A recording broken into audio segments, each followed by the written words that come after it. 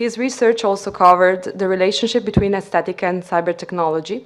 He's author of some Italian books, such as Logos Estetico, Decostruzionismo, and co-editor with Antonio Somaini dell'Estetica dei Media e della Comunicazione, and he is also author of the famous volume Aesthetic of the Virtual. I leave him the floor.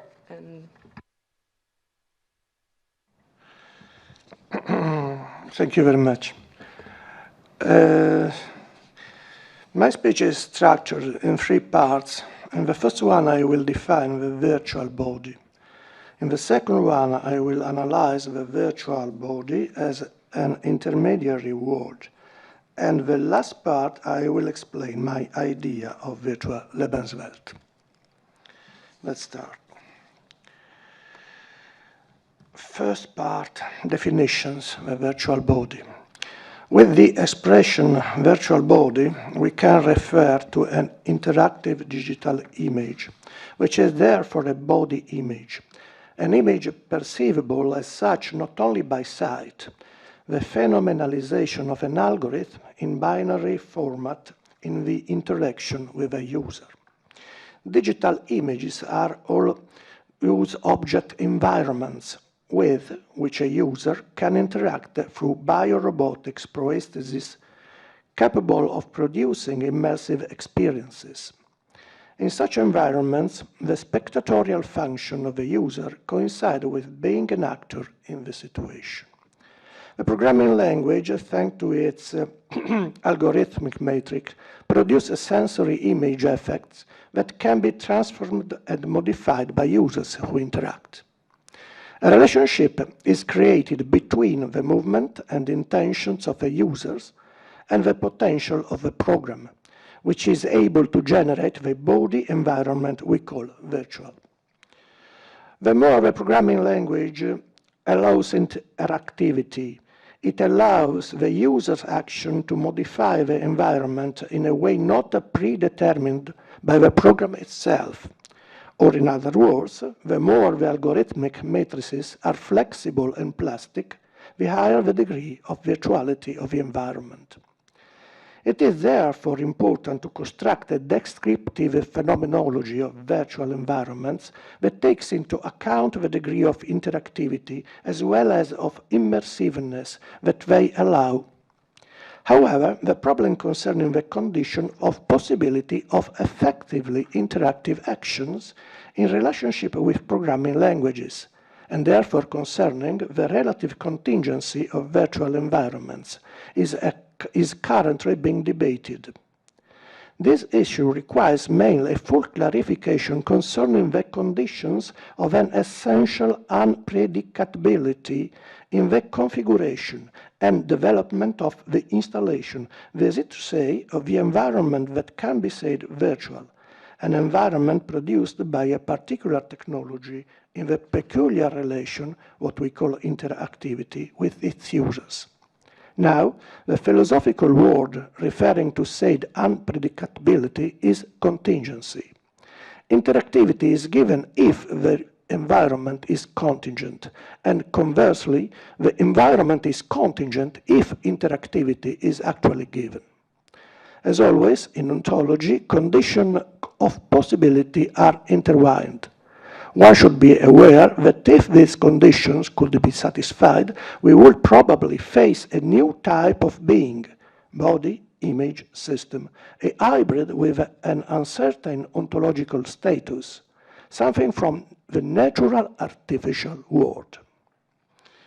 Second part, virtual body as intermediary world. The virtual environment body brings to the forefront the relationship as such in its ability to institute peculiar realities, showing in an exemplary manner 2 of its essential properties, intermediarity and virtuality, which are necessarily linked to each other. Virtual bodies are intermediate entities for 2 reasons. Since the body that provides a virtual environment is phenomenalized in interactivity, it escapes the dichotomy between external and internal. It is not a cognitive product of consciousness and is not an image of the mind. The user is aware that they are experiencing another reality, even in the sense of a paradoxical reduplication of perceptual synthesis. Nor is it something external to it. For users, now that the experience of the body depends on their activity. The virtual body environment is thus both external and internal, terms which ought not be considered naturalistically as if they did not have a phenomenological significance. This means that virtual bodies should not be thought as representation of reality, but entities that are realized in their own way, different from that through which other entities are generated in the lived bodies by directional participation in the world. Virtual bodies environments are artificial windows that open onto an intermediary world. In this intermediary world, space itself is the result of interactivity. The world does not take place in the distancing of oneself, but rather in the sense-feeling of immersion, and the body, perceived as other, takes upon itself the sense of its reality, of its effectiveness, as imaginary empathic incision, as production of desire and emotion, to the point that the reality feeling conveyed by a virtual environment relies significantly on how effectively it produces emotions in the users. This environment takes on the quality of a reality, as an otherness with respect to users, as an environment in which they can act, as bodies they can manipulate. The virtual body environment is thus an intermediary, not only because it mediates between a digital model and a perceivable image, but more particularly because it is an intermediary between inside and outside, understood as two aspects of one same phenomenon. In its strange place, the boundary transforms into a territory. Moreover, the virtual bodies environments are neither simple images nor simple bodies, but bodies images that escape the ontological distinction between objects and events. Like objects, they have a relatively stable identity and remain the same over time. Like events, they exist in the occurrence of interactivity. The resulting individual is indeed stable because it is the subject-object of action and perception, but it is also fluid precisely because it is interactive. Finally, the virtual body is to be considered as a system in which the category of relation emerges as being central. That of relation as subsisting, as the opening of an event space in which the object event is the same relation of interactivity. Thus, from an ontological point of view, the virtual body exists as a relation and not as a substance endowed with relational properties. This implies that the virtual body can be understood as an object event that is unrepeatable and unique, since it takes a shape as the instantiation of a flexible and inexhaustible matrix within a potential that is always problematic and unpredictable. The virtual, for reasons intrinsic to its concept, unlike what a certain philosophical tradition claims, perhaps simplistically, referring to the notion of possibility, does not fully actualize the potentiality of its metrics.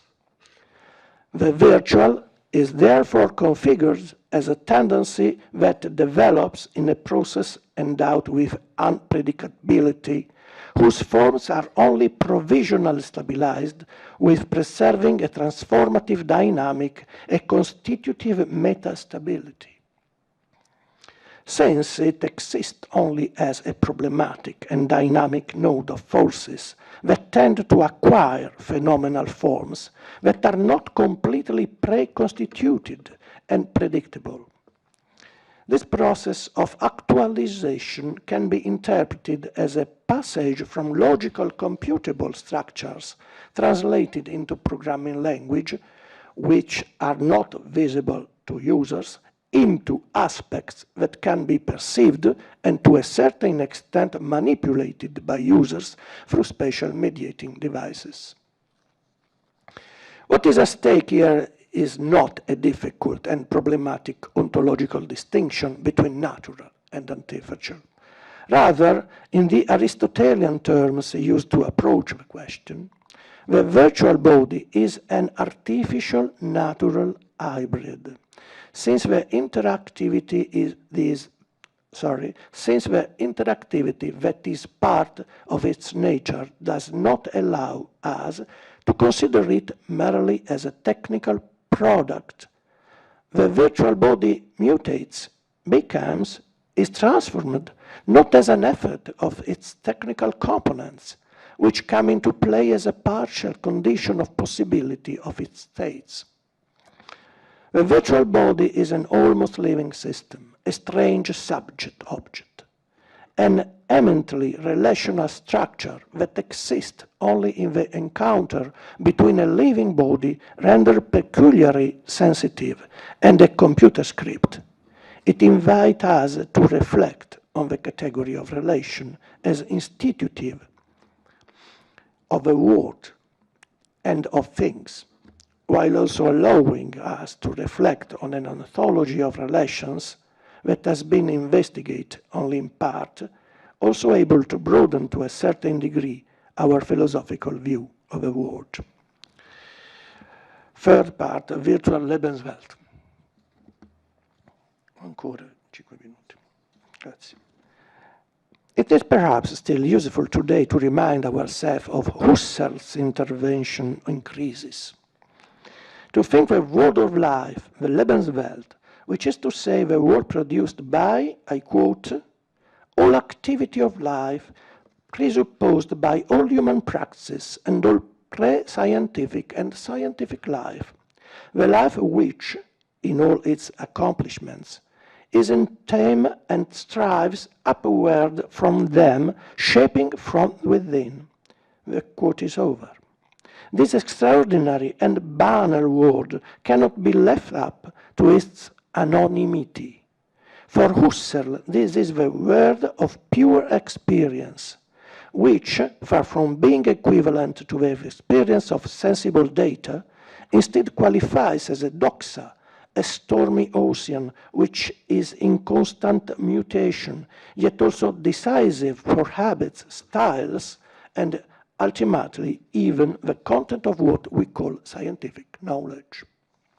Doxa is a form of experience that is knowledge. This knowledge shapes the space-time of everyday experience and specializes in achieving certain ends. It structures the frame within which life's game play out. That is the field of praxis. This experience is a manifold and varied as the oft overlapping and interrelated fields of our symbolization processes. As always, doxa is connected to interacting devices, today especially meaning complex technologies. Given the possibilities which some new technologies devices allow for, it is appropriate to revisit phenomenology. This is the relationship between the empirical and the transcendental and their origin in an ego in general.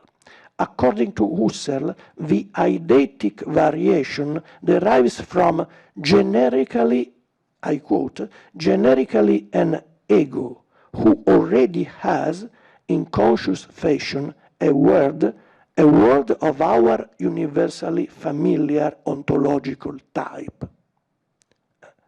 Familiar ontological type. However, if we want to embrace a strong definition of virtuality, the ontological type of a world is no longer universally familiar, nor correspondingly the ego in general.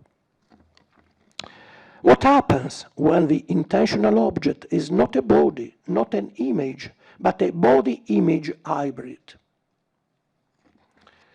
As an hybrid, its ontological status is uncertain. One might even call it a flimsy body in a non-continuous world, made of points data coming across in terms of fluidity and density to saturate perception. Digitalization makes this body light, and interactivity makes the condition of its appearing. Such a body finally belongs to the natural and artificial worlds, perfectly in line with both theoretical possibilities firmly outlined by Aristotle's very powerful and paradigmatic definition of existing things in the physics. It is the difference between natural things and artificial things. Now, virtual entities as digital appearance existing only in interactive relation are clearly artificial, a product of art.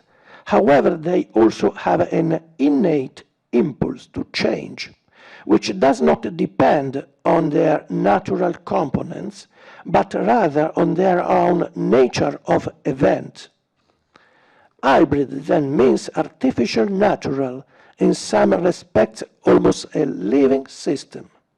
Not only an object event, but also a subject object. Virtual bodies only exist in the encounter between digital writing and bodies that are sensitive to it, hence as constitutive interactivity.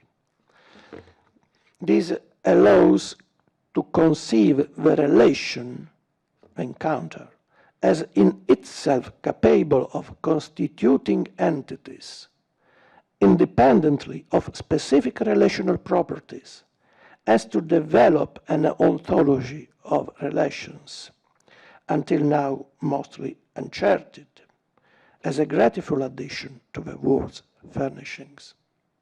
Thank you very much for your attention.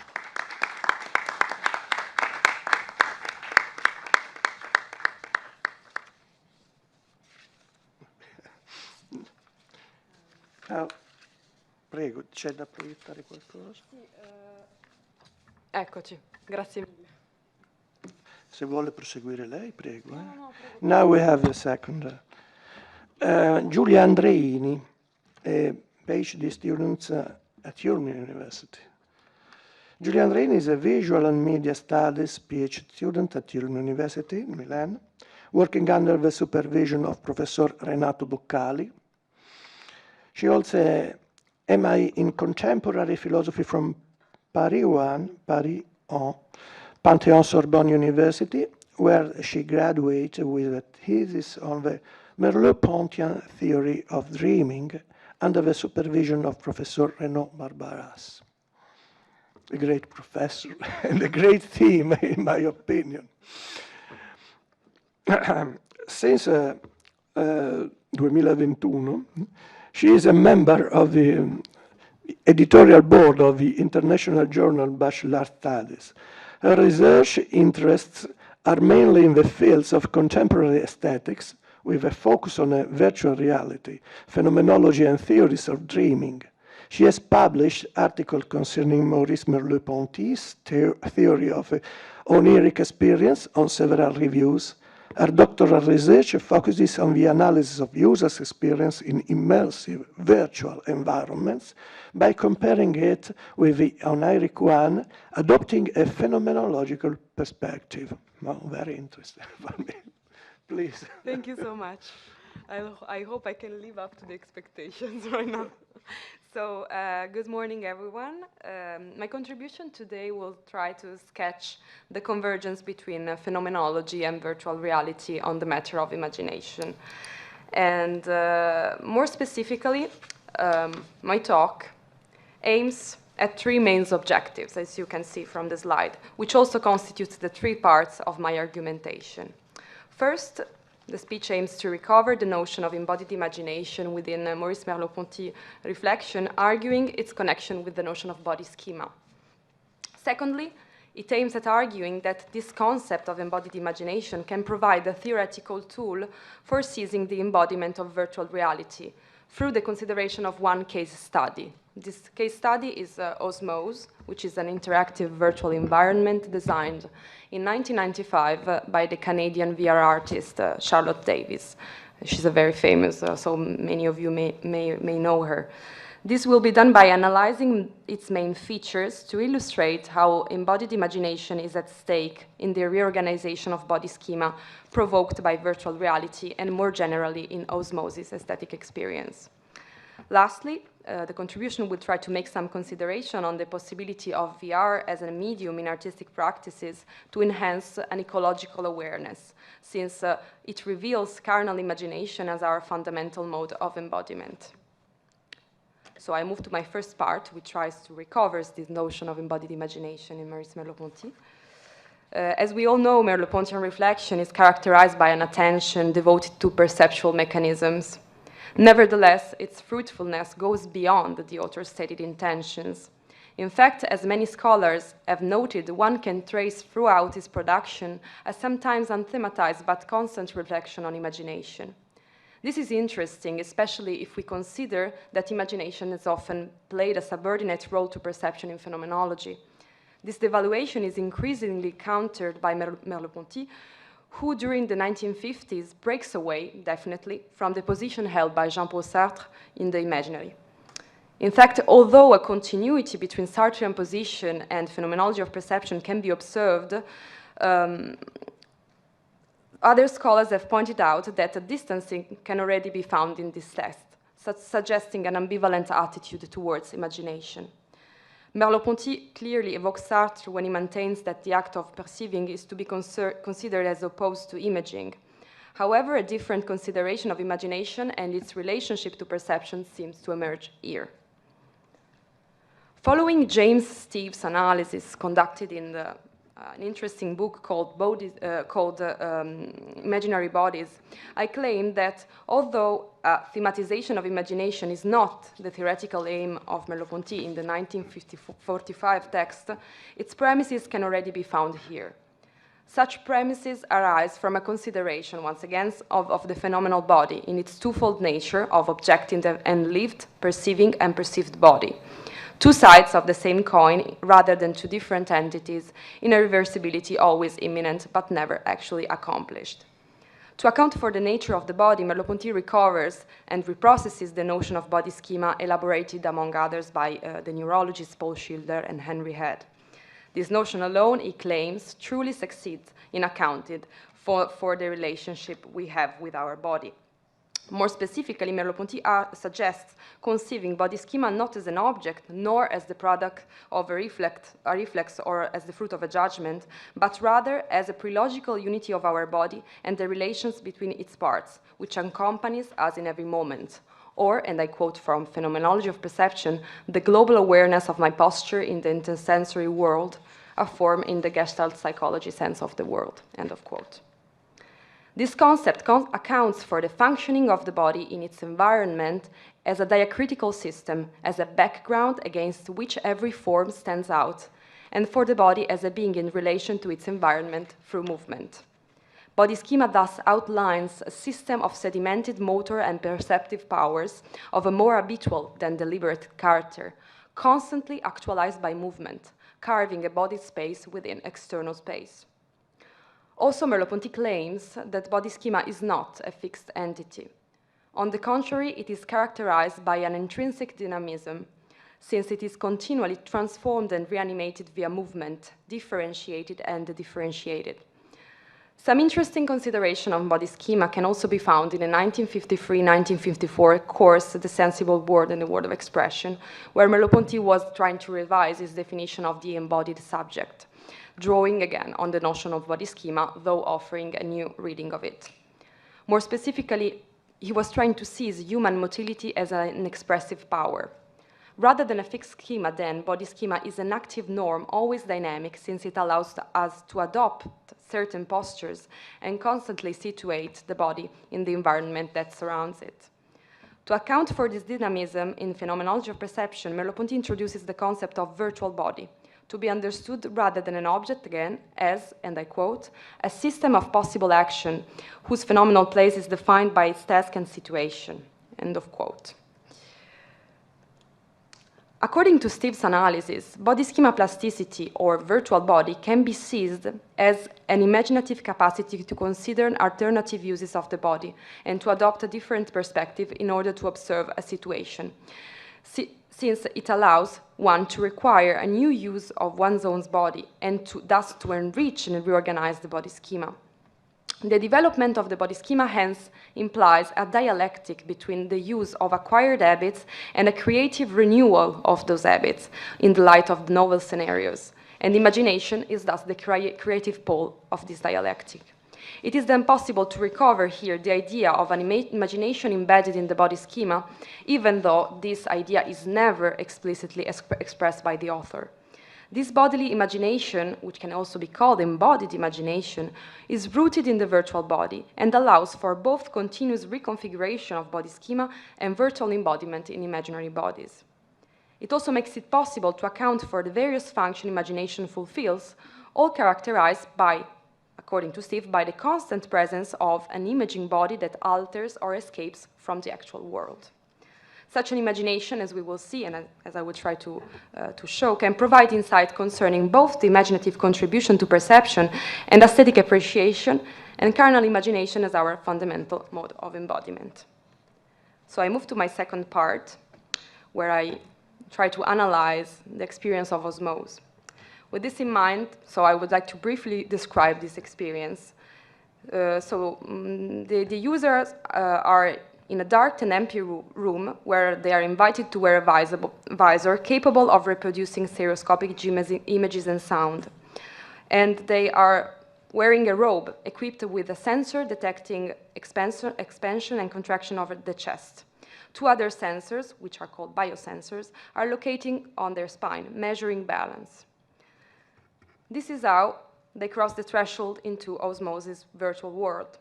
They find themselves in a poorly lit space, save for a three-dimensional Cartesian grid that seems to extend to infinity.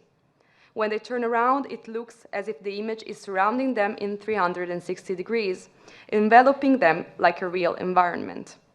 However, they soon realized that their usual movements do not produce the same effects there. They are almost floating in a weightless space, in which, in order to move, they must carefully modulate breath and balance. The Cartesian grid soon disappears, and they find themselves in a clearing. This is one of the many natural microcosms that they can encounter and explore through movement. Everything surrounding them is semi-transparent, confused, dematerialized. There are neither defined objects nor opaque surfaces. They can see through things and go through them with their bodies. By breathing in and out, they move up or down. By leaning forward or backward or bending their knees, they can move forward or backward and change direction. Their movements, they are told, are measured and converted into data by technical devices that are then able to transform this data into audiovisual outputs that they can see and hear through the visor and through a stereoscopic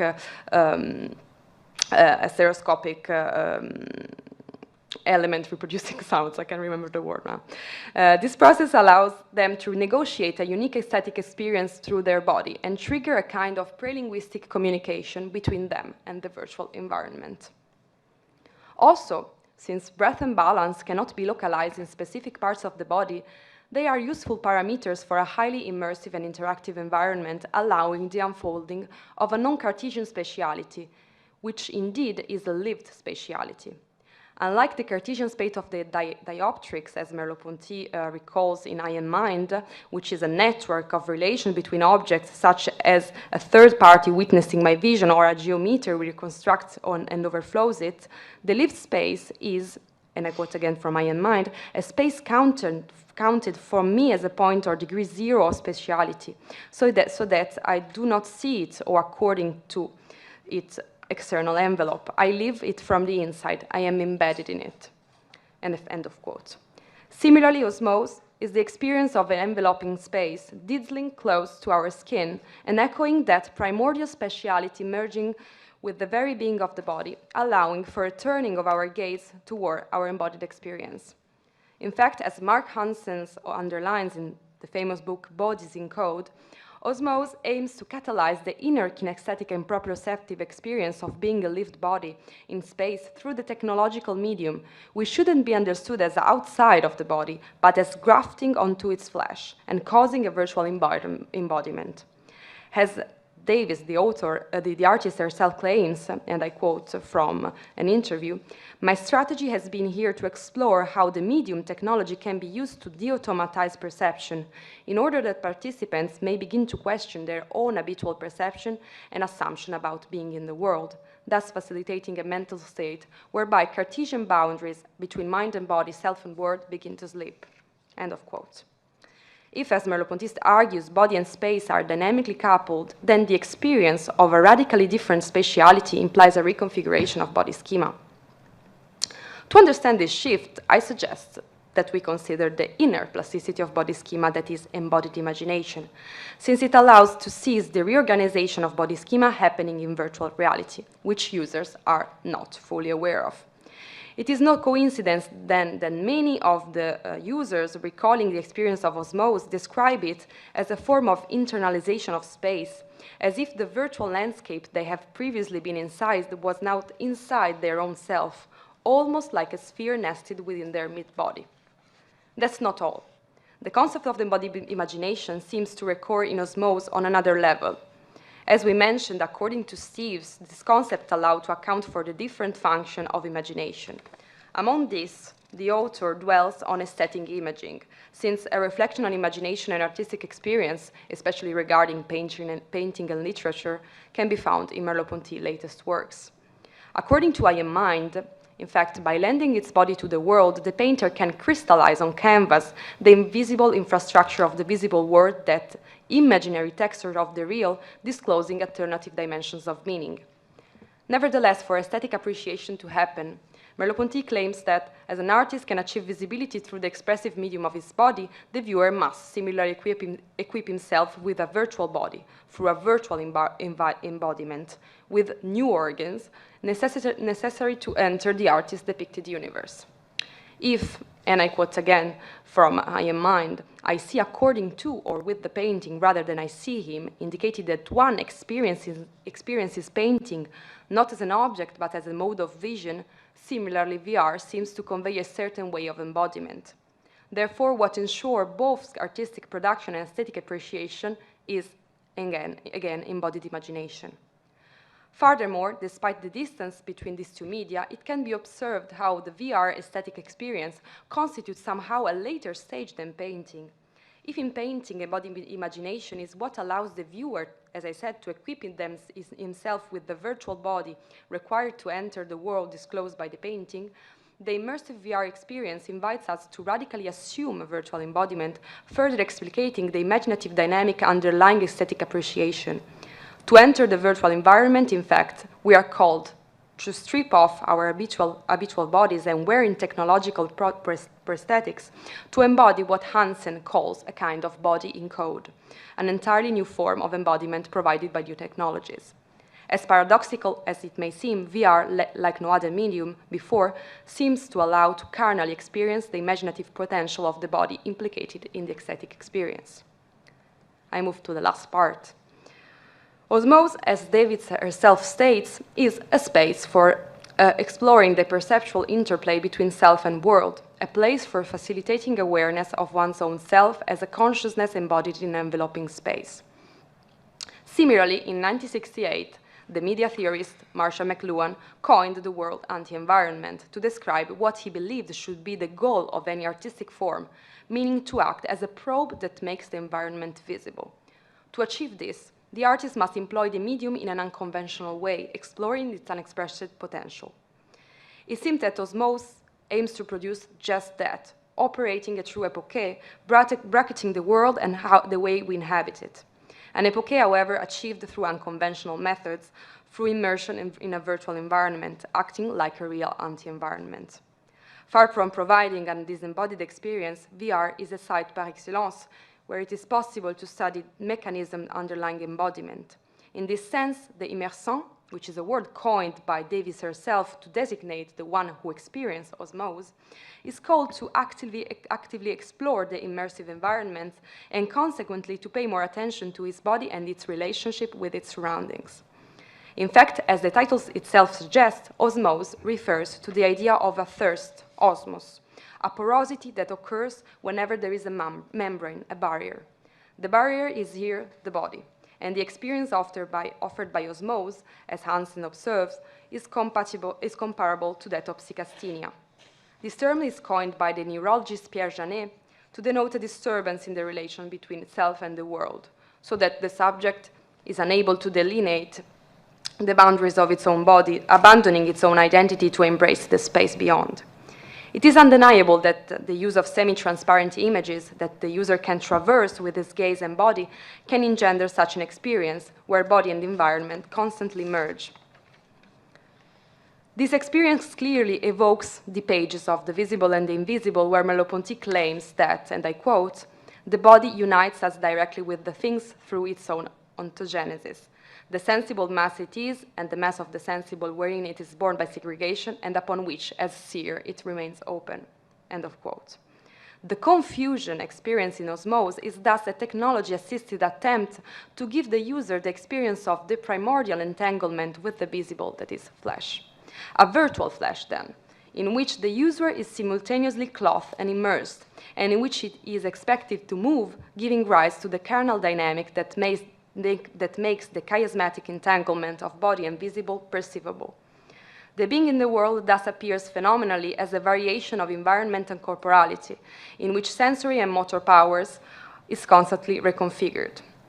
If we move from Merleau-Ponty's early works to his ontology of the flesh, the very heart of the notion of body schema, which is proprioception, can be interpreted as a privileged site of the emergence of the visible. From an ontological perspective, embodied imagination gives way to an ever more essential imagination, the carnal one. Indeed, as Annabelle Dufourcq observes in the famous book Merleau-Ponty, Une ontologie de l'imaginaire, in his late works, Merleau-Ponty insists on the anonymous origin of imagination and polarizes the field of images around the notion of imaginary, restoring a continuity between the real and the imaginary. So if there is an imaginary dimension to being, an imaging body is required to express it. On a closer look, this seems to be the task of the immersant of osmose, called to bring to light through his body the invisible texture that structures the visible. To conclude, this observation suggests how osmose calls for an ecological reflection that is consistent with the aims of an ecophenomenology, which, according to Charles Brown and Ted Todvin in the volume Ecophenomenology Back to the Earth Itself, addresses the interrelation between organism and world in its metaphysical and axiological dimensions. In this sense, osmose aims to make the user perceive, in an interaction with the various virtual natural environments composing it, the role played by the body in the manifestation of the flesh of the world by virtue of their common carnal consistency. Quoting again I Am Mind, we could say that by lending one's body to the world, the immersant can, like the painter, give a visible existence to what the worldly vision considers invisible. Thank you very much for your attention.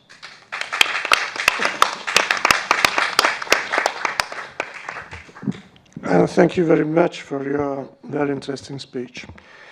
Now I have a pleasure to introduce Professor Hernan Gabriel. Hernan Gabriel Inverso is currently researcher in the National Scientific and Technological Research Council and Marie Curie Fellows at Université Libre de Bruxelles. It has been a fellow of the Fulbright Commission and German Academic Exchange Service. He has published books, among them The World Between Brackets, An Archaeology of the Notions of Reduction and Corporeality, and Phenomenology of the Inapparent. Please, Professor. Thank you for your presentation. So the title of my paper is Eco-Imagination and Digitalization of the Life World, a Methodological Approach. The advancement of technoscience has put us at a crossroad in the context of planetary risk. Many changes happened with incredible speed compared with the experience of previous generations, and we feel thrown into a future of growing digitalization. A considerable part of the world population depend on digital tools for labor and feels social network as a central part of their daily lives. Indeed, the traditional boundary between real and virtual sounds increasingly outdated. This erasure opens up countless questions about the effects of these changes on our relationship with the world as a whole. At the same time, the growing empathy for digital environments go hand in hand with the distancing from the experience of nature, reducing our environmental awareness. However, the planetary risk requires thinking about this fracture that breaks our understanding of the world. In fact, common sense tends to distinguish the digital domain from the natural environment as if they were different and even incompatible areas. Thus, our experience seems to be tied one or the other with no possibility of integration. Similarly, the reflection on this field has separated the philosophy of technology from ecological studies, deepening this division.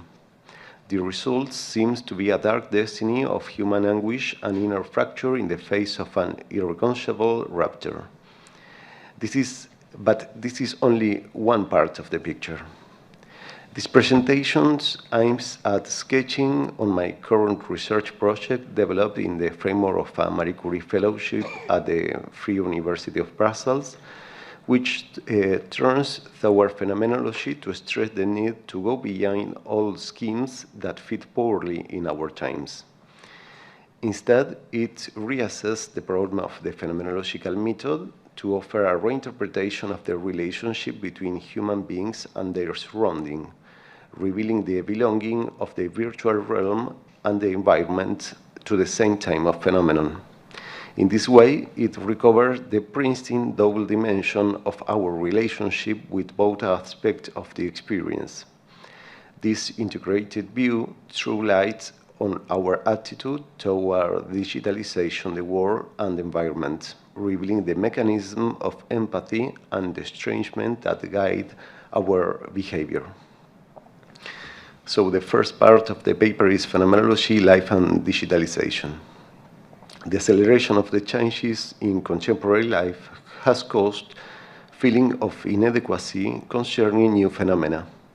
In this context, philosophy dangerously takes on a nuance of mere criticism or analysis of isolated issues that produce unconnected results, leaving aside the development of new integral matrix of thought oriented to urgent problems.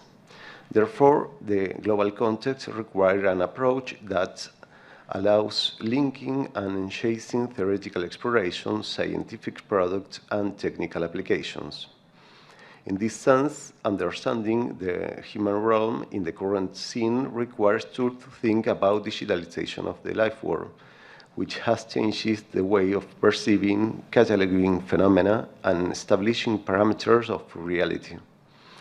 These variations have also substantially impacted the comprehension of the link between nature and human beings. Among the development that think the virtual realm, it is worth mentioning Vial's numerical ontology, which focuses on the perceptual peculiarities in this field, and Aide's post-phenomenology, which pays attention to the process of digitalization and technoscience through the study of the types of relationship between human being, technology, and the horizon of the world.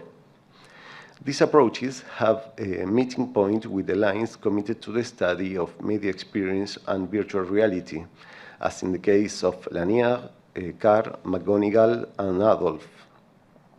And Latour's turns to phenomenology, trying to overcome the subject-object opposition to build an immanent model of our relationship to the technique and the digital world.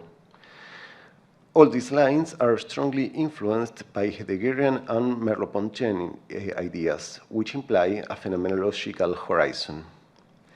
If we turn to the studies of the environment, phenomenology, understood in the same way and similar approaches, is also in this field a clear protagonist. It can be seen in the critique of ecological discourses by Howards, who identifies the persistence of modern parameters in many ecological lines and considers them an obstacle to the proper comprehension of the present situation. The same framework is present in Simon's idea of environmental totalities, the eco-phenomenological lines illustrated by Brown and Toadvine, and the broad stand of Ontopoiesis of Life opened by Timieniecka, which highlight the unbreakable link between phenomenology of life and eco-phenomenology. The need for an in-depth review of the principle of environmental philosophy is also stressed by Bannon, who appeals to a phenomenological turn toward a wide notion of experience, including non-human perspectives, and White's, who explores the emphatic connection with non-human nature. In this context, the work of Morton on dark ecology and his redefinition of humanity, appealing to the development and tension between phenomenology and new realism, are also relevant. Indeed, all these lines appeal to phenomenology and highlight the essential role of the interconnection. The ties between these dimensions to account for digitalization and life open the possibility of building an integrated model between these two fields. However, a proper clarification of this phenomenon is still pending and needs a renewal of the methodological framework. Phenomenology should include the dimension of non-appearance and the explanation of its link with other phenomenological levels. A general array containing, along with the static, genetic, and generative approaches, the level of the inapparent can show that the phenomena of digitalization of the world and the environment belong to this realm and offers the condition to explain them. This essential task can be fulfilled on the ground of methodological development, which I devote my research during the last years, oriented to the improvement of the phenomenological approach.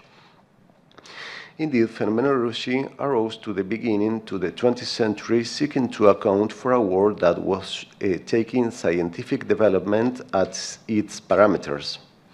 Hence, Husserl explored different ways in which philosophy could offer a foundation for the sciences. He dealt with the notion of conscience and phenomenon, causing a substantial impact on later thinking.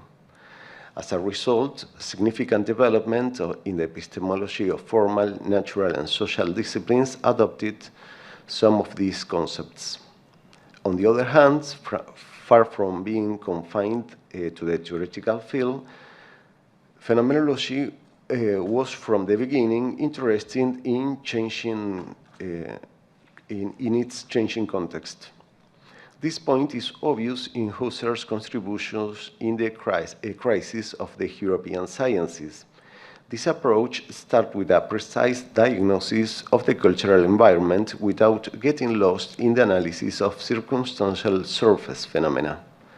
On the contrary, it stressed the need to think about concrete historicity and the method, the phenomenon, and the subject in this framework. In that sense, our approach may be conceived as a refundation of the projects of the crisis a century later, when the world, human being, science, and technology are different and require a renewed tools to be understood. It is worth nothing to the phenomenological perspective. It's worth nothing that the phenomenological perspective is fertile, but often affected by some dispersions. Hence, the lack of dialogue between diverse lines can shadow paradise its heuristic power.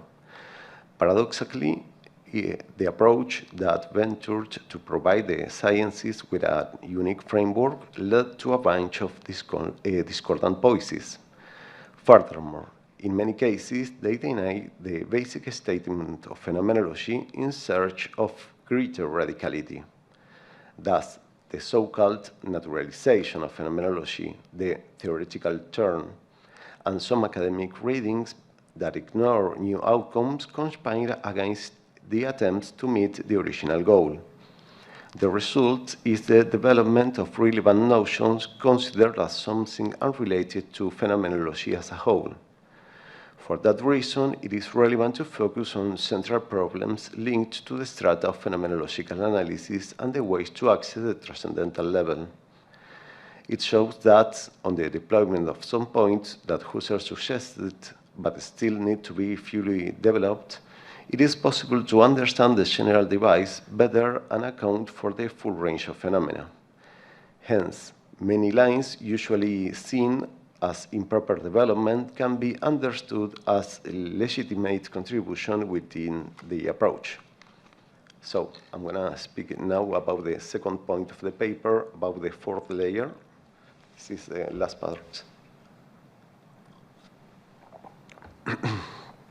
To account for this idea, we should pay attention to Husserl's presentation of static and genetic approaches and their complementarity in the text of the 20. They establish the difference is not thematic, as if geneticity were the result of temporal studies, but methodological. Husserl claims that static analysis point to genetic analysis. This is Husserliana 14, 480. Still, at the same time, it is possible to shift the perspective and pass from the genesis to the static constitution and its structure.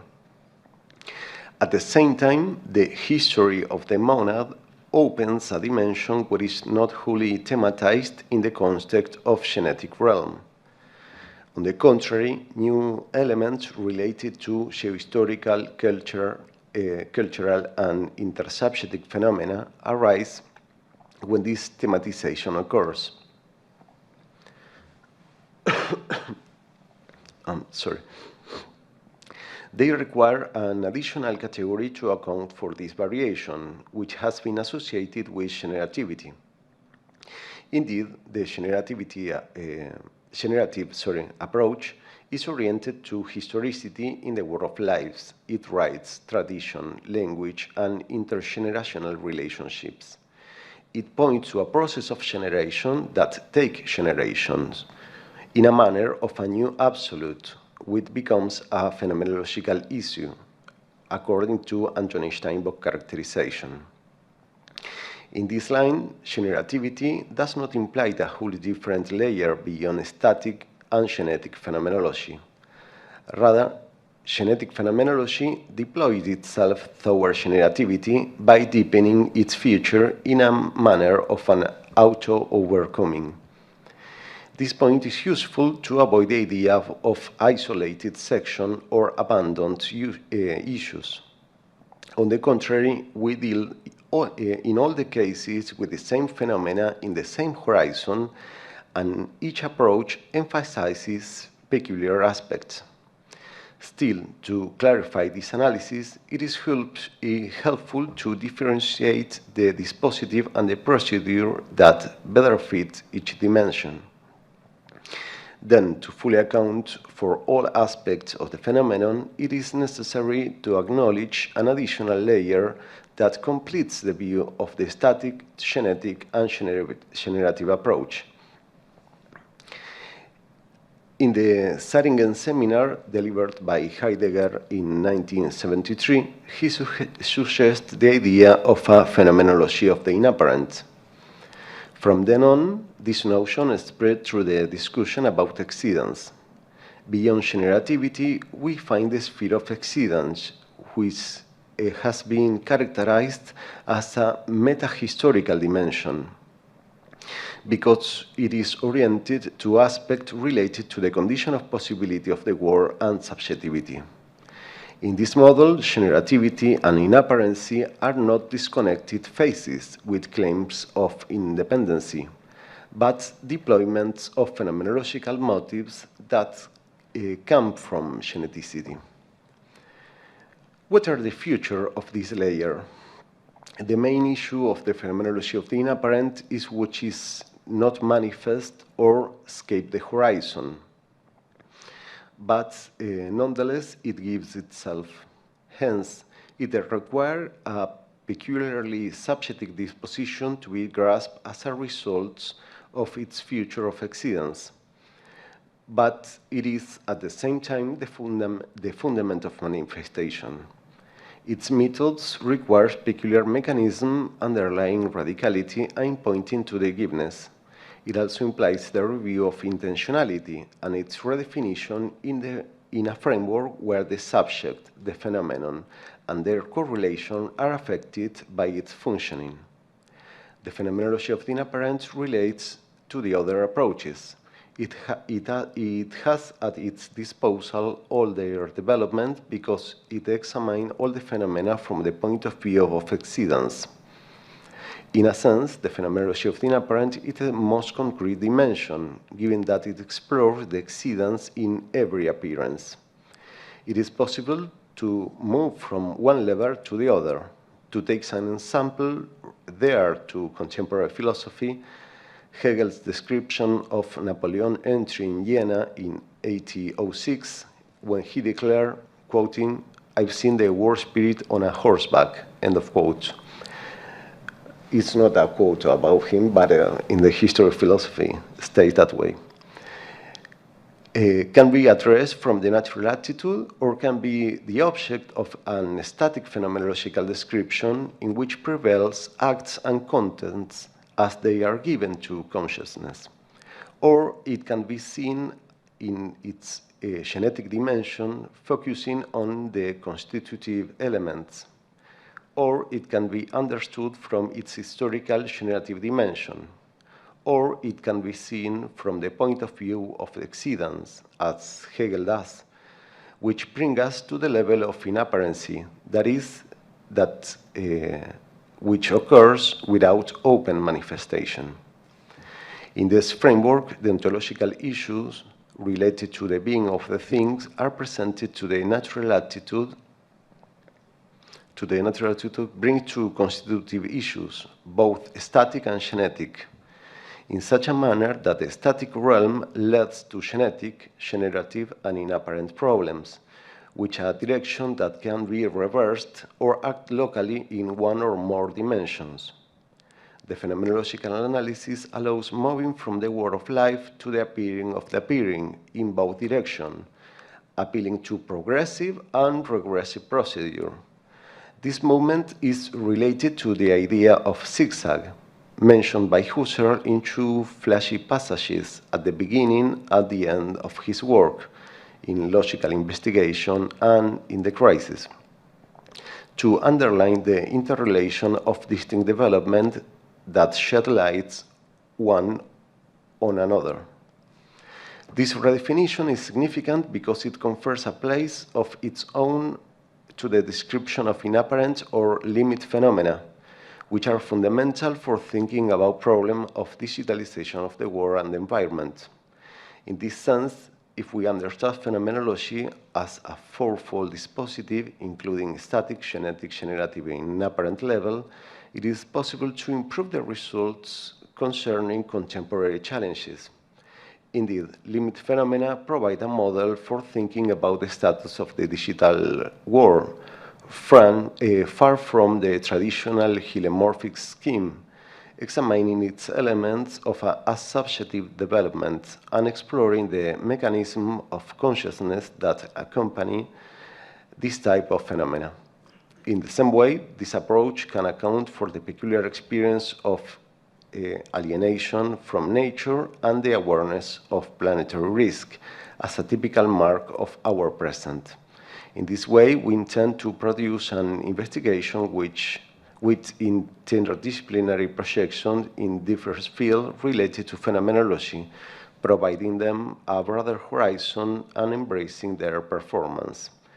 Putting this interfacing in the foreground also implies prioritizing the aspects that connect different approaches and not, as has been usual in tradition, the elements that separate them. Through this part, it's the last part. Through this part, this project seeks to illuminate the conflicting attitude toward complex phenomena. We experience empathy and closeness with virtual presence, even more than with entities of the concrete environment. Still, at the same time, we have a growing inability to feel connected with our natural surroundings. The virtual realms consume our attention, whereas the environmental crisis does not arouse empathy except in tiny groups. The explanation of the awareness processes related to the level of the inapparent can explain this contrast and their common future. This view has a solid potential to understand virtual and natural life as related phenomena. Therefore, it can help create digital and ecological awareness by designing tools highlighting their meeting points and nothing the experiences that unite them. To advance in this aspect, it is necessary to have a comprehensive and clear explanatory device to go beyond the isolated development which separate the philosophy of technology from environmental philosophy and the thought about the community.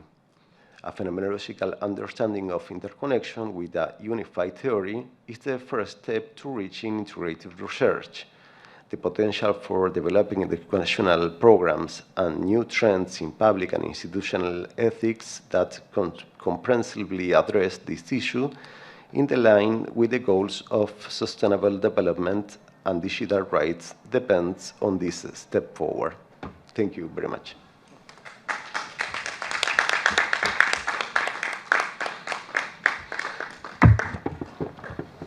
Thank you very much, Professor Inverso. The role of this phenomenology of inapparent for the study of virtuality and eco-imagination is very important, very interesting. And now we have Tatiana Davidova. Tatiana Davidova is from Artes in Cologne. Studied sociology and sociology of international relations at Tiumen, the pronunciation is exact, Tiumen State University in Russia. Since 2016, she has been working in parallel as a sociologist and later as a marketing specialist in Russia.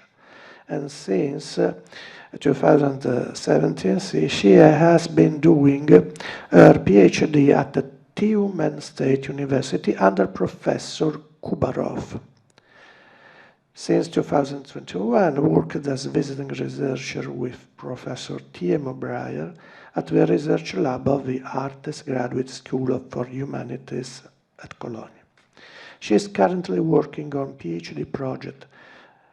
The title is The Transformation of Man in the Age of Social Media, a Hermeneutic Approach. Please. Thank you. Thank you, and good morning, everyone. I hope that my experience like online marketing manager will useful for this topic. So, and today is my first presentation in English, I should say, and I hope for your understanding. And I've slightly changed a bit, change the topic of my presentation. It's not the same as in the program. So today I would like to report on the topic hermeneutics of social media influence on perception and imagination. Modernity is characterized by mediatization, by the high development speed of new media, especially social media, where the visual component after the visual turn becomes the most important part. In this way, the existential notion of to be is interpreted as to be shown. In it is the media which creates new ontological places where reality is generated. The media establishes new types and images in which a new form of thinking of a given era and new values are actualized.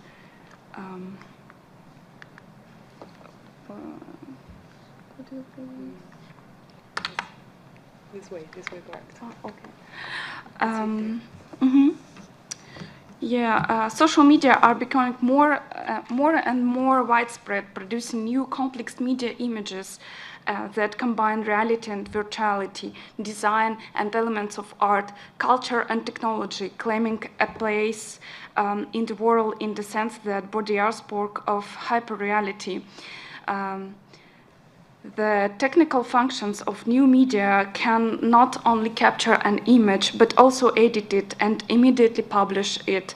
So the image intrudes into reality and lives a life of its own. In this sense, 2 points are interesting in the analysis of media images, so imagination and perception. Creating media images using social media technologies and tools changes human perception and imagination. These are 2 aspects I want to explore in more detail. I will start with perception, as I cannot start talking about imagination without touching on perception. Perception is changing. So visual form and visual perception become basic. They become a way of constructing the world, interpreting and evaluating it. In this sense, Manovich's observations are interesting, where he points out that due to the technical tools and the specificity of the Instagram feed, 2 more factors have become important: form and content.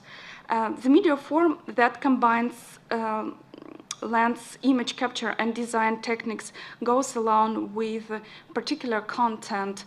And together, these elements create particular sensibility, attitude, or tonality. I'm going to refer to this combination of a media form and particular content as Instagramism. For example, a user's profile communicates the state that other users feel. When another user goes to a profile for the first time, it statistically takes 1.7 seconds to view the content, and then they decide whether to leave or linger and subscribe. In those seconds, we have to assume it's the state then the profile conveys through the photos, the design, the composition that is being read. Thus, the visual component and visual perception come to the fore. This manifests itself in convenient, aesthetic, atmospheric, emotional images, visually refined and aesthetic or even hyper-aesthetic photos. And these hyper-aesthetics also affect the workings of imagination in a social media context. And the next one, imagination is changing. Social media have changed the working of users' productive and reproductive imagination. If a user is just browsing through content, he or she is just recreating the media, the ready-made images, and they have been perceived and remembered. In this case, only reproductive imagination works. If the user creates content by manifesting their creative ideas through social media tools, then productive imagination is at work. I'm now going to consider the advantages and disadvantages of this process. Obviously, there are not all the changes, but today I'm going to talk about these 2 ones. One of the advantages is participation. Social media create a new reality in which there is an element of participation. The users is no longer a bystander. He can influence at least the content he wants to observe, and he can involve himself in the process of creating visual content and using his productive imagination. This is a major difference from old media, where the public's interaction and imagination was restricted almost entirely. For example, if we're talking about radio, newspapers, or television, the audience could only write a letter in the editorial to the editorial office to interact with this media in some way, but the expression of productive imagination was out of the question.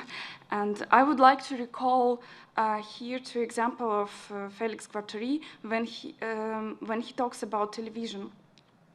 To turn on television,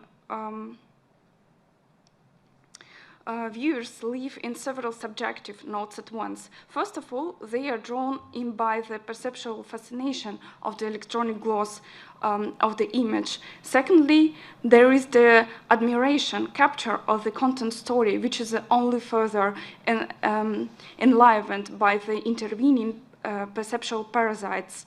And finally, there is the fantasy world drawn by the broadcast, which is perceived as a live melody that serves as a tractor in the chaos of feelings and science.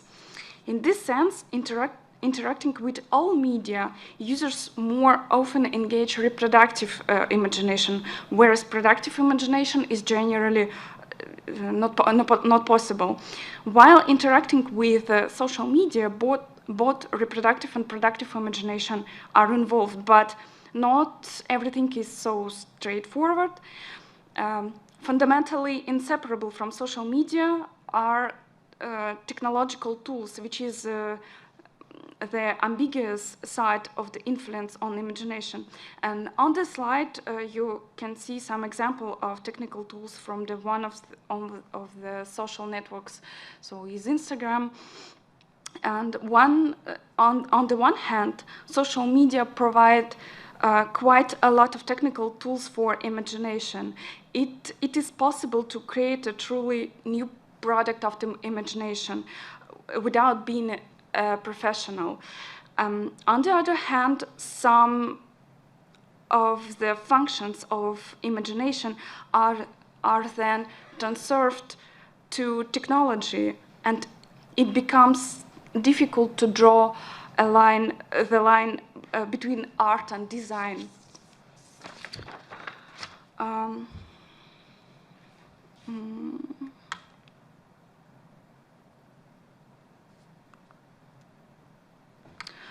Leads to the fact that the audience uses virtually the same.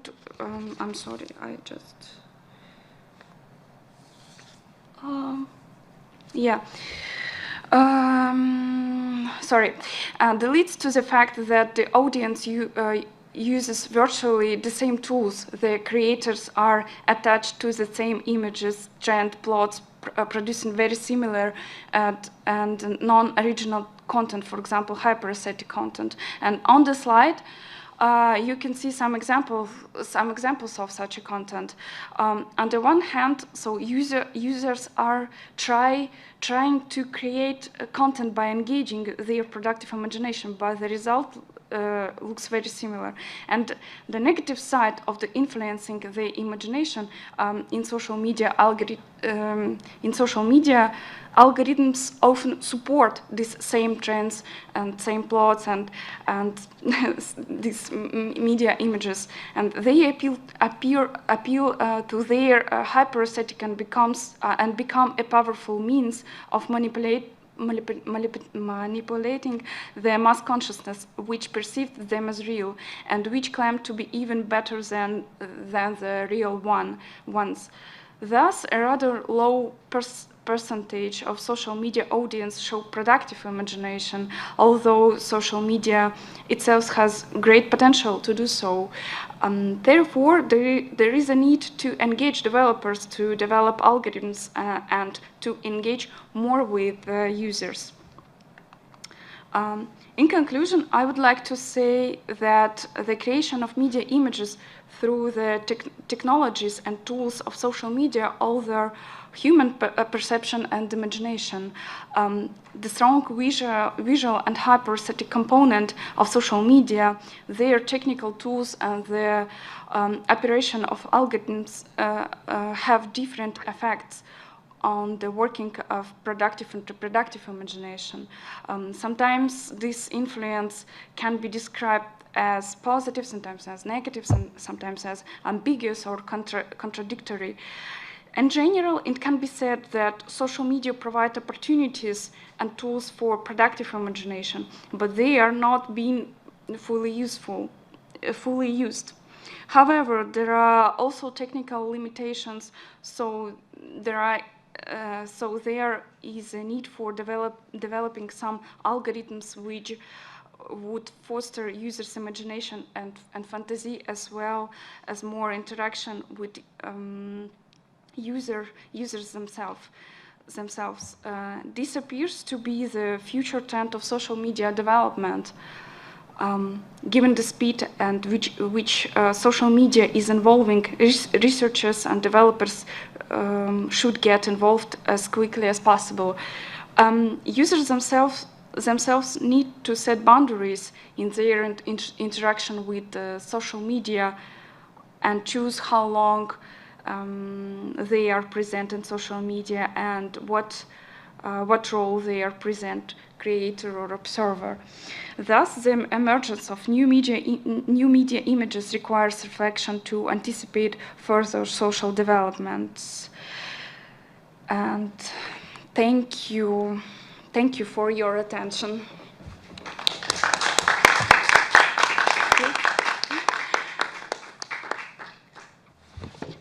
Thank you for your speech. It's very important, the creation of media images through digital technologies change not only reproductive but also productive imagination and human taste is also, I think. And I think it is very important field. Now we have Maria Golebiewska. She should be connected online. Yes, buongiorno. I Buongiorno. hope, yes. Yeah, we can hear you. Could you please turn the camera on? I'm glad, yes, I'm glad to participate, to attend this congress, and I've prepared the presentation, but I understand that it is a little bit complicated to share this presentation. And I am from Warsaw, from the Institute of Philosophy and Sociology of the Polish Academy of Sciences. And I've studied also in Paris, l'École des Hautes Études en Sciences Sociales. And the area of my interest is why I may say the wide area of phenomenology of law, but also phenomenology of body and phenomenology of representation. The title of my presentation is Phenomenalization of Open Space and its Conditions, Horizon, Frame, and Veil. The genetic phenomenology of Edmund Husserl indicates, firstly, the procedures for phenomenalization of objects in the space, and secondly, the aspects of experience and judgment pertaining to concrete sites recognized in the world horizon. In my paper, I ask about the phenomenalization of open space and its rules in reference to contemporary phenomenological considerations about space, about the status of, firstly, horizon, according to Saulius Geniusas, secondly, of open space in the urban and environmental architecture, and according to Kenneth Frampton, thirdly, spatial framework of the experience and perception, according to Willem Flusser, and thirdly, of visual schematization of various experiences of space, according to Paul Crowther. In the paper, I consider three stages of such phenomenalization combined with semantic schematization strategies that set some indicative points and boundaries in open space and conditions for its phenomenalization. That is horizon, frame, and veil. The horizon is an important category in the phenomenology of Husserl. The frame is, in a certain measure, a cognitive category indicating the framework of perception and appears as such in Immanuel Kant's reflection. And today it was commented, as is known, by Jacques Derrida, who questioned the obviousness of the division into the ergon, the right object of perception, the figure in Gestalt theory, and secondly, the parergon, surrounding the perceived object, which appears, among others, as the background. In turn, the category of the veil is present in the phenomenology of architecture, but also in the Oriental reflection concerning the veil of awareness, what would curtain the emptiness in consciousness.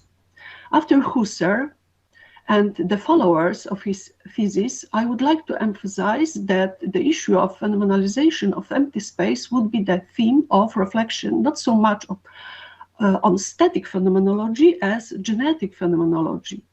The topic of empty space later appears in phenomenological works on architecture, visual imaging, in painting, photography, and film, and in publications on the digital generating of virtual spaces as well. Emptiness and empty space, phenomenological contexts. The issue of empty space appears in philosophical reflection, but also in works of physicists and mathematicians. It is a vast scope of research, that presentation of which is not the purpose of my paper. Here I present selected issues that will be widely developed in the article.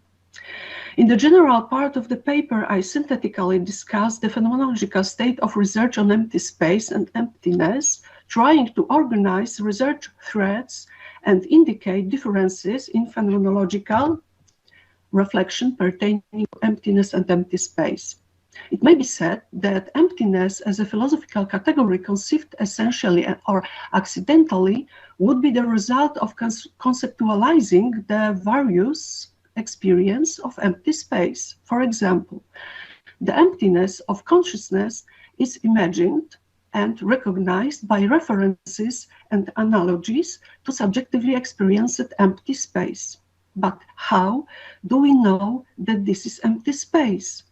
What are its determinants and boundaries? It is the categories of horizon, frame, and veil that would point out such determinants of perspective and boundaries. At the same time, empty space as the object of perception is schematically presented in graphs and diagrams and represented visually on architectural plans, in photos, in film frames, and in the digitally generated image. Emptiness and empty space are submitted to phenomenalization and semiosis, which, as is known, are anthropological and culturally differentiated.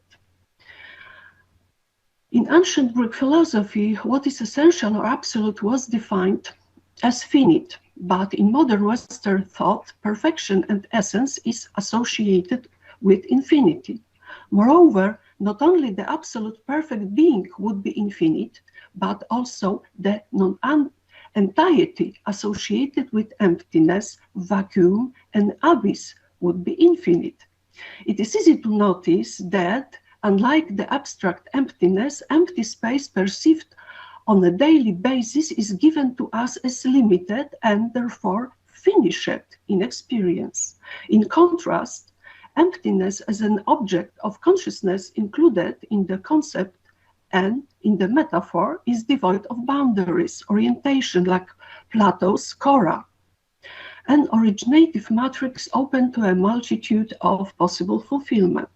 As is known, emptiness is also examined in Buddhist philosophy and Asian philosophical reflection as an unemptied awareness, as a contentless consciousness, as the object of intentional, self-directed reflection of self-awareness that finds nothing but emptiness.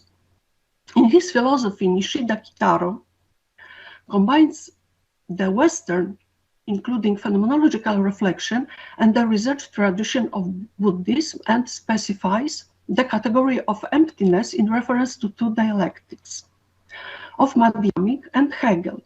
Following Derrida's interpretation of the ancient Greek chora as empty space, John Crummell calls Nishida's dialectics chorology in reference both to his general characterization of his thinking already during his middle period, both expanded and developed in his final period as a logic of place.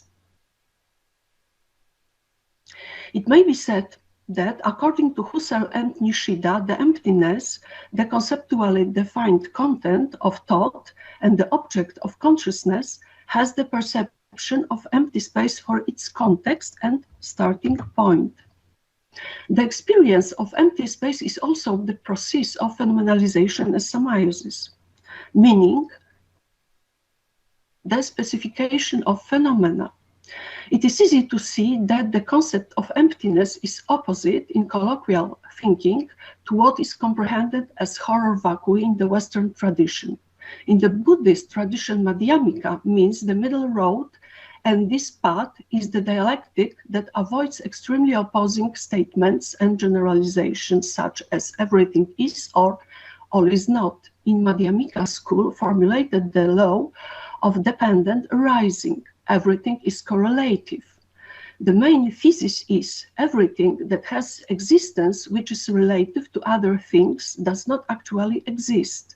And because everything around us is related and independent, it cannot be attributed to independent existence, neither subjective nor objective.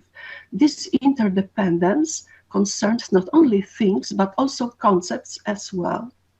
No concept and nothing is in itself or by itself, and therefore they are empty. That is, they are not real. This would be the true nature of being, emptiness. There is a certain remark that two orders have been mixed up in this doctrine. The problem of missing specificity is of an epistemological character, from which conclusions of an ontological character have been drawn, and yet in the face of indeterminacy or the unrecognizable being, nothing can be said about it. It should be emphasized that Husserl addresses the issue of empty space already in his early reflection ahead of the ideas thesis. As is known, Husserl, in his logical investigations, apprehends the semantic intention of the speaker and the listener as an empty intention eligible for subjective individual fulfillment. The empty semantic intention would be fulfilled by the language user, partially determined by the form of the proposition. He premises the assumption concerning the empty semantic intention. Husserl premises the assumption concerning the empty semantic intention of utterances, indicating the validity of the structures of logical propositions, initially as structures taken functionally and later eidedically and transcendentally. Shortly later, in lectures on Think and Space, in 1907, Husserl addresses the issue of phenomenalization as semiosis of space, this time referring to the question of experience, and therefore he goes beyond the topics of static phenomenology towards genetic phenomenology. The connection between both Husserlian phenomenological kinds may be clearly seen in the example of his reflection concerning space. yes, it's perception phenomenalization of spatial objects and their semioses, that is, the constitution of their objective sense. In these lectures, Think and Space, determinants of space and its various areas are called eine Grenze, its border, yes, whereas empty space is defined as ein Zwischen, the between. Horizon. It may be said that in phenomenological and hermeneutic studies, the horizon category is conceived as conditioning of perception, an aspect of perspective vision, and as a veil of imaginary transcendent space. I repeat, as a veil of imaginary transcendent space. As we know, the horizon is also metaphorically identified, among others, as an awareness condition enabling the recognition of the truth. In his research, Salvius Geniusas pointed out the multitude of formulations of the horizon as a phenomenological category, including the correlations between experiential recognition of the horizon and the one that is typical of consciousness. Geniusas writes, I quote, "In its widest sense, the phenomenological problematic of the horizon derives from what in Gestalt psychology is known as the background, foreground schema." The end of quote. It should be recalled here that in his late works, Husserl described the social and cultural community as an intersubjective horizon co-created with others and having its history. Yes, according to Hans-Georg Gadamer and Kenneth Frampton, this horizon of the common world conditions is the melting of horizon of individual subjects and cultural continuity. In his phenomenology of architecture, Frampton stresses that open space is primarily recognized by us in the landscape as a background of concrete sites, buildings, communication roads, spatial boundaries, more or less clearly outlined and having certain semiotic content. Such background is given to be recognized as a horizon limiting the area of our view, which somewhat would be its frame. However, in the urban landscape, those single macro objects, buildings, set on the horizon that in this way become the background of perception and a right object of space perception and experience. Husserl, in a detailed way, characterized rules of the object's constitution together with the constitution of their objective sense. The phenomenology of architecture and environment tries to define these rules, indicating some regularities of recognition and experience of the space surrounding a given subject. The regularities of spatial phenomenalization and semiosis. In addition, Frampton highlights that the subject of the architectural space experience in urban and environmental architecture remains in constant movement. Its point of view somehow closes and opens subsequent spaces, subsequent horizons. In brief, the world horizon is submitted to constant transformations, changes in status, changes, and becomes, from the background of perception, the main object of recognition and experience as a necessary condition for the subjective orientation in space. This is particularly noticeable in the case of the environmental landscape architecture. In the case of landscape, the subject remains somehow immersed in the open and still opening up space. In spatial, orientation requires an appointment of certain sites as landmarks, requires, in other words, phenomenalization and semiotic schematization. Frame. The frame is a category that defines the area of looking and also the area of seeing. Yes, according to Flusser, as is known, it's not the same to look and to see. The frame is a category that defines the area of looking and also the area of seeing and potentially demarcates an empty space given to fulfill in subsequent acts of perception. Paul Crowther emphasizes that the frame is needed to create the effect of spatial depth At the same time, however, the frame is a condition for opening the perspective and free transition in visual experience from one area field of perception to other fields. Willem Flusser examined the research questions concerning visual perception of space using two traditional metaphors. Firstly, of reflection of the world in a mirror limited by frames typical of visual arts, painting, photography, and film, and secondly, of reflection of the world in water, which is deprived of frames, for example, myth about Narcissus. This view immerses the subject of perception in space still opening up. In landscape, yes, we may say, one notices easily that the first metaphor may be applied in the case of perception of a single object given for recognition against the background in the world horizon, while the second metaphor of the water, yes, would be adequate in the case of open landscape recognition and experience. Nonetheless, open space, because of its macro-scale enormity of lack of direction, is not only the territory of cognitive freedom, but also the area of confusion, which requires a spatial orientation so that the subject of experience could determine a site in the landscape as her own place. In other ways, referring to Crowther, the phenomenalization of open space requires the orientation of subjective attention and semiotic schematization. And as Crowther points out, it is in such a digitally generated image that empty space is submitted to particular schematism along with the determination of perspective horizons and image frames. Last part, immersion and veil in the virtual world. The category of the veil is not so much a philosophical concept as an element of colloquial language, associations, and metaphors. In the Buddhist tradition, it is connected with the shadowing of consciousness with fallible content, unnecessary to recognize the truth. It is the emptiness of consciousness.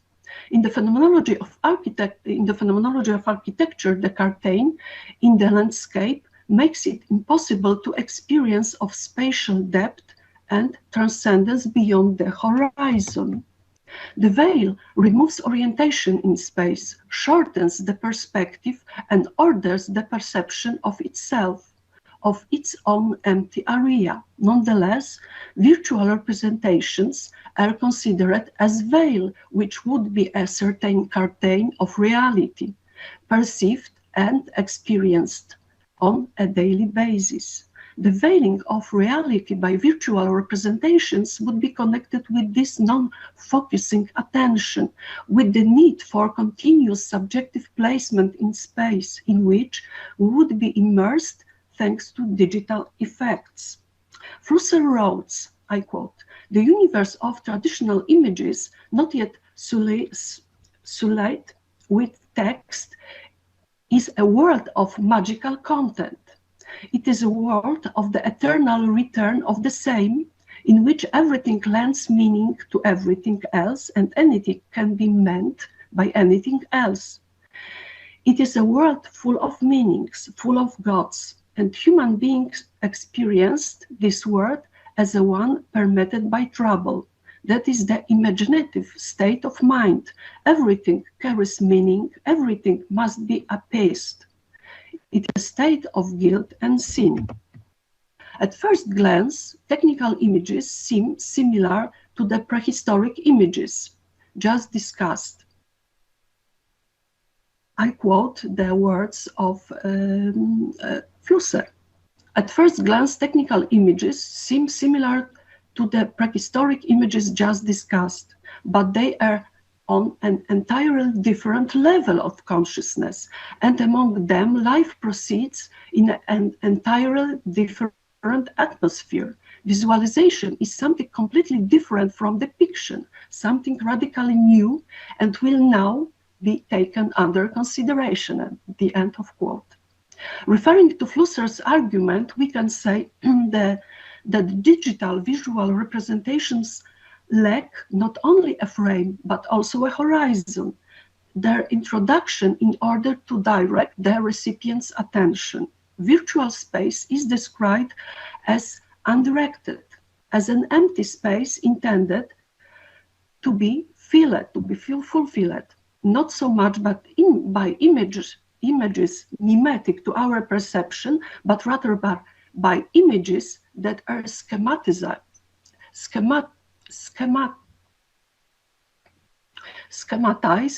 across cultures and cognitively available on a wide scale, one more time, but rather by images that are schematized across cultures and cognitively available on a wide scale. Researchers point out analogies between virtual space and Plato's chora, which would be an imaginative empty space and a matrix open to all possibilities of fulfillment. And conclusion, it is easy to notice that the introduction of the subject into the presented virtual world requires keeping its attention so as to direct it, allow for orientation, and at the same time to enable a free choice, the dispersion of attention and disorientation in the case of a free but inaccurate choice. Such an oscillation of attention between its focus on the concrete object and detail and its dispersion between orientation and confusion during background observations has been described by field phenomenologists and in the phenomenology of architecture and in the phenomenology of digital image also. Phenomenological considerations, including those related to architecture and film, allow us to redescribe the immersion of the user or VR technology in a constructed world. Such immersion requires some faith in its existence and the technical effects of spatiality, materiality of objects, random detailment, confirm beliefs about the possibility of coexistence of empty real and empty virtual spaces. Thank you very much for your attention. Thank you very much. Thank you for your complex and interesting speech. Interesting and complex also for the link between Oriental and Occidental philosophies. In particular, the concept of veil and the concept of empty, veil embodies tradition, linked to the virtual, in my opinion, are very important. Thank you very much. Thank you very much once more. Thank you very much. Now, maybe at 11:15, we have a coffee break. But now we have a little, 5 minutes, little time for some questions. The 10 minutes. Maybe it's better, if you desire, obvious. Maybe it's better collect question and then respond. Please. Just one thing, Maria, if you can turn your camera on so that we can see you, it would be nice. Yes, of course. Thank you so much, because I wanted to ask you this before, but... Yes, of course. Thank you. It is a little problem with my computer, and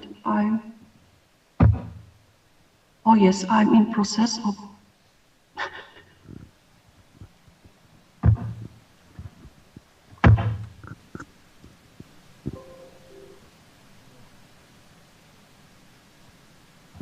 Oh, sorry, it's a little bit complicated, and yes. If it doesn't work, don't worry. It's okay.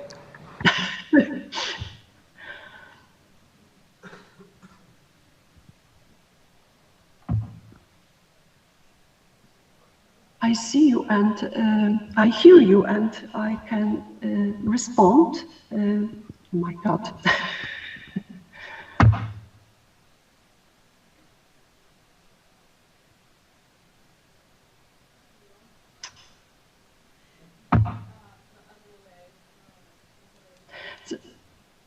time it's the same problem with teens. And sorry very much for this a little bit complicated procedure. And I hear you and I see you, but you. Problem with my sì, no, lo so. visual image, and it is not.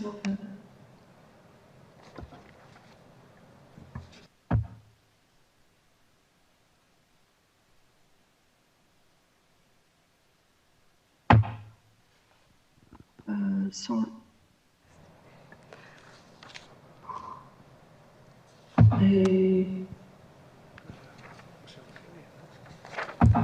Vabbè dai, qualche domanda l'ha fatta.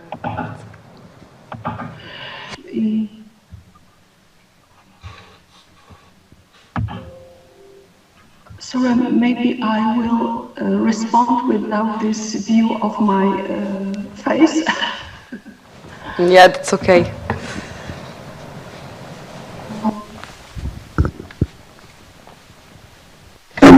Maybe the concept of horizon is possible to link the concept of horizon, the concept of empty, the concept of veil, to understand virtual environments. Yes. In your opinion, yes. The question of horizon is very complicated because the question concerns the horizon of our experience, but also the horizon of intersubjective world of that is the Lebenswelt, according to after Husserl, and the horizon is it's a very rich metaphor. It's a very rich metaphor, yes, and which big semantic area and big semantic associations. And of course, we may reconsider the horizon as something as frame of our view. But first and foremost, the frame is the frame of image of the picture, in the sense of belting, yes, material picture, not a mental image, but material picture. And the frame, according to Crowther, is also the frame of our thinking. In his works, he proposes, he uses the term frame in very large and very wide sense. That is the frame of our thinking, of our thought, of our considerations, of our and first and foremost, it is the frame of architectural plans, graphemes, diagrams, and all kinds of schematization. It is the question of difference between a landscape, which is open for our 2 hour or 4 hour perception, and architectural plans that are, we may say, close, yes, and with this limited area, geometrical area. And this next difference between landscape and architectural plans, between urban landscape also, yes, and Google Maps, and I may say, because Google Maps is mixed, we may say blended or mixed form of diagram of plan. Mixed in the sense of with application of photography and films also. Thank you so much. Another question? Thank you for your question. Please. Yes, thank you for your speech. I would ask you if you can see in Husserl a difference between depiction, so as you spoke about depiction, and representation. It's It's a very large question concerning the difference between presentation and representation. Yes, and presentation is something direct, and representation is always intermediated. And in Husserl, picture is it is a difficult question because the picture is not exactly the theme of consideration of Husserl, and the representation, of course, in the late works from 30s, yes, Husserl developed the conception of cultural objects and history, of course, and but in the crisis he wrote about the crisis also of the representation of scientific representation, we may say.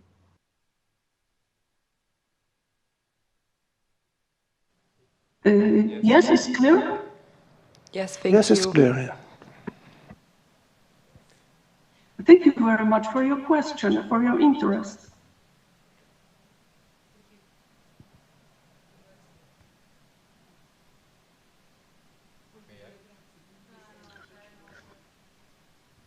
I have a question to Hernan. First, thank you for your talk. If I understood it correctly, at a certain point of your talk, you linked actually the lack of awareness in questions such as climate change, etc., in comparison, for example, to digital problems, digital issues, to the question, the problem of the inner parent. So it seems to me that in the case of the inner parent, there is a certain relation to an economy of attention, to the problem of attention. My question would be, how do you see the phenomenon, the inner parent as a phenomenological topic in relation to the attention? And how does that guide our attentions to issues such as climate change and things like this? Okay, thank you for your question. So, yes, the inapparent level, what I call inapparent level, is not a thematic reconstruction of a phenomenon or the relationship between subject and object, but a methodological predisposition to face a phenomena. And this kind of phenomena has the particularity that they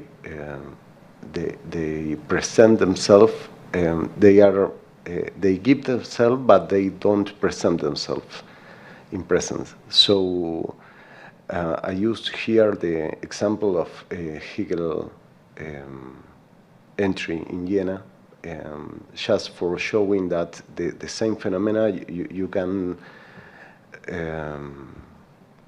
describe it from static, genetic, generative, or even inapparent strata. So there is not something like a thematic difference in the phenomenon or in the subject disposition for perceiving that kind of phenomena.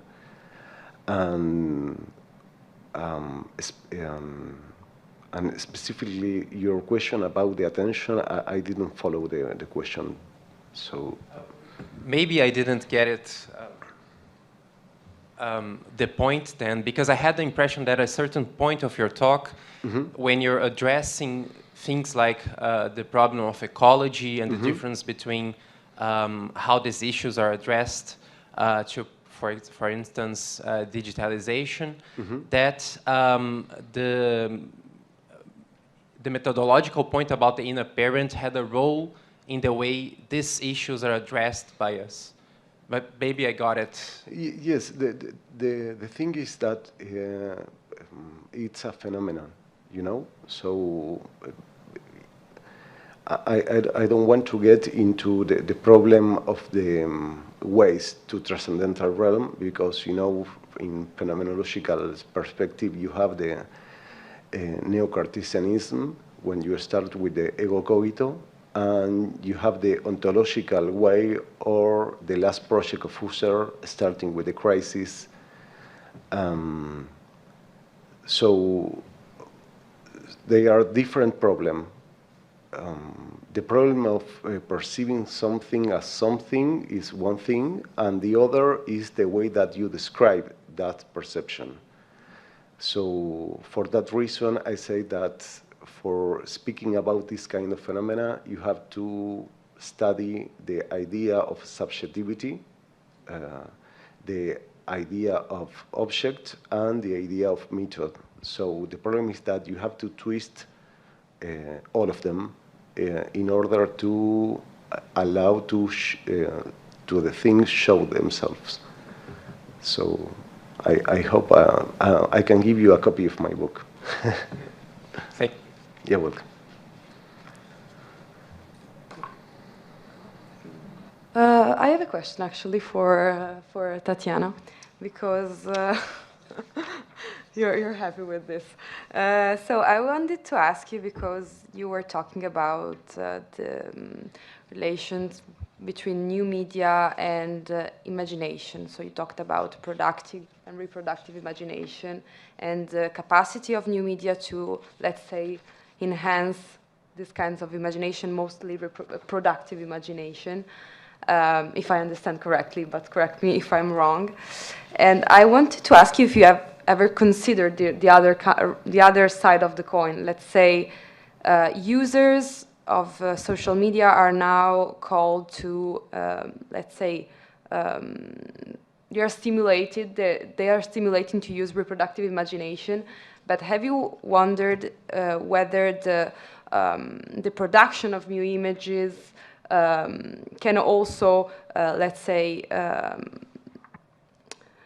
in a way circle back, so that their imagination is somehow influenced by this kind of new images and the hyper-circulation of image of the digital world? I don't know if I made my question correct, if you understood my question. So I think I can agree with you. So my point was that that social media has a lot of opportunities for productive imagination, but not. But users not use that much these opportunities because of algorithms. For example, algorithms support non-original content, so the same content, and that's the problem. And I think it's possible to use this platform for developing of productive imagination, but maybe with help with the developers and with researchers. So they should include in this process. So if I can answer, it's. Yeah, you answer. So you're saying that basically algorithms tend to, let's say, present to the people the same content, so that they are like that they have like the tendencies to reproduce eventually the same content. Okay, I get your point. Thank you. Yeah, thank you for the question.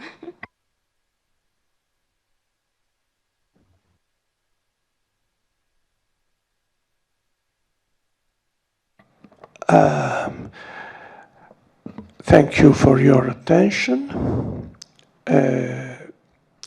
All speeches were very, very interesting. And now we have a coffee break. Thank you. Once more, very much for this possibility of presenting the research. Thank you very much. Thank you for your presentation. I just want to remind you that we will see each other here in this room for the plenary session at around 12:10, because they're a little bit late in the other parallel sessions, so to give all the time for a break. Thank you. Thank you. Lei pensa davvero che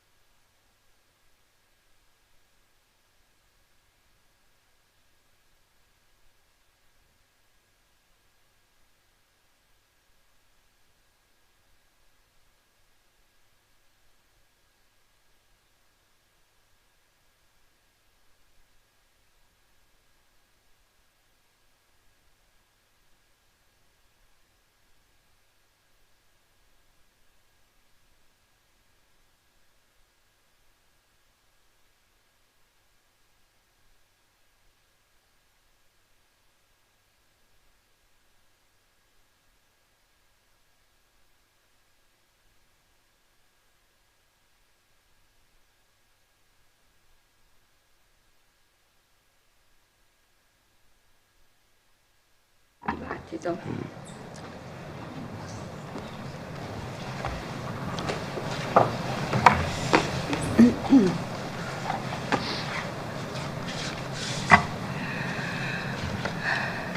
Good morning, dear friends. We open today's plenary session with the speech of Professor Gianfranco Bosio, which is about ecological metaphysics and eco-imagination, entropy, nature, and life. Now I read a brief academic biographical note about him. Professor Gianfranco Bosio was born in Venice in, 1938. He studied in Milan, and in 1961 he graduated in philosophy summa cum laude. His interests are mainly in the field of phenomenology, and in 1966 he published his first book, The Foundation of Logic, in Husserl. Later, he was professor of philosophy at the University of Parma and full professor at the University of Bari. In 1976, he published the book The Idea of Man and Philosophy in the Thought of Max Scheler. From 1982, he taught history of philosophy at the University of Perugia, and from 1982 till 2009 at the University of Verona, where in 2010 he was awarded the title of Professor Emeritus. The Professor Bosio will speak in Italian, but the English translation of his speech will be projected on the screen. Professor Mobin will help us in translating the debate. And now I give the floor to Professor Bosio. Prego. Ringrazio vivamente la professoressa Verducci dell'amichevole presentazione. Mi scuso vivamente se presenterò la mia esposizione in italiano, e di questo ringrazio l'organizzazione che ci aiuta moltissimo. E il testo di cui dispongo è una sintesi estremamente abbreviata e compressa del testo definitivo che sarà consegnato a suo tempo per la stampa. Titolo: Metafisica dell'ecologia, prima parte del titolo. Una breve riflessione sulla parola composta etimologicamente di due vocaboli, oikos e logos. Oikos è la casa e logos ha tanti significati. Il più appropriato è quello che ci ha ricordato Heidegger negli scritti più importanti: raccolta, riunione, potremmo dire anche esibizione, mostra, e anche l'immagine è un logos. Un'esposizione può essere sia scritta e parlata, ma anche visiva, espressa per immagini, come l'antico immemoriale archetipo della casa non è soltanto l'abitazione, ma è un'immagine del mondo. Il focolare al centro come luogo di raccolta della famiglia e degli ospiti. Nelle tribù nomadi abitatrici di tende, il culmine e il centro che sosteneva la tenda era un lungo palo più o meno adornato, un'asta centrale che simboleggiava l'axis mundi, la linea che collega il centro del cielo con la terra. Da molto tempo, moltissimo tempo, anche prima dell'età moderna, tutto questo è scomparso.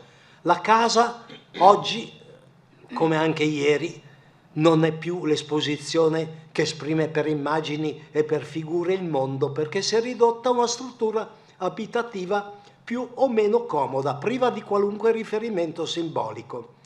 Ecologia, quindi, è una parola che dovremmo penetrare a fondo, perché esprime una convinzione, un sentimento archetipo. Cioè, la terra è la casa dell'uomo. La terra non è semplicemente un suolo su cui poggiare i piedi, non è un'aria da respirare soltanto questo, un'acqua per dissetarsi.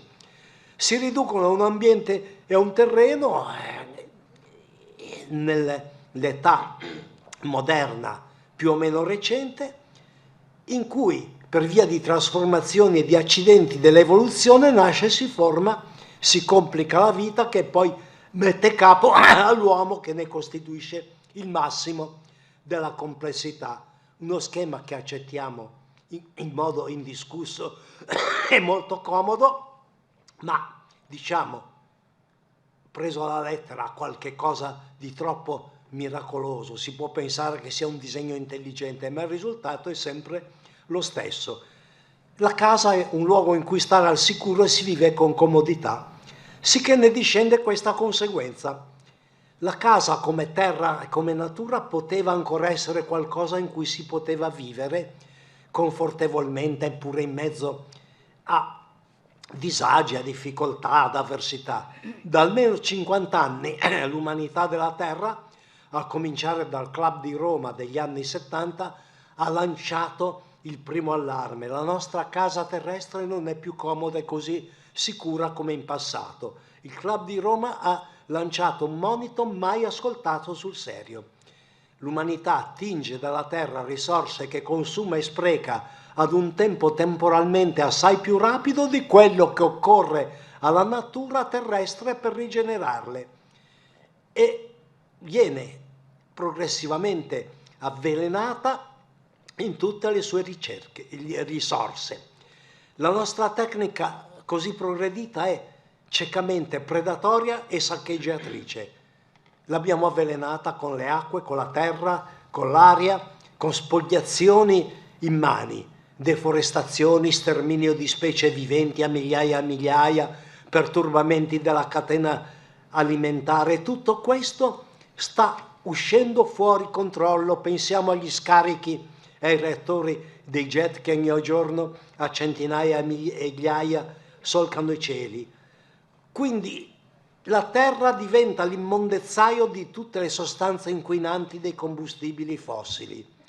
Acque di mari, laghi, fiumi sono trattate peggio di contenitori di immondizia, impiegate senza discernimento per la produzione di energia elettrica, elaborazione e fabbricazione sintetica di sostanze chimiche, molte delle quali superflue e inutili, quando non addirittura dannose per la salute e per la vita, ancorché poi non sono più degradabili, non soggette a dissolversi nel circolo della vita.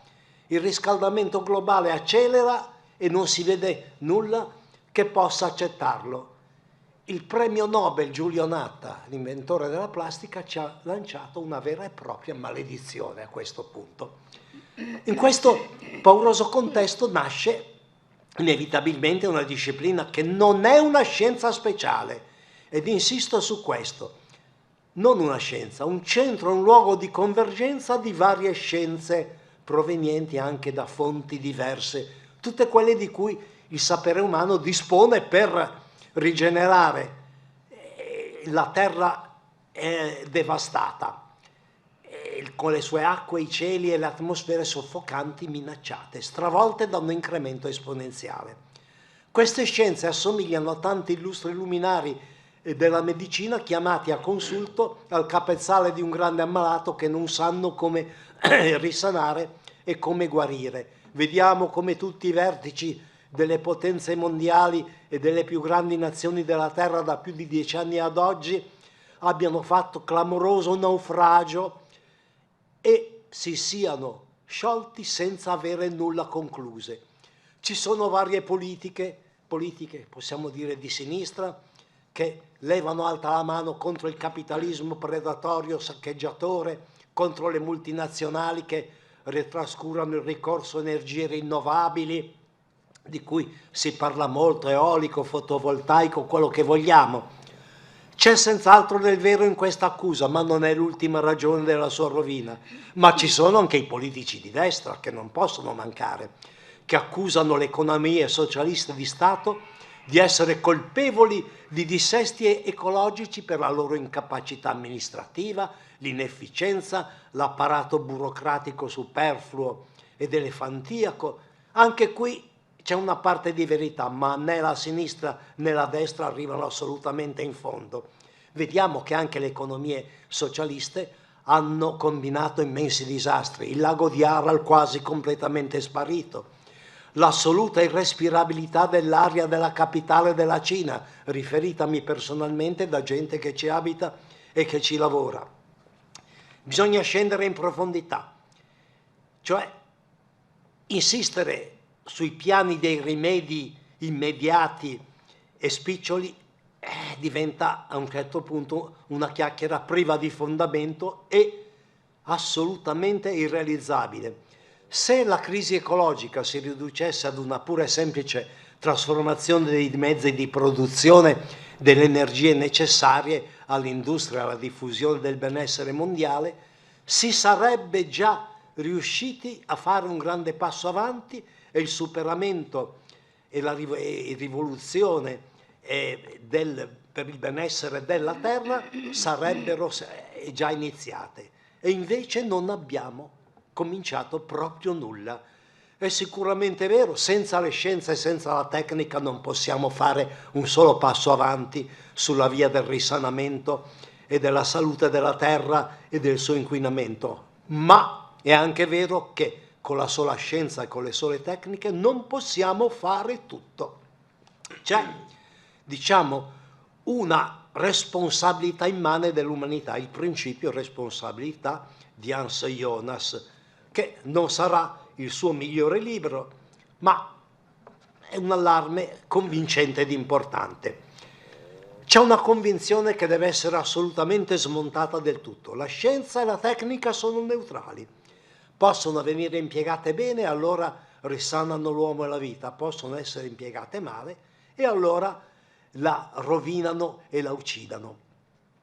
È falso, tutto falso. Mezzi, artefatti tecnici, una volta installati e messi in opera, condizionano e dirigono l'operare dell'uomo, lo costringono a seguire le loro logiche, le loro metodologie e fanno dell'uomo un appendice della macchina. E la macchina ha una storia, perché le macchine di oggi non sono più le macchine che potevano ancora essere manovrate e dominate, ma sono macchine autoproducentisi che fanno dell'uomo un loro stesso ingranaggio.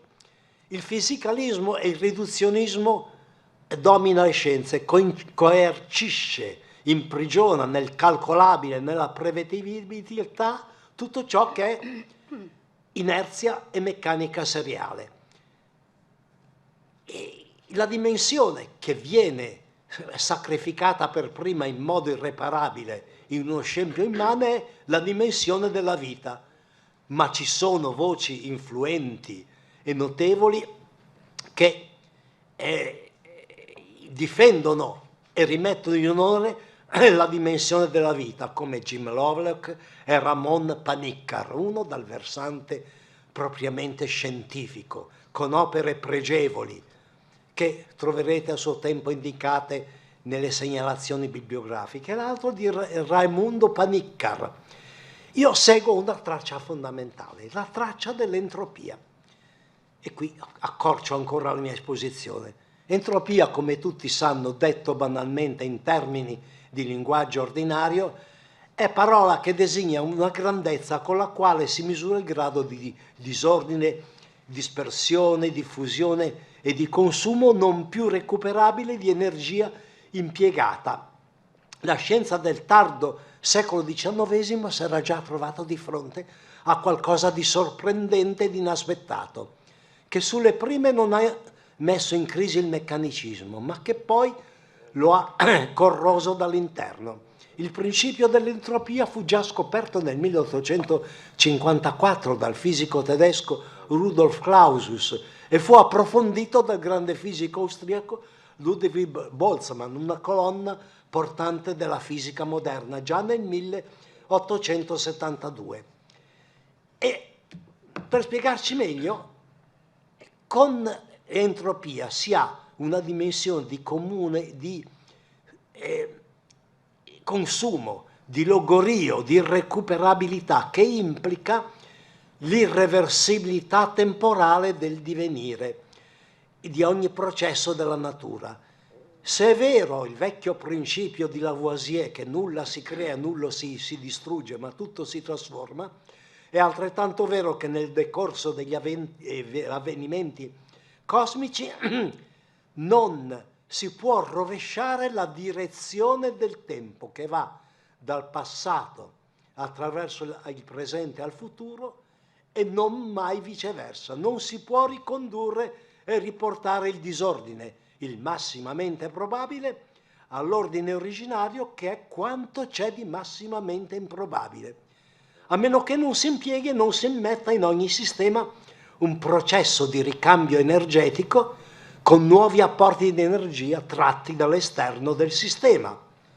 Il Boltzmann interpretò in termini di passaggio dall'improbabile, l'ordine, al probabile il decorso dei ricambi energetici. Il massimo di probabilità è la massima produzione di entropia.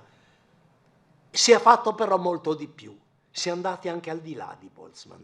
Dobbiamo sicuramente alle ricerche del premio Nobel Ilya Prigogine l'approfondimento dell'irreversibilità temporale dei processi termodinamici. Il libro memorabile e difficile anche per profani, per quanto sia esposto in modo accattivante, La nuova alleanza, metamorfosi della scienza, 1979, che teorizza ed espone la teoria di strutture dissipative, di stati energetici, di fluttuazioni e di ondeggiamenti in cui uno stato prossimo all'equilibrio si allontana da questo e produce una configurazione di energia che ha un ordine e una sensatezza. È raro, ma succede. Anche questo è un processo irreversibile che innesca un nuovo stato nella storia dell'universo. Quindi chi dice entropia deve alludere per forza alla vita. Nella vita è presente, proprio per merito dell'entropia, un principio di storicità e di organicità, e anche mirabilmente lumeggiato dal fisico italiano linceo Carlo Rovelli nel libro accessibile e pienamente ai profani, L'ordine del tempo. Non è l'energia il fondamento della creatività della vita, ma è l'entropia. Insomma, la natura, i cieli, l'aria e l'acqua sono realtà viventi, immense, infinite sorgenti e forze di vita, che non sopportano nessuna chiusura, nessuna costrizione di ordine fisicalistico e meccanico. E qui si vede che l'ecologia non può limitarsi all'apprestamento di rimedi temporanei immediati da reiterare per risanare e per bonificare gli ambienti. L'ecologia non può essere messa al servizio della pulizia dei suoli, dell'acqua e dell'aria per avere limpidi paradisi tropicali, spiagge idilliache da sogno ad uso dei croceristi dei paradisi dell'uomo, perché i croceristi e l'organizzazione dei viaggi esige uno spreco e un dispendio di energie meccaniche, di consumo di petrolio, di energie fossili, che ristabilisce il circuito perverso dell'ammazzamento delle risorse della natura. Quindi non illudiamoci che l'ecologia possa rendere l'ambiente dell'uomo quasi miracolosamente più confortevole e più fruibile. Veniamo qui alla nozione di sviluppo sostenibile. Ma allora la nozione di sviluppo sostenibile è una contraddizione in termini, è un vero e proprio circolo quadrato, perché un'ecologia autentica impone un progetto di riorganizzazione totale del lavoro e della vita sociale umana tutta intera. Insomma, la nuova ecologia sconfina nel potenziamento delle nostre capacità di immaginazione e di progettazione di un'esistenza della Terra del tutto diversa, un'immaginazione che impegna non solo la scienza, ma impegna anche l'economia e anche la politica. Un illustre economista e anche matematico, Nicolae Gheorghescu Regen, ha teorizzato il principio dell'assurdità della teoria dello sviluppo sostenibile.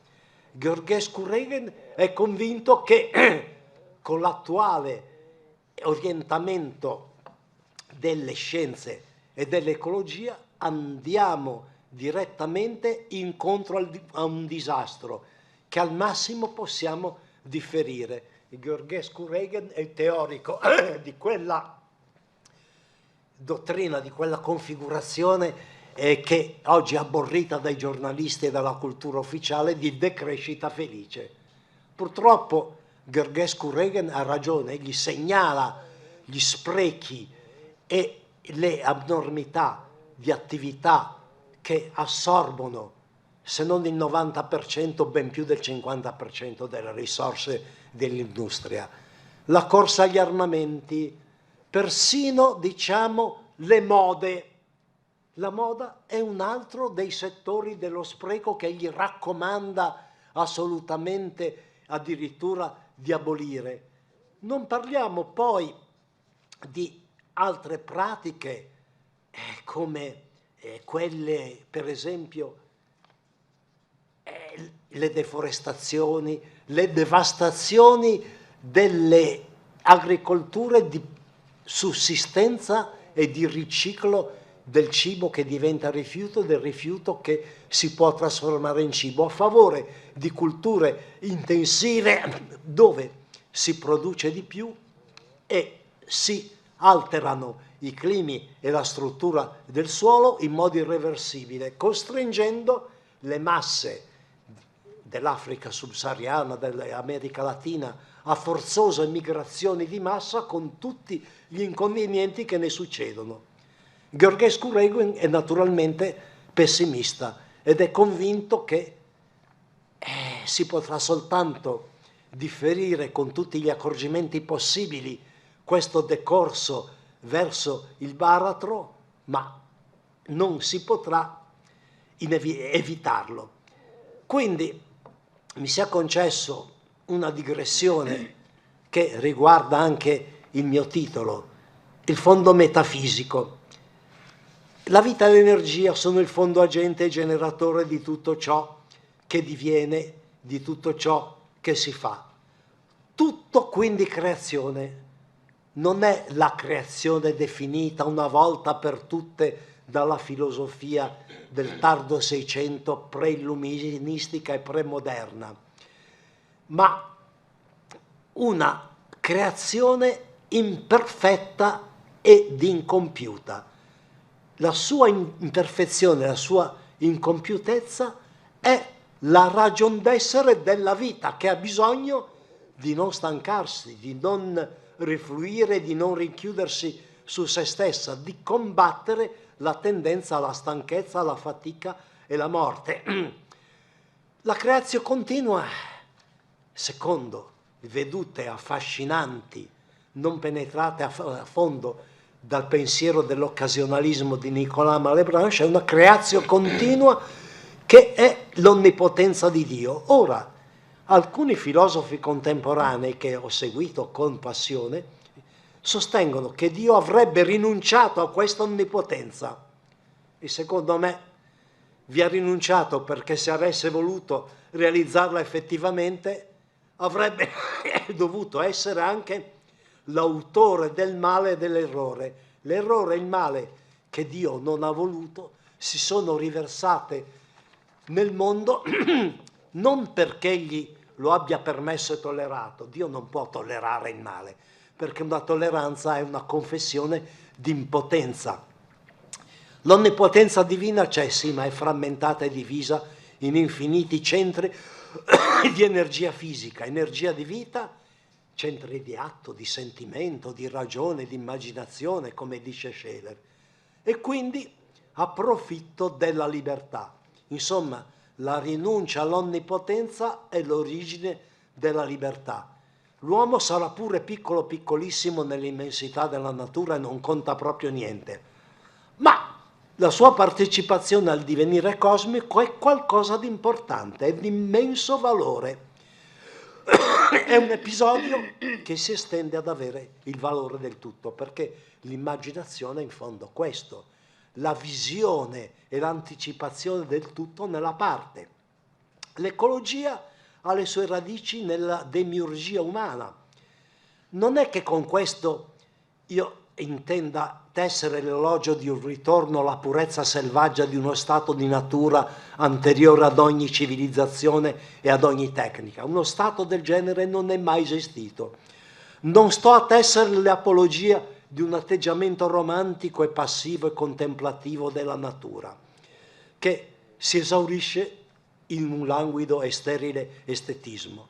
L'umanità ha sempre devastato, ha sempre inquinato, ha sempre alterato il suolo, l'aria e le acque, sì, però la tecnica di una volta consentiva alla natura di riprendersi le sue risorse, dava il tempo di rigenerarsi e perciò l'equilibrio ritornava sempre. Pensiamo per esempio a quanto non ho detto. La Spagna, prima di diventare la potenza mondiale che è divenuta, aveva un altopiano densissimo di foreste impraticabili, era tutta alberata. La deforestazione della Spagna è stata dovuta alla furiosa necessità di abbattere legna per le flotte transoceaniche. La Spagna non si è più ripresa, gli altopiani della Spagna sono tutti pelati. Ecco per esempio come le origini della nostra crisi ecologica affondino nella storia, affondino nella filosofia, affondino anche in un perverso atteggiamento religioso. Perché le navi a cosa servivano? A trasportare ciurme di avanzi di galera insieme a loro missionari che dovevano convertire per forza gente che in fondo sarebbe arrivata a un cristianesimo tutto suo e da sola probabilmente, senza bisogno di una conversione ottenuta con i mezzi coercitivi più orribili possibili. Quindi la demiurgia ecologica, che intendo è fantasia artistica, deve trarre risorse immaginative che la vita possiede, perché la vita, essendo creazione continua, spesso non sa di avere. Senza immaginazione la vita intelligente ristagna e si accartoccia su se stessa, involvendo ed implodendo, come nella lirica di Montale, Il male di vivere. Era la foglia accartocciata, era il cavallo morto stramazzato. Un'implosione e una involuzione della vita. Potenziamento della fantasia non è rinnegamento della scienza e della tecnica, piuttosto una limitazione che esige l'ispirazione di qualcosa che oltrepassa i quadri che scienze e tecniche non possono certo dare. L'uomo deve imparare ad apprendere che cosa gli può essere concesso di manipolare e di alterare, che cosa invece non deve né può mai essere toccato e sfigurato, specialmente se ciò che egli sconvolge e deturpa viene corrotto soprattutto nella bellezza. Cioè, bello è ciò che non deve essere alterato, ciò che non deve essere manipolato, ciò di fronte a cui la scienza stessa, la tecnica e i bisogni e la comodità dell'uomo devono inchinarsi con riverenza. E con questo io, diciamo, sono arrivato al termine di questa esposizione che purtroppo, insomma, non può dire tutto, ma che deve stare nei tempi giusti. Benissimo. So, we can close our plenary sessions and now we get lunch. Grazie a tutti voi, l'attenzione, della pazienza.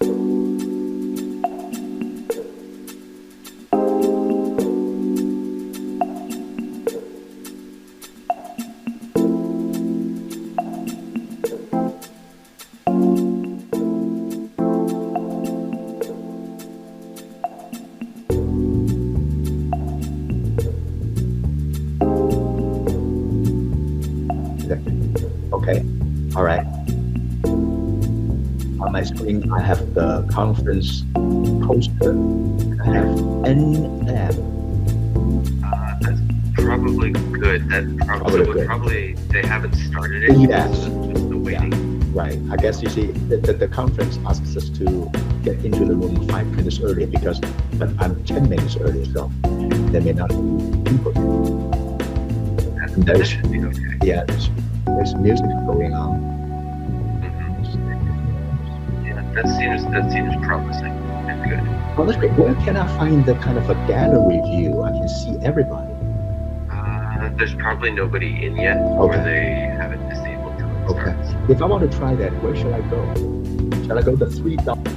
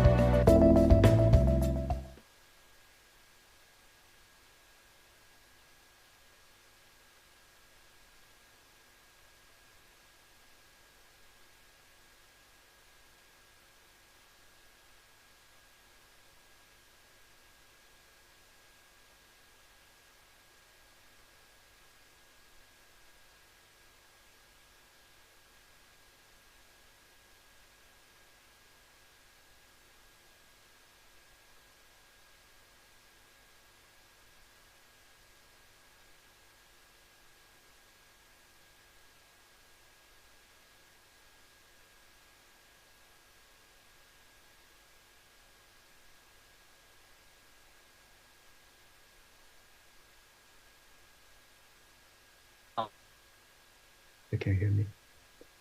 Now there are two people on the screen, but I don't see their faces.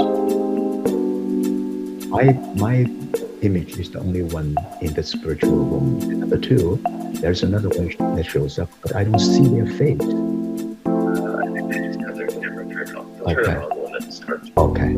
Yeah. You're just early and ready. Right. Okay, my camera turned on. Yeah, then you should see some.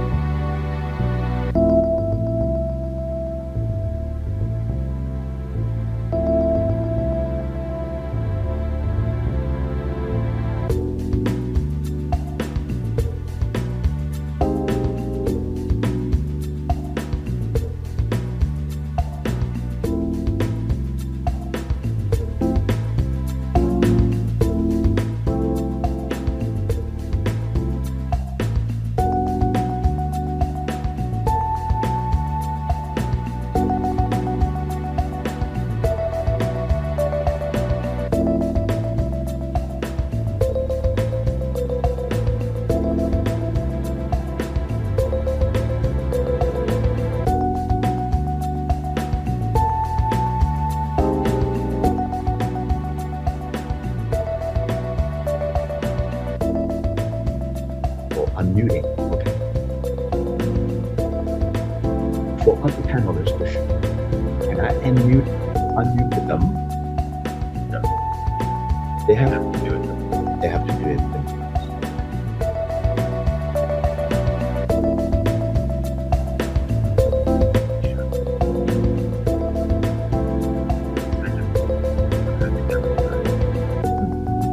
Now it's already 32, past the time.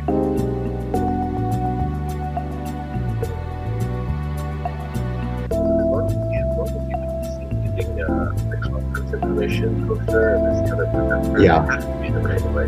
It has to be. I guess the actual conference room would be a pretty great. Yeah, the three people sitting at the kind of like a front desk. Yeah.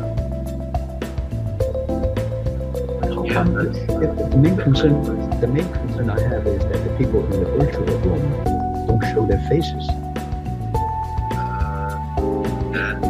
Yeah, but that's their computer. Right. That's okay. I have my camera on. I have unmute myself, so I'm available right there. The other side of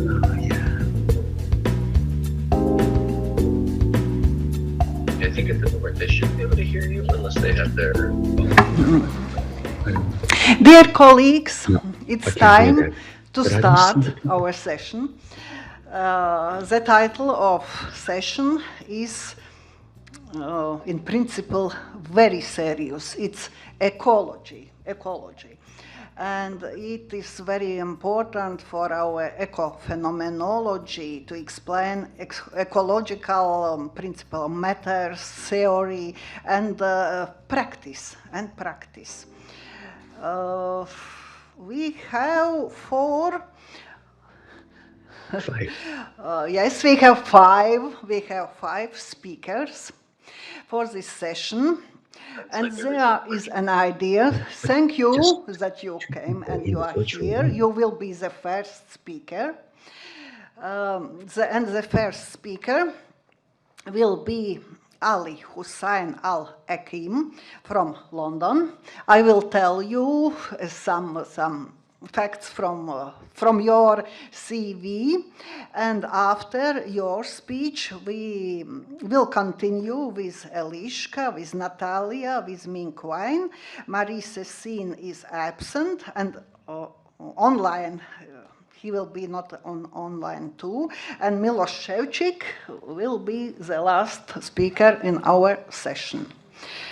If you allow to introduce with you, I will tell some details of your life story, of your scientific work. You are professor at the Islamic College in London, senior research fellow at Institute of Modern Islamic Studies in London.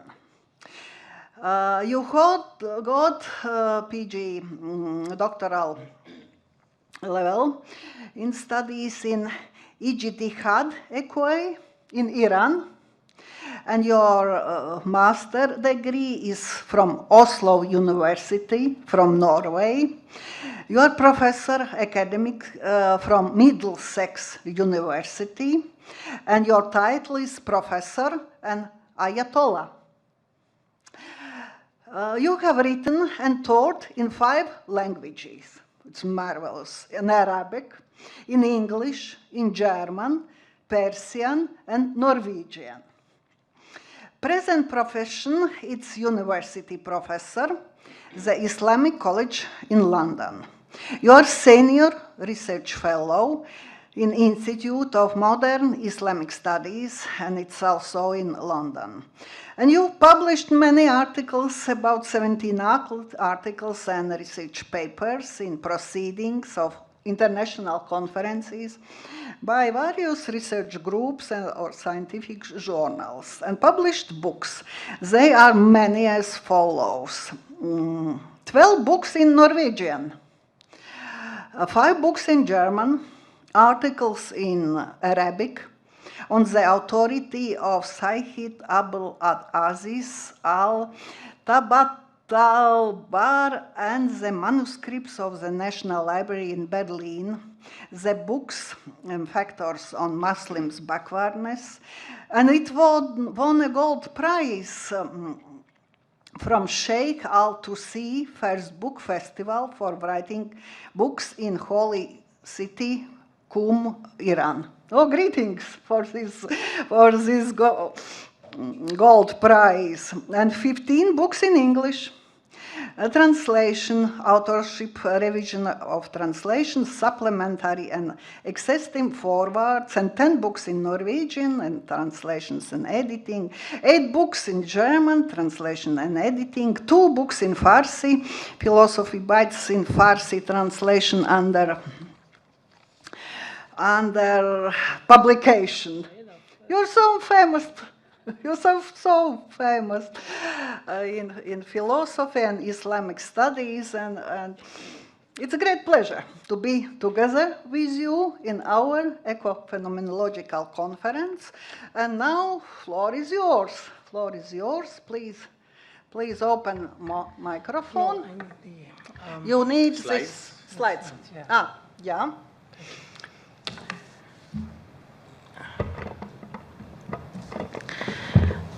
Bismillah ar-Rahman ar-Rahim, in the name of Allah. And I have to say hello and welcome to everybody here. Being here with you is a pleasure. Although I don't speak Italian, but I can only salute you with buongiorno. That's the only few words that we have done.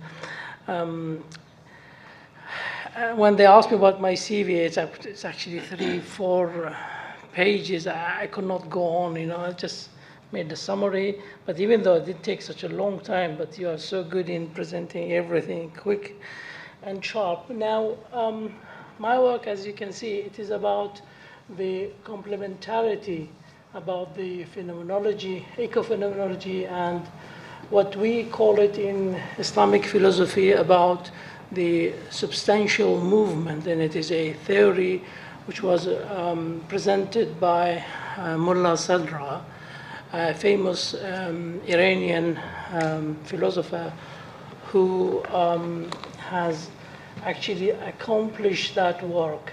So without further ado, we just move on to the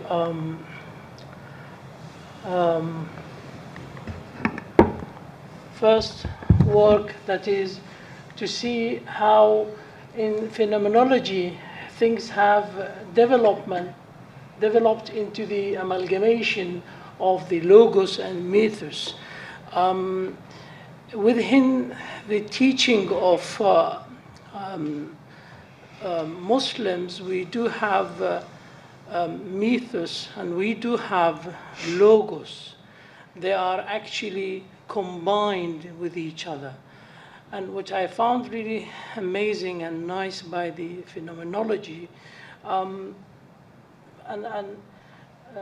tried to quote some works here, and they have explained that how logos, which is representing reason, has been combined together with you can see also here what is projected there for the others. Okay. Combined together with the logos. So phenomenology in itself is indeed a unique opportunity to bring them together.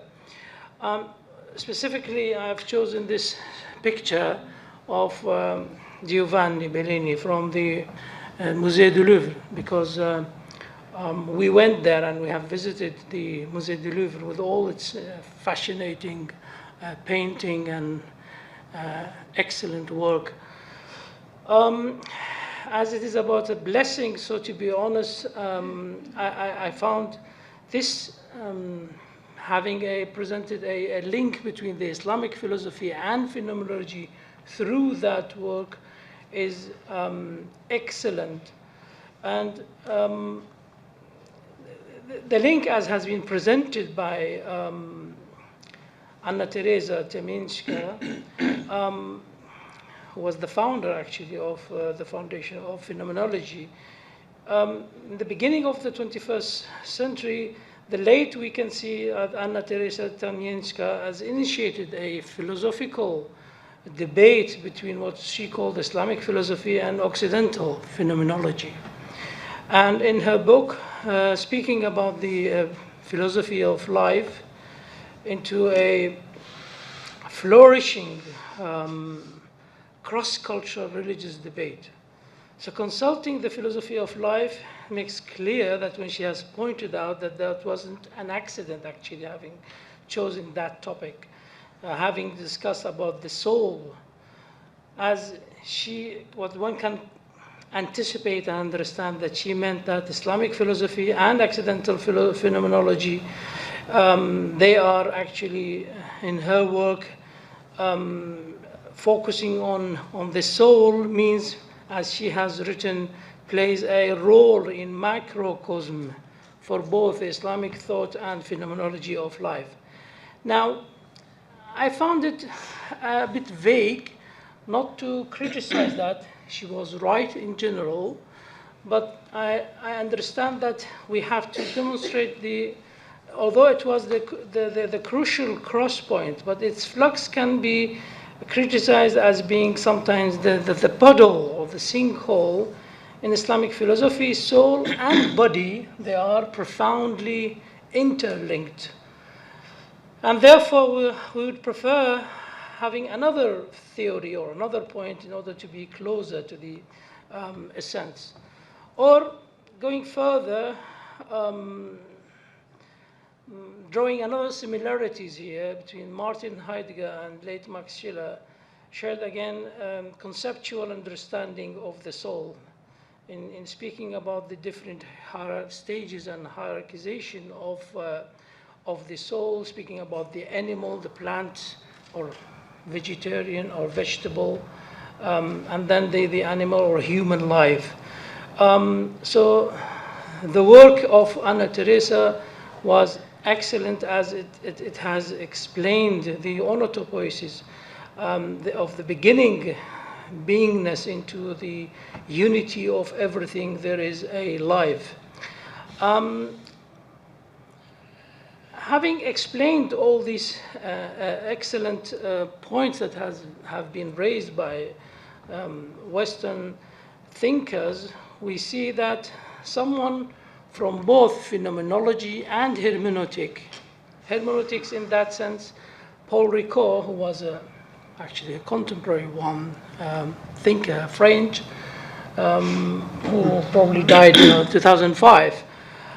A famous phenomenologist, he has distinguished between two forms of hermeneutics.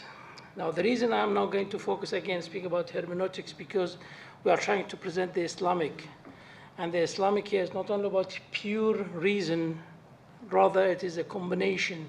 It's both a revelation and intellectual, what we call it wahi and aql. So they are interlinked with each other. So when he spoke here about the secular hermeneutics and religious hermeneutics, so it is obvious that the sacred text is to be interpreted not in support of one against the other. The second form of hermeneutics, it's about, as he has mentioned, contributes to diminishing the misunderstood implication and leads postulates to follow the exact target that can easily be distinguished within Western milieu. Now, the character or the person that I am referring to here, as you can see, it's Mullah Sadra. And the reason I'm referring to him, because of that specific theory, which is presenting the link, in my opinion, between ecophenomenology and the Islamic philosophy. It's about the substantial movement, or the movement of the essence. Now, that sounds really somehow strange for those days, but no, he brought it into the essence. And most of the philosophers on that time, they couldn't digest what he was explaining. But I believe, as having him lived during those old days, at least more than 500 years, as you can see, this theory is actually holistic. In that sense, as I said, it deals with the soul and the body. It is all-inclusive, as it deals with the motion, it's very fundamental, but also combines the soul and the material.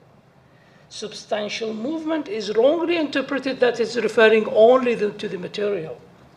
It's about the whole development of both the soul and the body. And as such, that would represent what I have called here the best cross point, an intellectual link to ecophenomenology.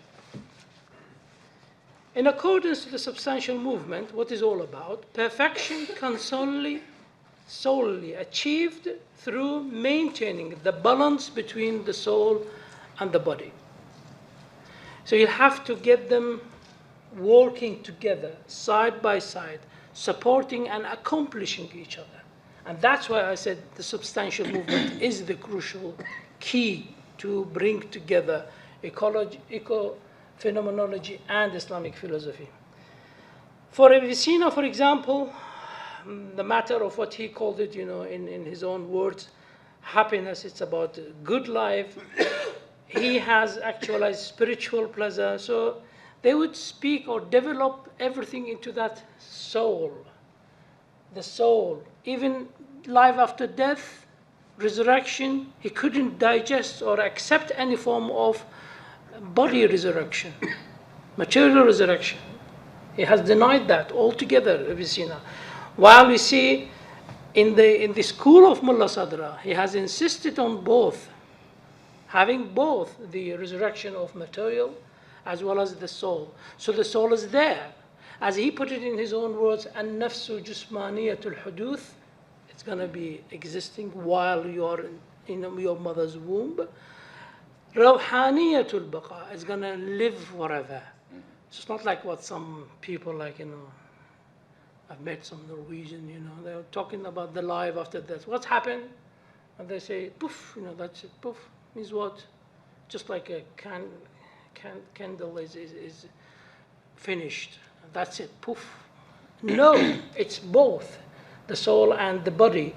And as such, when we spoke here about Irfan is about the mystical teaching of specifically Shia Muslims, and it is very close to Ibn Arabi, Muhyiddin Ibn Arabi, and the other works of Maulana Jalaluddin Rumi and so on.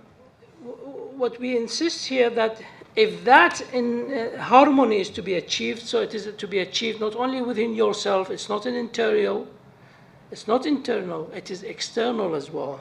The exterior side is important here because you have to create the harmony between yourself and the environment. And this is what I have emphasized here. Not harming nor causing any pollution upon nature. Now you might be surprised, 1400 years ago, the Prophet was giving his instructions to people, to the army. He was telling them, do not cut any tree. Do not kill any animal. There is no need to kill animals. You're going to fight. It's a military. So why you kill animals? Do not cut any trees. You might be surprised that if I say that in Sharia in Islam, it's actually forbidden to go hunting if you're not in need of food. It's forbidden. So you can see that it's about creating the development and harmony with the nature and with the environment. So these are religious and whole physical body to be returned instructions as part of religious and spiritual development. And after death, there is a part of that contributing to the ecological system. Yes, this is the famous, sign of recycle. And this is the actually problem as why some, I would say not only Muslims, all, they have neglected the meaning, the philosophy behind so many things that we have, and they've been inspired. They just take the text as it is literally without understanding. What does it mean to get someone to get buried? Yes, astutely has been formulated by Christians. They say dust to dust, isn't it? So you are created from dust, so go back to dust. Is that all? There must be some form of mechanism of recycle. And it is that recycle which counts. And Islamic or Christian, yeah, they are all from the same Lord, but they have instructed to get people to be buried. It is because there is a whole structure of recycling. And we human beings have been so ignorant. So in the beginning of the, unfortunately, Industrial Revolution, we have ignored all of that. So the Sharia, I insisted. Tariqa, I have said it is after that comes, and then the Haqiqa, which means the truth. They have all mutual impact on the next stage. So jurisprudence in Islam should mean what? I'm going here to speak about jurisprudence. Practice, wise amalgamation of revelation and intellect. Practical rulings, it's instructional, it's giving you instructions, or what somebody would call it engineering, while philosophy of jurisprudence is about intellectual reasoning. And that's the part which is missing, actually. We only take things as literally as they are, and we are very much limiting our minds to the text. And this is the crucial failure. We only do not go through understanding the meaning of that. Or I called it here critical rationalism, because you may have different theories. One may conclude jurisprudence is equal to rational understanding and application of the revelation. It also means anything. Remember this. And that sounds sometimes even strange. How could you say that? Yes, we do say that. Anything is not approached from various angles is rejected. Because we're talking about the holistic. Anything that is against intellect and the Quran and the divine teaching is rejected. Okay? Anything that is against common sense and human instinct, fitra, is rejected. It allows Muslim scholars to adopt modern tools, new methods, as long as they do not contradict Islam's very essential message. So jurisprudence is what we call it to conclude any conclusion. If you want to come, it is through jurisprudence. What we call it, the tool is ijtihad. Ijtihad is not a source in itself, as some people may have misunderstood the technical word. It's about the tool the research, the struggle to get to the exact meaning, and it therefore should be everlasting. Nobody has the right to close the door of his child. So any form of law or any quasi-legal norm, from its source, one needs to a model or a paradigm. The paradigm has two major aspects. One is metaphysical and one is epistemic hermeneutical. From the metaphysical point of view, this paradigm consists of a set of meta-legal norms which determine the rights and responsibilities of both the lawmaker and the subjects of law. From this epistemic hermeneutic point of view, the paradigm in question, the methodology role of a framework in understanding and regulating the relationship between lawmaker and the subject. In other words, the epistemic hermeneutical function of these meta-legal norms is to govern the conduct of jurists in the process of legal inference, instructing them on how to accomplish the task of deriving the law, issuing a verdict. So fatwa is not something, you come out of the glue, out of vacuum, you come issue some fatwa. It has to be regulated through that.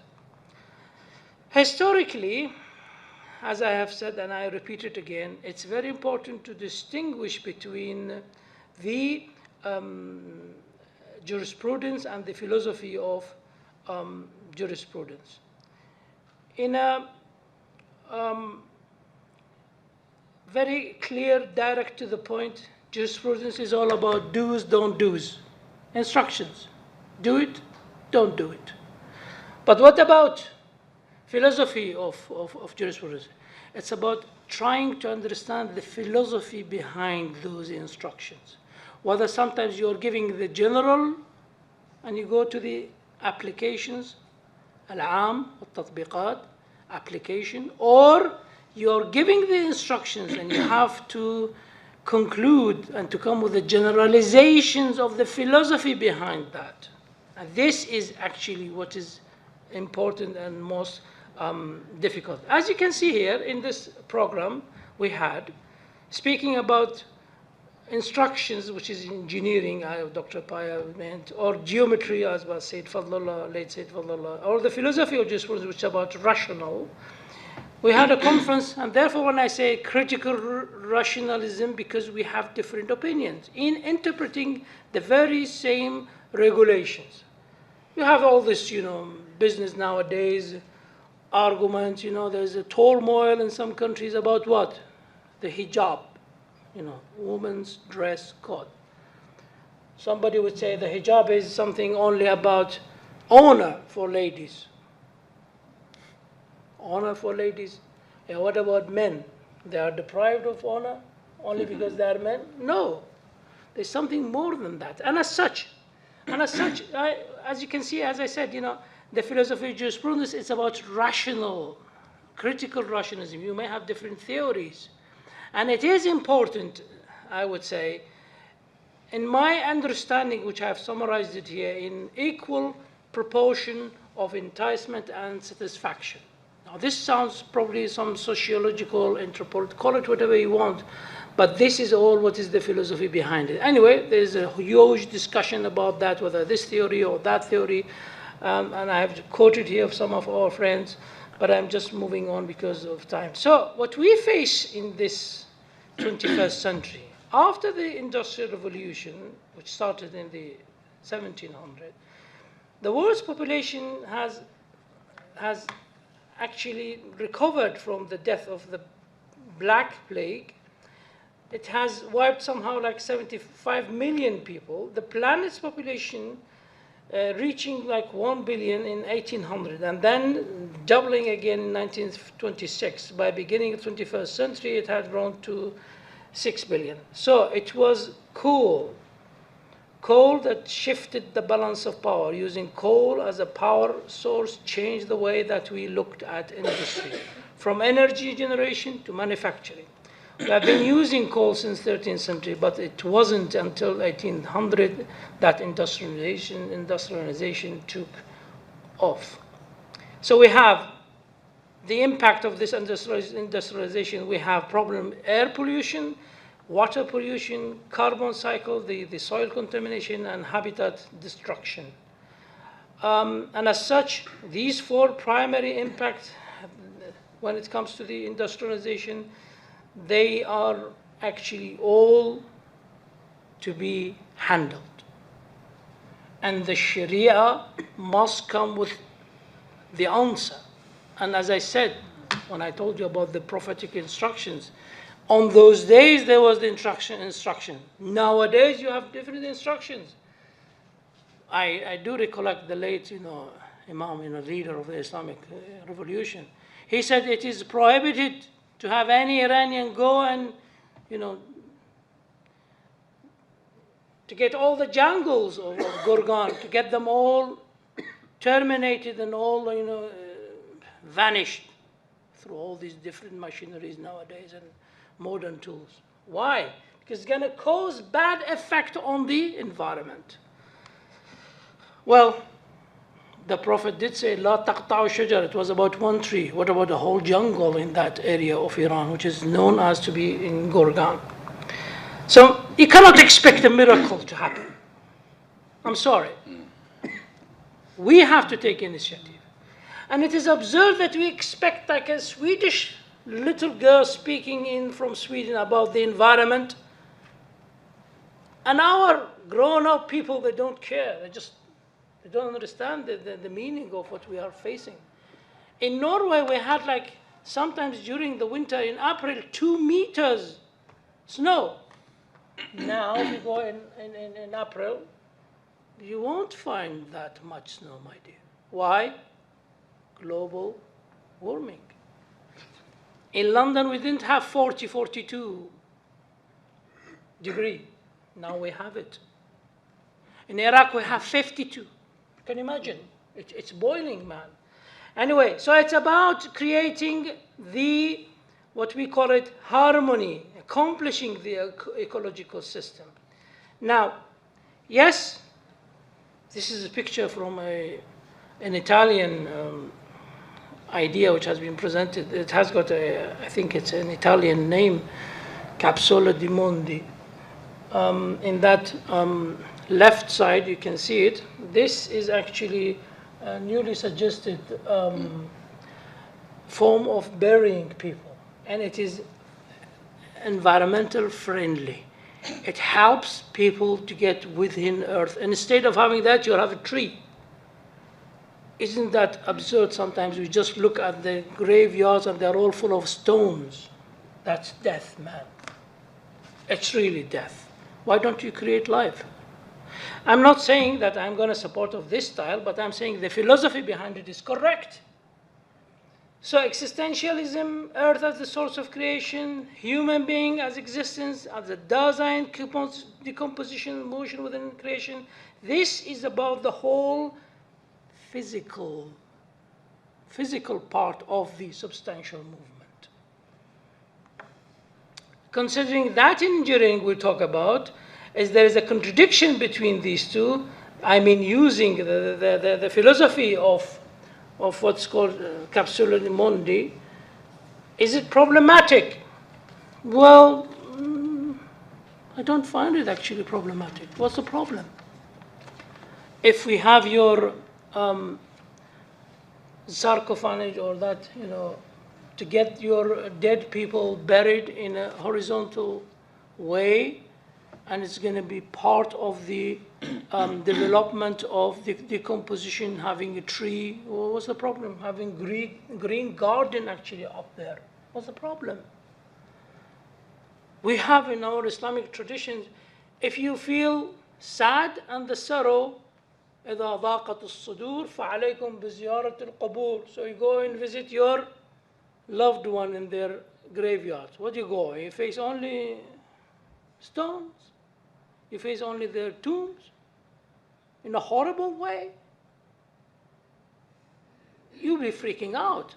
But if you have trees and gardens, man, that's how you're going to bring you back to life. And therefore I insist, I'm not saying I'm a big fan of Capsula di Mondi, but I'm saying it can be digested and accommodated. There's nothing wrong with that, to be honest. Look at this. Now you have this, which is a stone, and you have this, which is a tree. Now which one you would go for? Stone or tree?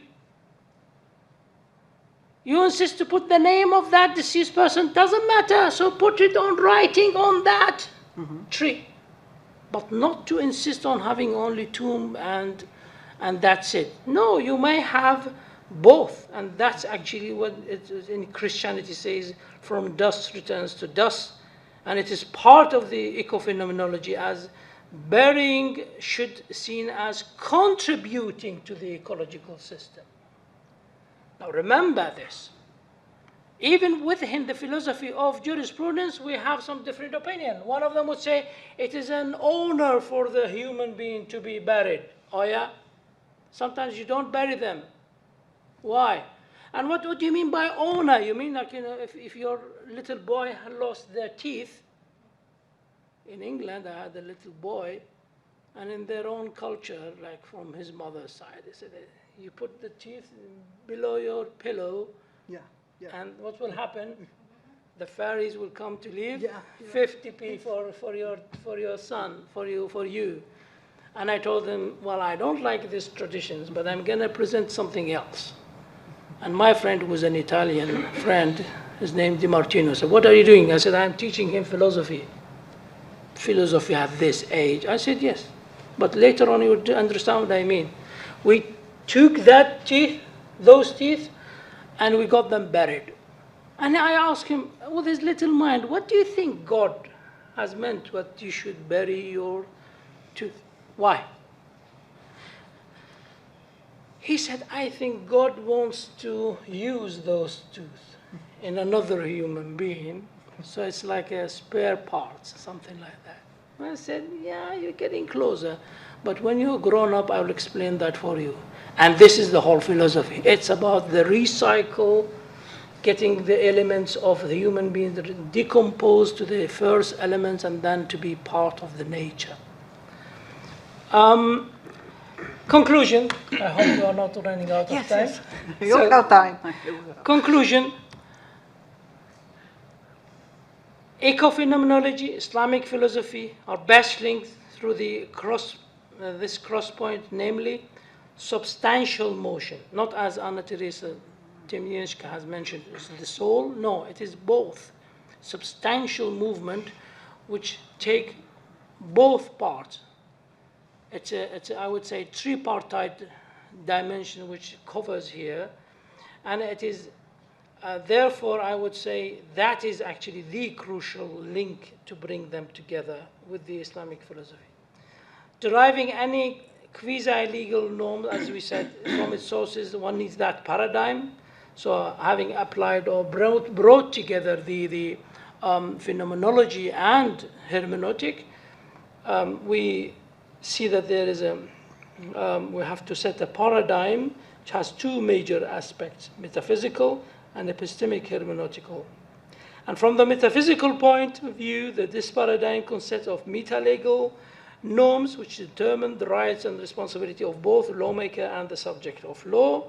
The challenges that we are facing within the environment with regards to the pollution are to be summarized in the following sector: water, air, disrupted carbon cycle, i.e. soil contamination, and finally corrupted habitat and the long suffering of those animals. So they are best tackled, handled through contributing to the ecological system, creating organic recycle, and applying the Sharia rules and regulations as much as to be part of that. The fundamental start is applying to the very existence of human being.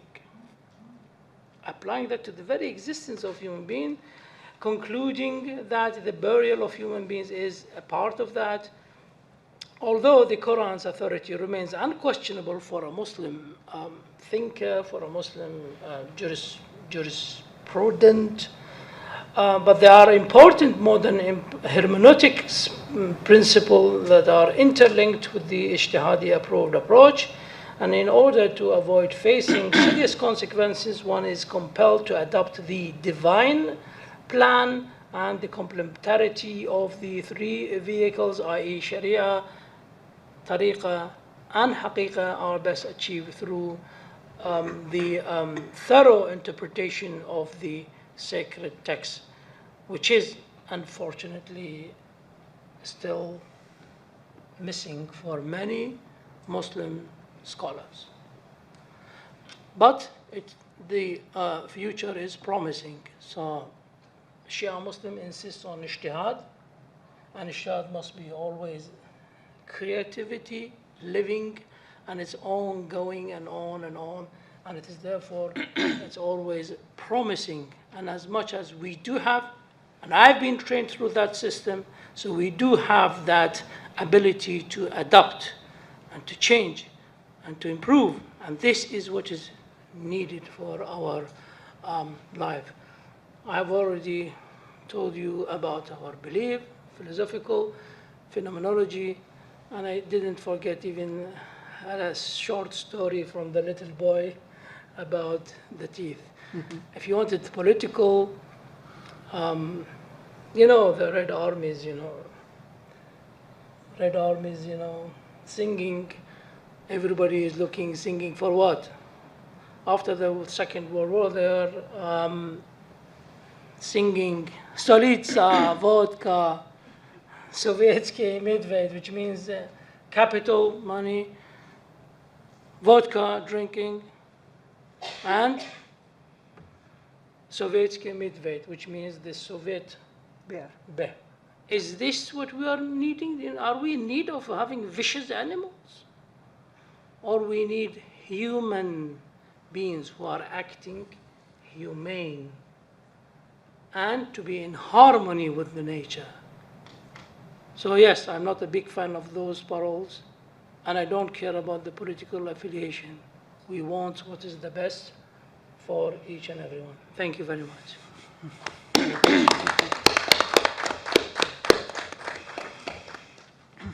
Thank you. You did a marvelous speech to my mind, and it comes very close to eco-phenomenological thinking. In reality, now is the time for questions or comments, or who wants to say something. And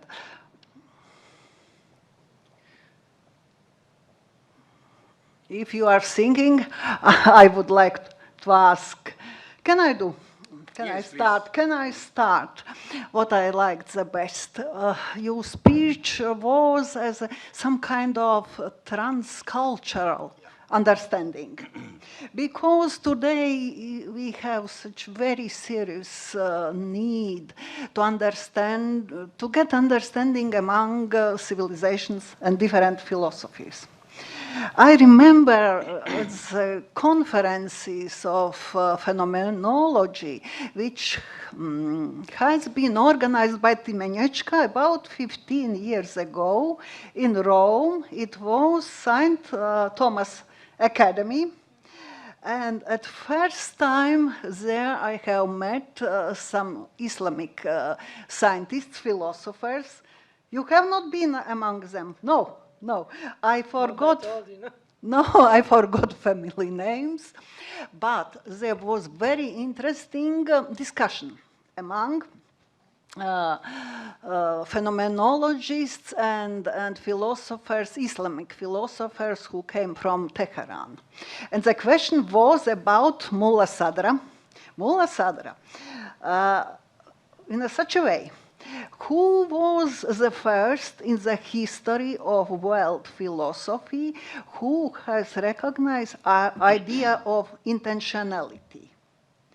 And they have said, Mullah Sadra, he was the first. Teresa said, no, Husserl was the first. After we went back, I'm from Riga University, we went back to the Faculty of Theology, and we have asked very seriously, please told us about Mullah Sadra. And I have recognized it's very serious philosopher on the world stage. And very modern, how to say, very intellectual, very modern. And the idea of intentionality is here. Yes, it is already here. Of course, it is already in St. Thomas Aquinas philosophy. But ideas, such phenomenological ideas, they are coming out not only from the European mind, but they are wider. They are wider. And until now, I believe, for me, Mullah Sadra is very serious philosopher, namely. And I was very lucky that you told about him. About him today, we need him. We need understanding of his philosophy. And the next thing, I'm from Riga, and with some here listeners were from Latvia. And what you told about this idea, how to bury dead people, this very modern style. I have read about this. Yeah, we are going to use this chance to be included in the net of life, to continue life, not in the way that you are only dust, but you became a tree. You became a new form of life. We in Latvia, we are very enthusiastic. I don't know how it is with your country, in Czechs, but we are very enthusiastic to go to cemeteries and to put flowers. Not only put dead flowers, yeah, but to allow flowers to grow from graves. And in our imagination is something like what you told, not about this, I don't know, but about this idea that from my grandparents, there grows out flowers. The flowers is the first level, because to grow out a tree, it takes a long time. But our cemeteries, they are full with trees. And when I am coming here, I have such an pantheistic, some kind of pantheistic feeling that people, they are involved in the circle of life. The life is going to continue. And therefore, I agree with you. In some sense, you are very brave in going to recognize such modern form of burying. I'm not sure what the world people will say about this kind, but it is ecological. Yes, and it goes together with ecophenomenology. It goes. In some way, it's very surprising, such idea. But if you are on the side of this, yeah, a marvelous idea. Why not?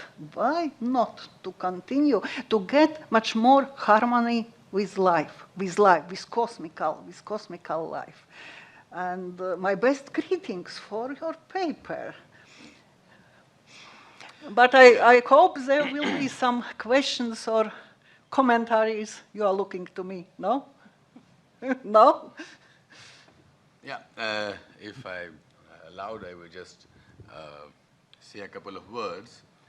Interesting is also the connection Professor has made with Anna Teresa Timinyeska's work and the question of soul. The expression that he quoted is unity of everything, there it is alive. And then the expression is dust to dust.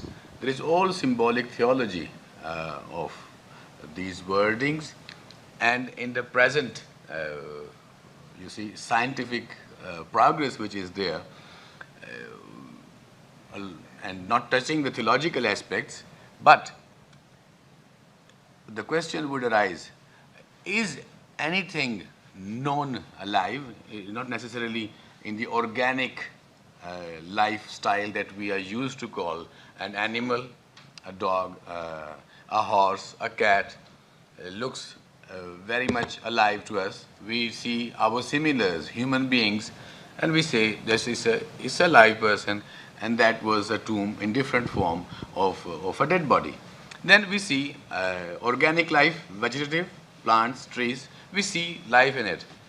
But the question is one form of life at different stages, but even a stone has got its structured static movement of essentials in it.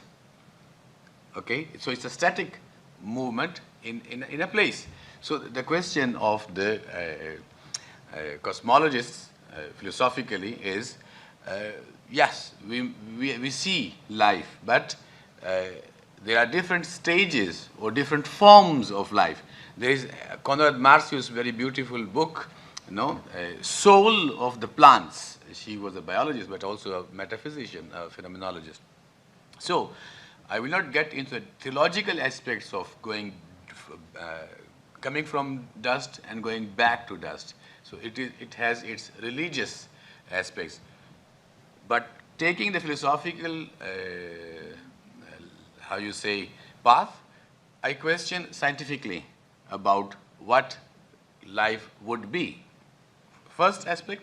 And second, I really thank you actually for proposing an opening in the third millennium for Islamic philosophy. It is very courageous on your side. And entering into discussions. You spoke about meta-legal norms which determine the right and responsibilities of lawmakers and subjects of law. So here again, you see phenomenology and eco-phenomenology. So phenomenology as Husserl, Edelstein, Konrad Marcius, Gerda Walter, Max Scheler, all of them together sustain that perspective. And in that sense, I would say also John Paul II, as philosopher, phenomenologist, I mean. And at the same time, so in that sense, Karl Wojtyla, no? But in that direction, it's not so easy, and you used a word in its Shariatic term, and that is fatwa. We hear so much abuse of this word and this legal procedure. So the beauty that I find is that opening that you pave metaphysically and hermeneutically to help Islam or help Islamic philosophy to face the new world of third millennium. So in that sense, I don't know if the ladies accompanying the professor have to say something, but it would be interesting, just like with two ladies, we had one from Egypt and the other from Azerbaijan, Islamic perspective. But even if you are not philosopher, but as a woman, if you have to say something, and it would be interesting because law, society, relates to each human being. And I would say, Socratically, we all would be philosopher because there is something of truth in each human being, men and women all together. Okay, can I? Yes, please. Thank you for your excellent comments from both our chairwoman and our scholar. Speaking about Mullah Sadra, I do understand and I totally agree with you that there is within the history of knowledge, like who has been the first one, who has innovated this, for example, theory. Speaking about the unity of the knower, the knowledge, the knower and the knowledge. I had discussion with some of the figures of the Mullah Sadra Society, and they insisted Mullah Sadra is the first one. I said, no, by the Greek philosopher, you will find someone who's known like before 4 years. He was the first one who has mentioned this in his work for 4 years, has mentioned that. But yes, if you talk about the argument in details and with consistency, explaining a whole systematic school, yes, Mullah Sadra was the one who has brought them together. That's a more advanced, and I totally agree with you. So sometimes we claim something, but we have to be very sure, like you say, he is the first one who has initiated that. No, we all learn from each other. We are basing our knowledge on others. We do not come from our mother's womb, to be equipped for everything. We are basing our knowledge on others, and we build on, and that's how the civilizations develop and improve and get, progress. Speaking about, and I am grateful for your interesting remarks, and would love one day to go and visit Riga, inshallah, which is an excellent, nice city. Speaking about life, and that's a good point. life is all within even philosophical system. There is a life there, and even by Islamic interpretation, you're right. But I was here specifically relating that to the green life. And what we are facing now is the global warming and the problem with the carbon cycle, and this is all to be managed through having that green life.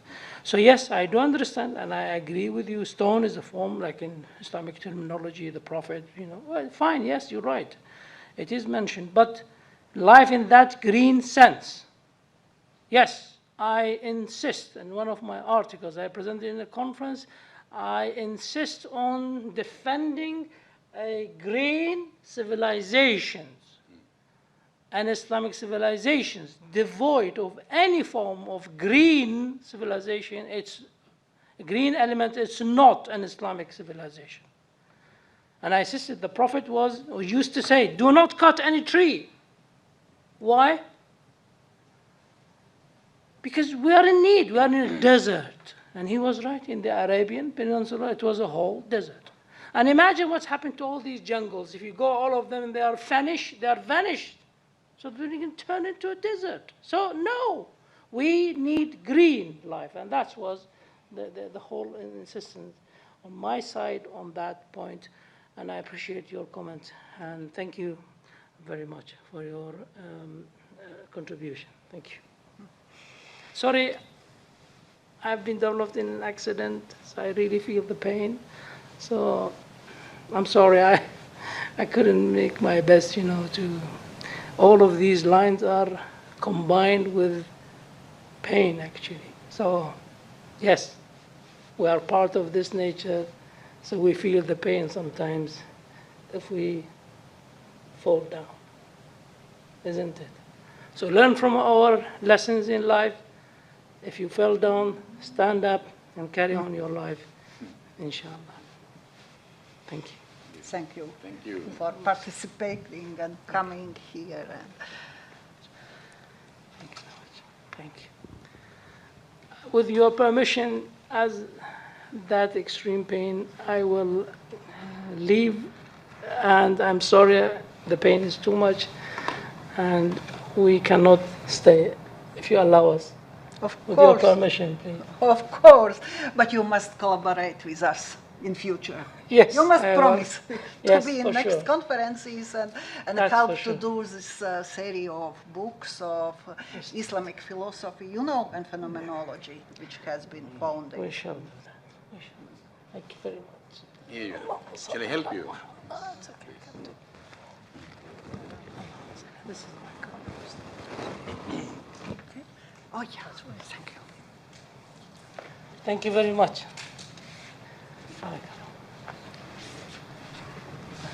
Yeah.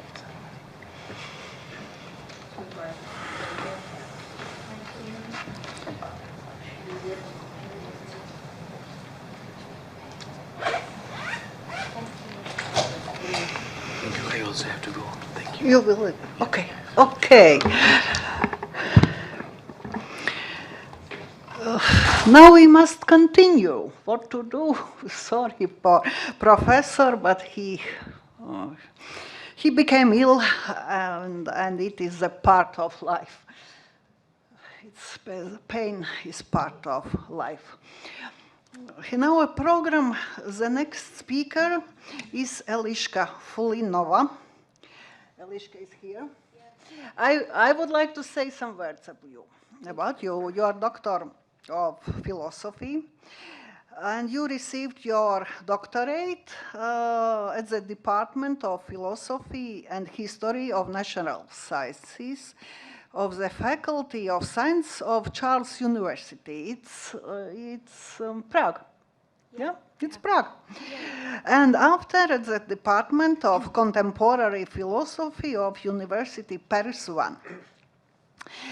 You work in the field of phenomenology, focusing in particular on the problem of space and spatiality as ontological determinants of living and non-living entities. It is a central problem of eco-phenomenology, as you show today. At the Center for Theoretical Study, you are part of an interdisciplinary team working on the concept of the Anthropocene, and it is the title of your speech today. You are also interested in ancient philosophy, has long-standing interests in Greek archaic thought, and published a monograph on Hesiod's cosmology. And you are now working and finishing a book dedicated to Aristotle's biology. When the book will be ready, please send information to us. It is on the top now for us. Yeah, thank you, thank you. I hope it will be done before the end of this year, so it's already in print, I hope. Let's be in contact with the conference participants. Thank you, Yeah. thank you. Now the floor is yours. Okay, thank you very much. Just may I ask for the thing of the slides to... Yes, yeah. Thank you very much.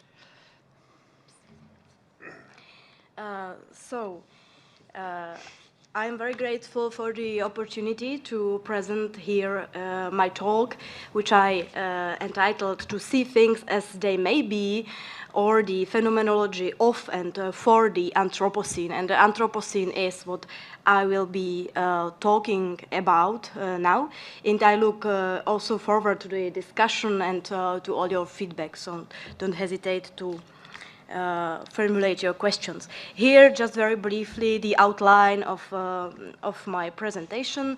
First, I will explain what I mean by the concept of the Anthropocene, what is it good for. Then I will move to the question of what are the relations between Anthropocene, the concept of Anthropocene, and the phenomenology. And then I will concentrate myself directly on Gaston Bachelard and his phenomenology of creative imaginations, because we are here to talk about the imagination, so I have chosen Bachelard to tell something about his conception I find extremely interesting.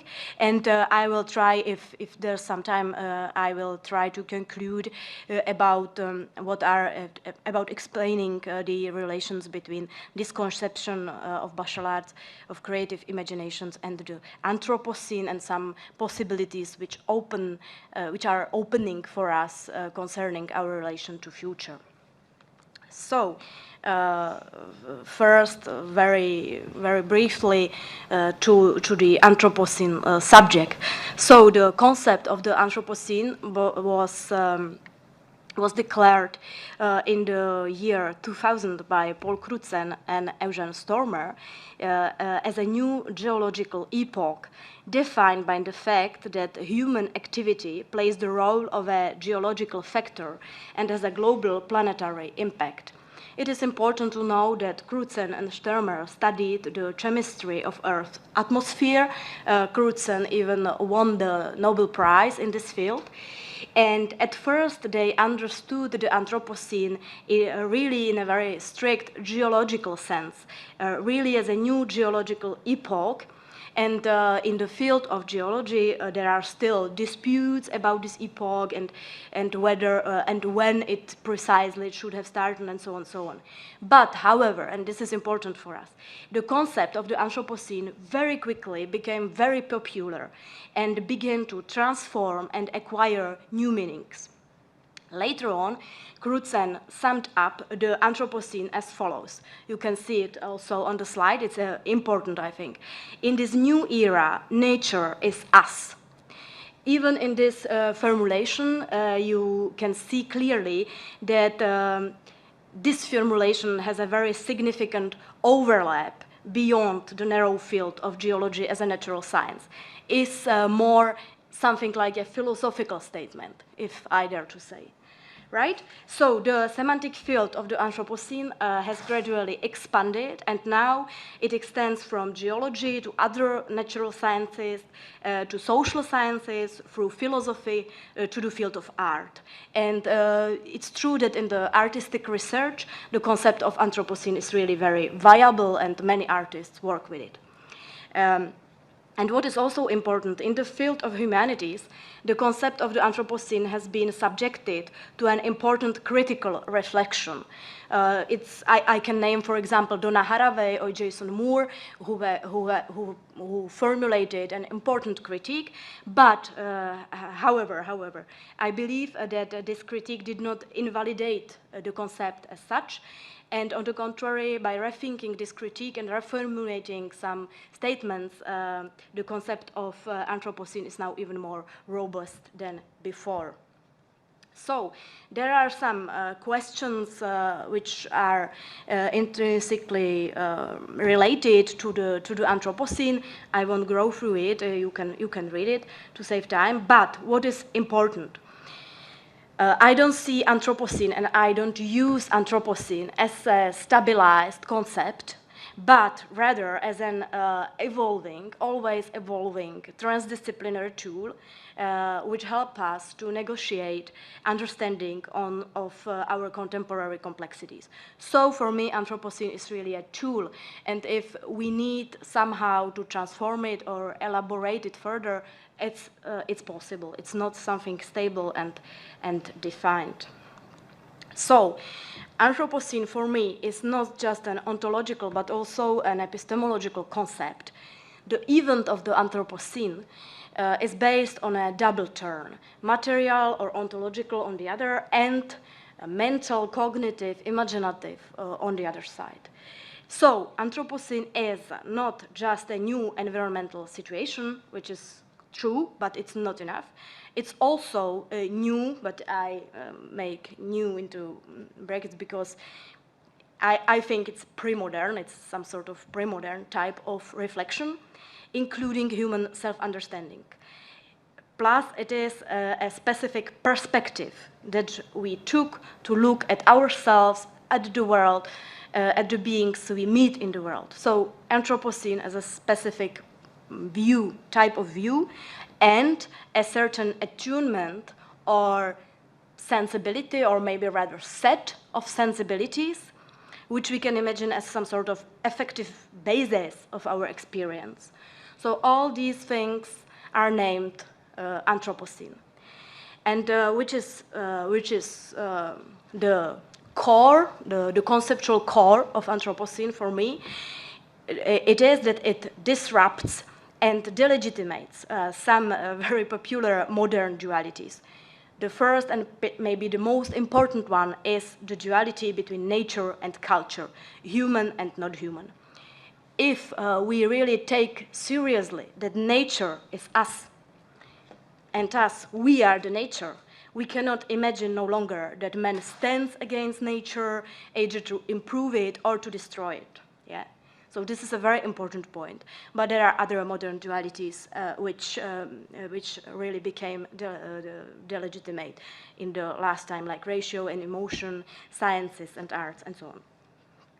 So now to the question of how phenomenology relates to the concept of Anthropocene. I follow Reno Barbaras on the point that phenomenology is defined as or could be taken as a philosophy which operates on the basic ground given by the phenomenological correlation in the technical sense of the term. Correlation is a name for a twofold situation. On one hand, the reality is given to me on the ground of my own experience.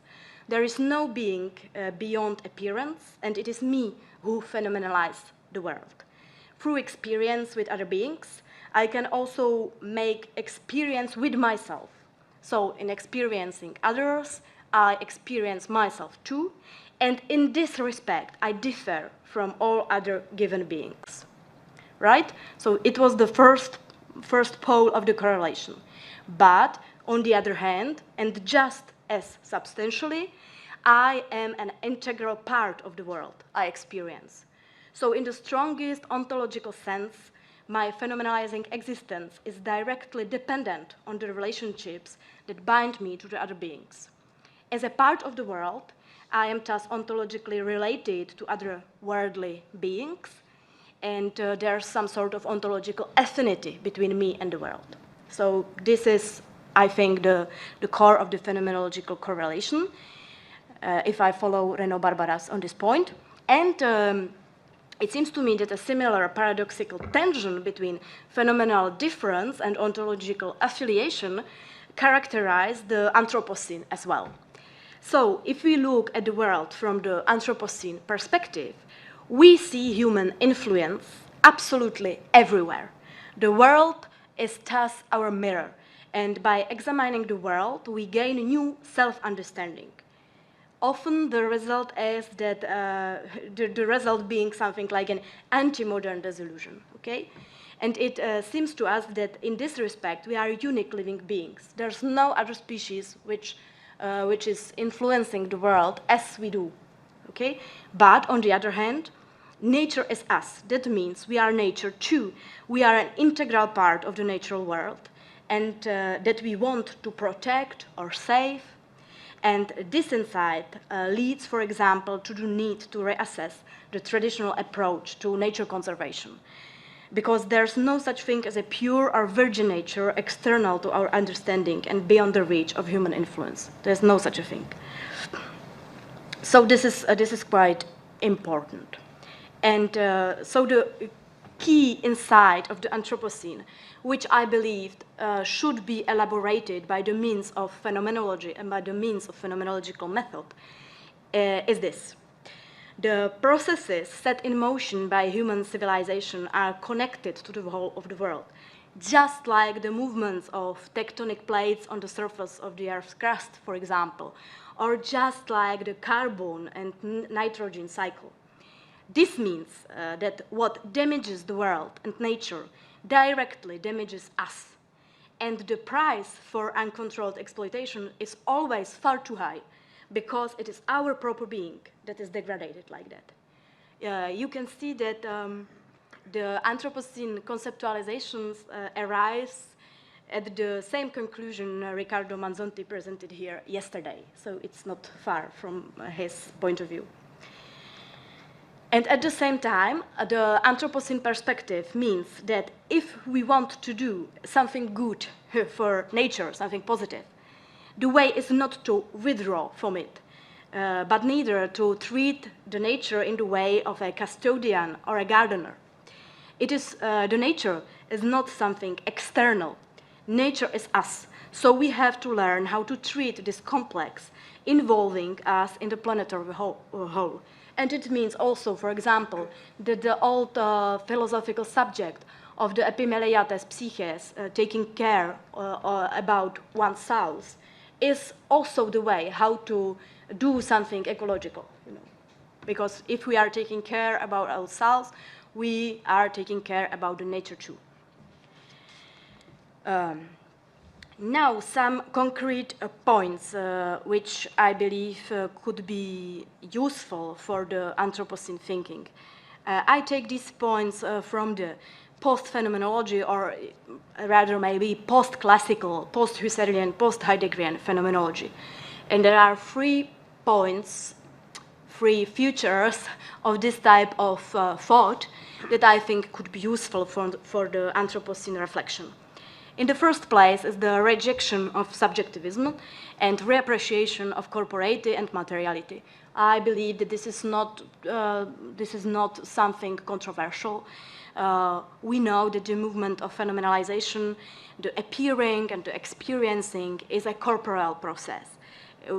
Process not possible without our bodily existence, but at the same time, this phenomenalizing body I am, which integrates me into the world and which phenomenalizes the world, cannot be understood by some naturalizing reduction and so on. You all know that very well, I believe, and I don't think this is much controversial. The second point maybe is a bit more controversial. And I believe that in post-phenomenological thinking, we can find some contesting of the ontological egocentrism, some tentatives to acknowledge the non-hierarchical relations, reciprocity, mutual dependencies, mutual conditioning, and so on and so on. But this for phenomenology could be more difficult to do because the egocentrism, some sort of egocentrism is typical for some sort of phenomenological thinkers, but I believe it's not necessary. Yeah. And I think that we can formulate it, for example, like that to understand our being in the world, we should start with we instead of me, the ego or the self. We should take into account that the possibilities Heidegger called my possibilities are not only my possibilities, but our possibilities, possibilities of the communio we are living in, and that the proper meaning of existence, of my existence, is coexistence. And to really take this very, very seriously and start from these points. So this is the second point, and this one is the third one. So, and it goes hand in hand with the second. I think it is necessary for the phenomenology or post-phenomenology to overcome the anthropocentrism. This point, I think, is absolutely crucial. If we want to stand by the Anthropocene challenges, this is what has to be done. We cannot treat non-human others in a deficient mode, starting from our human existence, but as ontological partners. We are co-creating our world together. So it leads us to mutual environmental relations and, of course, in the direction of post-humanism.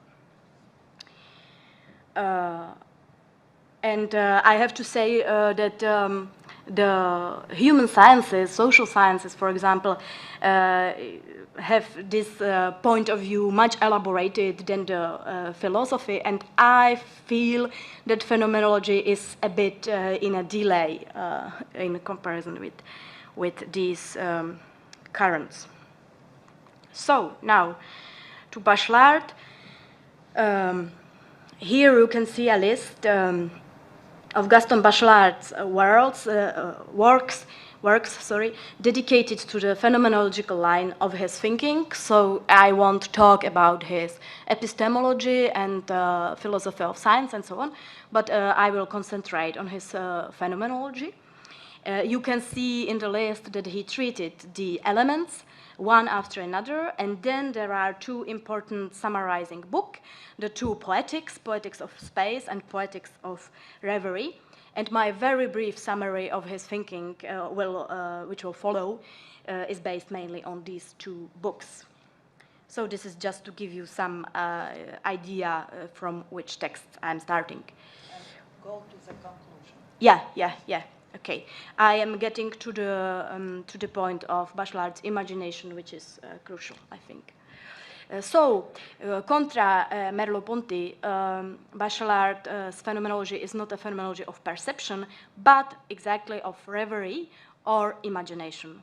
He starts from poetic images, and for him, imagination is not a capacity that would detach us from the real world.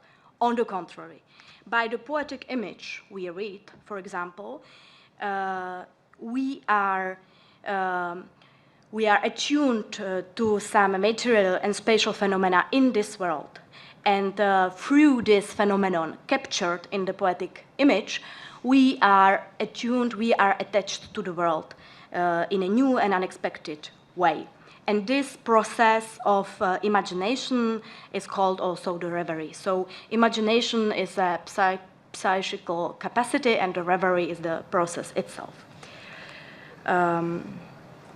Bachelard also differs from Heidegger, and what he elaborates is not a phenomenology of facticity, thoroughness of existence, and so on, but of well-being. So it's very close to Jan Patočka's first movement of existence, for example, if you know it. And what's important for him is really the intimate union between us and the world conceived as our home, which accepts and nourishes us. And this goes hand in hand with his conception of childhood. Childhood for Bachelard is not a period of life, but it's an existential dimension of all human beings. It's some sort of impersonal vital source of being as becoming, reservoir of possibilities. And you can see in the last sentence the most important point.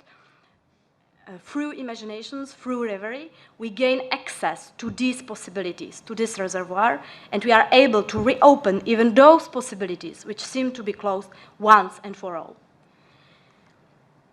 So, here is the basis for for Bachelard's conception of creative imagination. Imagination revives something like a child experience of the world and in a sort brings back to childhood the dreaming person himself, and as such it has an immense transformative potential, which is exactly what is needed in the era of the Anthropocene. As I have told you already, imagination doesn't take us beyond the boundaries of reality, but by reactualization of the field of possibilities, it breaks through and eventually moves the boundaries of reality. So it really is based on the conception of possibility, which is very close to the Greek conception of dynamis, potency. And imagination is creative insofar as it recreates the world and the dreaming self. It reopens the future in its dimension of novelty, of unpredictability. And this is absolutely important, that by reviewing the childhood as an existential dimension, the future is opening before us. So this is the major point. I will skip this, and I will end with this thing. So for me, the Anthropocene message is that human beings are not some supervillains, not some super engineers corrupting or repairing the world from the outside as a machine. Human activity is naturally inscribed in the natural world, co-creating this world together with our many non-human companions. Our relation to future can be reduced to the sum of problems to which we have to find solutions. Many futures and many possible future worlds emerge from the process of imagination. These future worlds, possible future worlds, are the basis for our predictions, but what rests unknown and principally unpredictable is the fact which one of these possible future worlds will really actualize into a new present. This is something we don't know and we couldn't know. The fundamental challenge of the Anthropocene is this: to accept unpredictability and to create new possible worlds in an imaginative dialogue with other beings and the world to which we integrally belong. Only such a world can be, I believe, as Heraclitus took it to be, one and the same for all. I will end here. Thank you for your attention.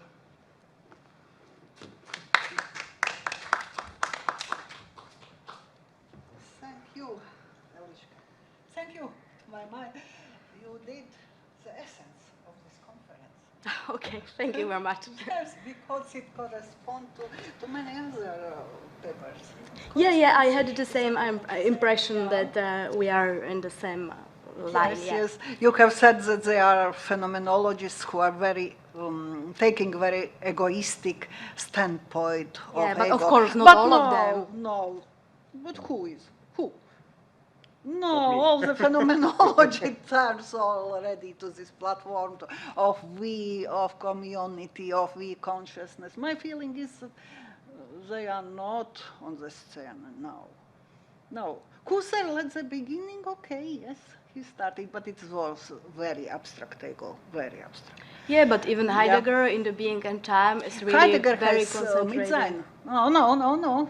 No, but he really concentrated himself on the possibilities which are my possibilities. This is something he doesn't stop to repeat.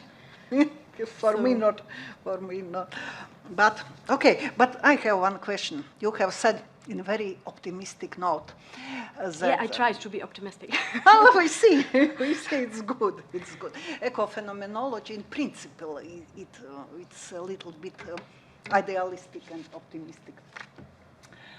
But you have said that part of the living world, which is not ours as human beings, but other part of living world, they are our partners. But I started to think here, for example, wolves or bear who wants to eat you or me or him. How you can imagine such a dangerous animals as partners? They are not partners. And the next, okay, we can do something with such bears.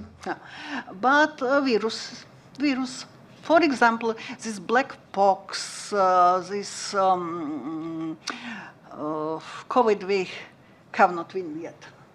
But black pox, poliomyelitis, such viruses, bacteria, our idea is to kill them forever. Forever. They are not partners. Not at all. I understand what you mean. So for the viruses, it's a bit different because I don't believe viruses are alive. But this is another question. They are alive. For example, for the bacteria, maybe it can be explained on the bacteria. Many millions years ago, there was a huge ecological calamity of really planetary impact, which the reason of which were the bacteria. The bacteria caused them because they were producing by their metabolism so much oxygen that the whole for the biosphere at that time, the oxygen was extremely toxic. So at a point where there were enough oxygen, the majority of the biosphere were dead, and the rest had to change completely their metabolism to survive in that new world. And this is what I mean by the fact that the other beings, the other alive beings, are our partners. That not that we are friends, but that we are really co-creating the world together. They are our environment, and we are their environment. There's really some sort of mutuality. For example, I have colleagues which I don't like, and maybe who don't like me, but it doesn't mean that they are not my colleagues. You know, we have to deal even with these animosities, even with these problems we had. It's like we and the wolves, for example, we and the bears, which is the question which is very important in the movement of rewildering now. The wolves are returning into our nature, and it's a problematic thing. Because they are killing the sheep, they are endangering. So, but this is exactly they have the right to be there, and this is what I called by the word partners. They are also the right to be there, even if they endanger us. We cannot decide to kill all the wolves on the planet just because wolves, we are endangered by it. But dangerous species who are absolutely against and who are interested. So I don't believe us to kill. Yeah, so I don't believe we have the right to do this. I don't think we have the right to do this. Yeah, please. Yeah, that's the ego's service. What gives humans the right to be the be-all and end-all or the final deciders? Exactly. Are we the creators? Yeah, exactly. That's the point. We don't have the right to decide who has the right to live and to survive and who doesn't. We don't have that right, I believe.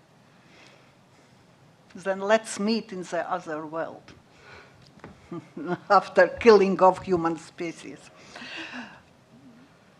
Okay, more questions. Yeah, more questions. And Francesco, you after, okay?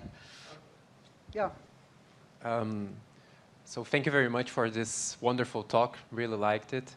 I have a question. The first thing is I really like the way you organized taking as a point of departure the sentence from Crutzen, nature is us. And that's a great insight. And my question is on the relation of this sentence to the phenomenological movement.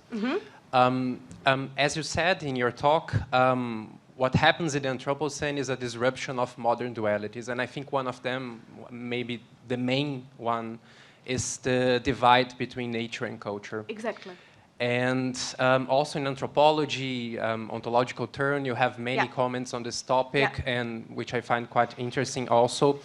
And to me, it seems that there is a resonance in phenomenology about this divide, even though there are certain ambiguities still in this tradition. So for instance, Husserl speaks in the Cartesian Meditations about intersubjective nature, which is quite an interesting insight. So my question would be, how do you see, do you see a way of overcoming or problematizing this kind of divide inside the phenomenological tradition? How do you see this kind of divide between nature and culture? Yeah. Thank you for that excellent question. That's exactly the important point. Thank you very much for that question. Yeah, I can see even in the phenomenological current, in the phenomenological philosophy, some tentatives or some attempts to overcome this duality. One of these attempts which come to my mind is, for example, late Merleau-Ponty and his conception of la chair du monde, the universal materiality or bodily existence of the world, which includes me. So this is one tentative. But for me personally, this is not a judgment or some sort of evaluation, general evaluation. For me, maybe the most impressive tentative in this direction is Jan Patočka. Jan Patočka and late Patočka and his conception of the movements of existence, or movement of existence, and his project of asubjective phenomenology. For me, personally, this is maybe the strongest, one of the most inspirative thinkers exactly on this point. There's, for example, his very beautiful text named Space and Its Problematics, where he starts with the duality me and you. And at the center, at the phenomenal center of the world, is not me, but the couple, me and you, the relation between me and you.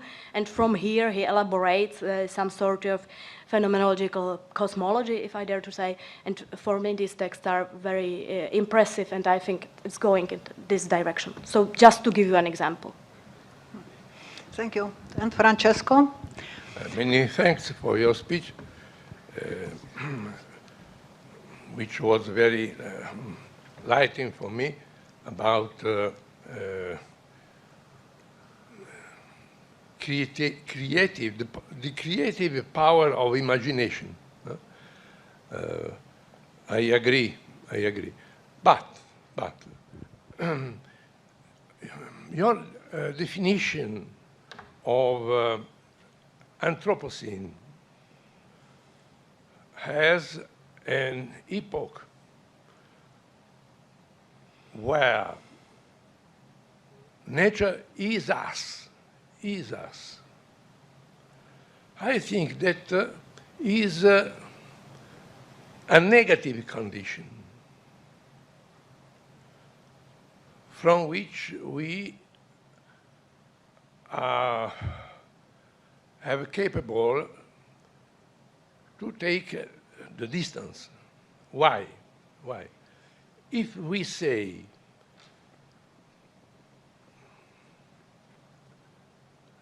nature is us, that means that we can appropriate nature for our interests. So nature can become a prosthesis of mankind. I think that there is another way to think the relationship between mankind and nature. And this other way, precisely, can consist in thinking the otherness of nature. in comparison with mankind. Because if we recognize the otherness of nature, we can respect nature as something who can have proper rights.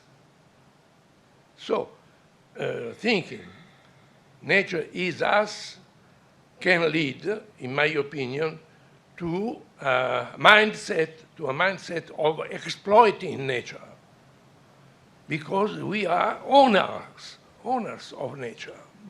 So, a better way, in my opinion, is to think that nature is other. And for this reason, we can't become the owner, and we can't exploit nature only for our interests. Thank you for your comment. It helps me to clarify some points. If I defined Anthropocene as some sort of era when we become the more and more aware that nature is us, I don't think it's a way to some sort of exploit the nature. On the contrary, if we take it really seriously, nature is us. It's really something like we are our bodies. Is that supposed to mean that we are able to exploit our bodies? Not, of course not. On the contrary. If I am my body, it means that I have to take care of it, because it's me. It's not something different from me. It's me. It's my being. My being realized by my body. And it's exactly the same conceptual point with the nature, I think. We are the nature. Our being really realized in the nature, in the state of the world, and so on. So, of course, we have to take care of it because it's a part of our being. If we exploit, if we corrupt the nature, we corrupt ourselves. We diminish our own being. The exploitation, all these bad things we do to nature, finally, we are doing it to ourselves. It's our being which is the more and more, degraded. And this is what I think is evident now, that our being is really sort of degraded by these things we have done to the nature. This is what I think is visible. Well, yeah.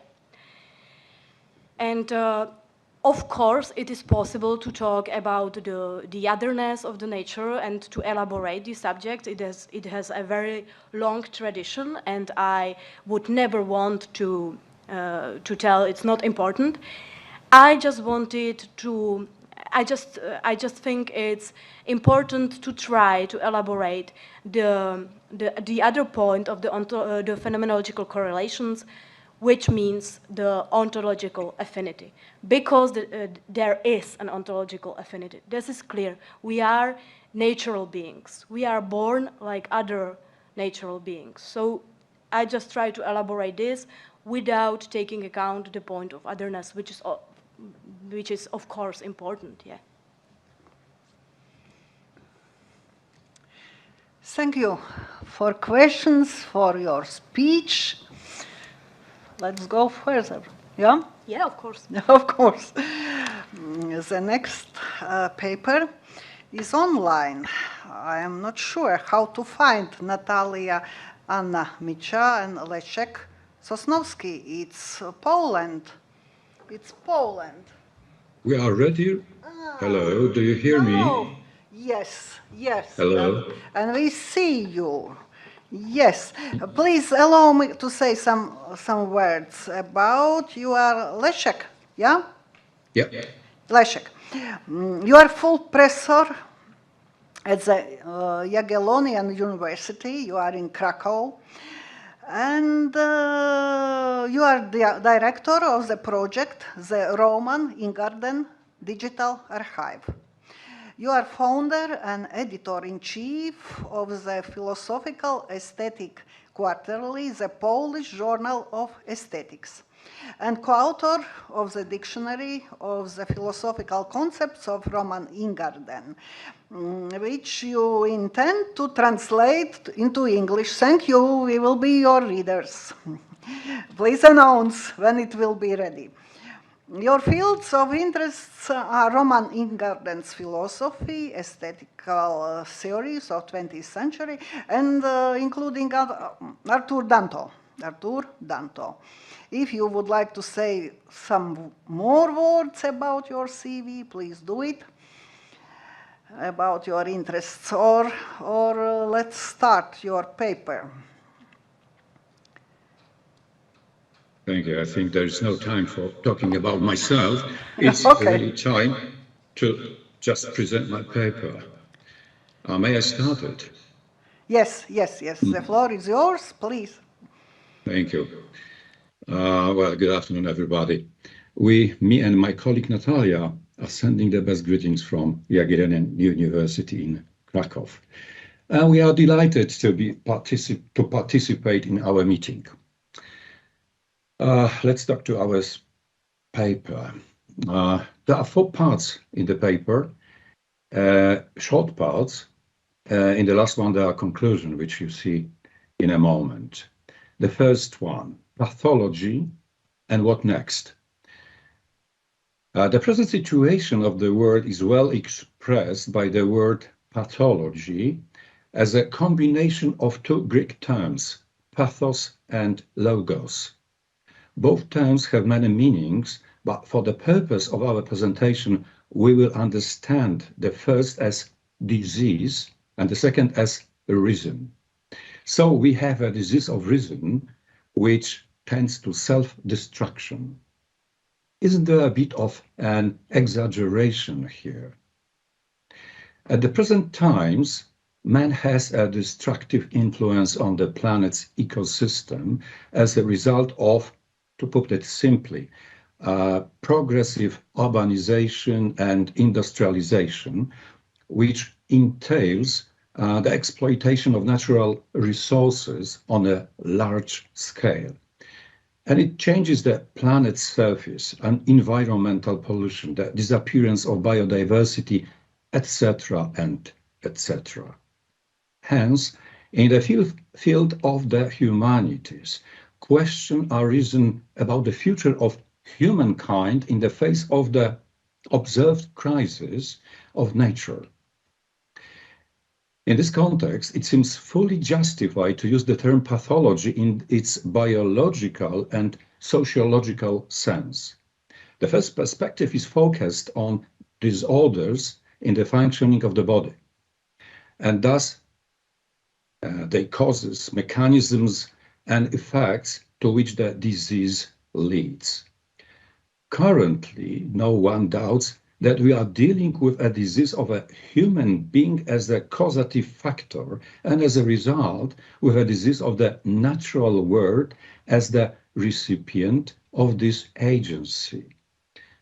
It seemed for a long enough time that the natural world would absorb the effects of these changes without any consequences, soothing minds and consciences. In the last century, however, it has emerged that the word's resilience has its limits, and that the limits have been drastically exceeded. Is this pathology not objectionable? In response to this situation, scientists of various fields propose different kinds of dystopias as a form of warning against the threat of human life on Earth. The liberal reason is still the dominant force in human activities. Despite the appeals of scientists, despite the mass protest of people in different countries, and despite articles or documentaries on this problem, this man, in the name of broadly understood production and profits, remain a relentless skeptic, which de facto means a mindless man. This ideology of success means chasing new products, just for example, 2.0, 5.0, or n.0. The novelty has become an indicator of the status success, and the novelty is the production unleashed into a carousel that no one controls anymore, and which is about to disintegrate a result of centrifugal forces. The transition from modernism to postmodernism in the humanities and social sciences did not entail a change in technological thinking and technological action. In other words, the undermining of the Enlightenment narrative of steady, undisturbed progress, despite the facts indicated above, has not occurred in the minds of the business technocrats who still pursue technological development. At this point, it is worth recalling the views of Edmund Husserl, who on May 7th, 1935, gave a lecture in Vienna, important for European philosophy and culture, entitled The Crisis of European Humanity and Philosophy.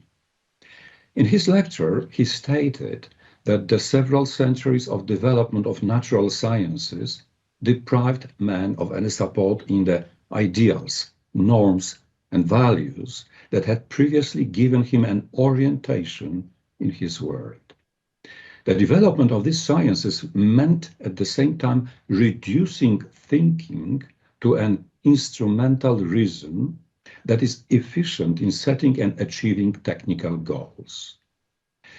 Well, this reason, however, is helpless in the non-technical, humanistic dimension, as it cannot provide existential support to man and reveal the values and meaning of life. Husserl postulated a return to a spiritual experience that would be able to overcome this crisis, to ultimately overcome naturalism, which is connected with this crisis. The view of Husserl was summed up by Max Horkheimer in this lecture on responsibility and studies as follows. Technology takes possession of not only human bodies, but souls as well. The pragmatic reason is still the dominant force in the actions of contemporary man. This reason is based on philosophical naturalism in its ontological and methodological aspect. An obvious consequence is also the cultural naturalism of the present times, together with its axiological relativism. Husserl's warning sounds even more forceful today as the crisis has found terrifying confirmation. How to understand this concept? Let me talk a bit about the concept of crisis. The concept of crisis is derived from the Greek word krino, which has two forms: to divide, choose, decide, judge, and in the passive form to measure, argue, fight with something. Thus, understood crisis meant a final, irrevocable solution. So we are facing an alternative here: success or failure, law or lawlessness, salvation or damnation, life or death. There is no mediation here, no possibility of revision. This is how the concept was understood in ancient Greece in case of Thucydides, Hippocrates, Aristotle, and finally God's judgment since the New Testament. But the contemporary German historian Reinhard Koselleck argues that the crisis is one of the fundamental historical concepts. He proposed that, that's a quotation, the concept of crisis should be linked with the temporal structure of history and thus understood as a quasi-pathological relationship between experience and expectation. Crisis, in his opinion, arises where the revolutionary rejection of tradition narrows experience and where expectation becomes utopia. End of quotation. This quote reveals important meanings for the contemporary man who experiences the rejection of tradition and consequently a one-sided, one-faceted experience of the world and himself as a part of it. This future-oriented man is all awaiting a self-fulfilling prophecy of a better life, despite facts to be the contrary. These facts directly say that man is under the compulsion to judge and act in the situation when time is pressing, and yet he chooses passivity, waiting for the fulfillment of the utopia of civilization. Koselleck placed an epochal turning point in the middle of the 18th century, arguing that in those times European societies had reached a point of transition, the turning point of modernity, as he said, Sattelzeiten. This concept belongs to the concept topoi and in this case expresses the moment of fundamental transformation of the meaning of classic topoi. The historian distinguished the phenomena characteristic of that time: dynamization of changes, temporalization of the experienced world, treating the future as an object of our development, the resulting simultaneity of what is not simultaneous, as well as progressive pluralism and multiplicity of perspectives. From the moment on, man's horizon of expectation was increasingly cut off from his space of experience. It was the beginning of changes that led to the redefinition of all the categories that had been in force so far. The basis for them was the development of modern sciences, which led to a change in understanding of the world, which had shrunk as a result of the development of communication technology. This situation made all forces ubiquitous and equivalent and entailed a change in our understanding of ourselves in this world. Let us summarize here by saying that the crisis is connected on the one hand with the rejection of tradition and its wisdom, which is tantamount to turning back from the past and which means replacing humanistic myths with the pragmatic knowledge of the present. On the other hand, it signifies a turn to a future that is unknown, which results in the creation of technical or technological myth. Well, there is a third part, a failure of ideological movement. Social movements that emerged in the Western world in the second half of the 20th century, such as ecology, the era of Aquarius, the New Age, the idea of Gaia, were an attempt to counter the pragmatist and technicist visions of man and his future. All these movements expressed all humanistic myth, hoping to counterbalance the myth of the constant development of modernity. However, hopes turned out to be in vain. It did not help to shape the minds and consciences of all citizens of the world by expressing the same thought with different forces and in different ways. We have a crisis that affects the lives of many species of animals. Moreover, the life of nature as a whole, or life on Earth in general. The demands of these movements were the protection of the environment, the creation of ecosystems, the control of nuclear energy, discovery of and development of sources of energy that are harmless to life and also which can be considered a fundamental point to changing the prevailing worldview with the overriding role of reason and consequently to limit the naturalistic view of the world. However, the proposed myth turned out to be unattractive to people who lost their independence of understanding and critical thinking. Ecologism presented positive visions of the human-nature relationship.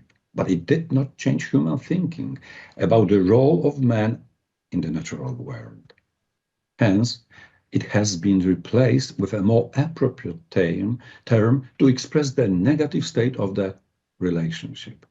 Paul Crutzen proposed the term Anthropocene, where man is understood as a geological factor and thus influences the environment on a global scale. Despite the differences in the initial dating of the period, academics agree on one thing. The man of the Anthropocene has disturbed environmental balance to such an extent that it threatens to destroy the foundation of his existence. And the last part, imagination and ecocene. In front of such a man who works with facts based on the ideology of success, stand silent, animate and inanimate nature. Silence is not a speech, it does not interact, and therefore does not defend itself. The silence has to be interpreted by the active factor. Today, the man of the ecocene, by which I mean the epoch of a new type of man's relationship with nature, must speak on behalf of nature. The ecocene man is characterized by awakened imagination and awareness of the laws of nature and his duties towards the nature. Undoubtedly, one can and should speak of the laws of nature, both animate and inanimate. It is necessary to move from the laws of nature, understood physically, to the level of laws of nature understood ecosenologically. It is clear that it's not about the individual or even group acceptance. The size of the changes and damages requires the highest and the broadest level of action. For example, those of the United Nations.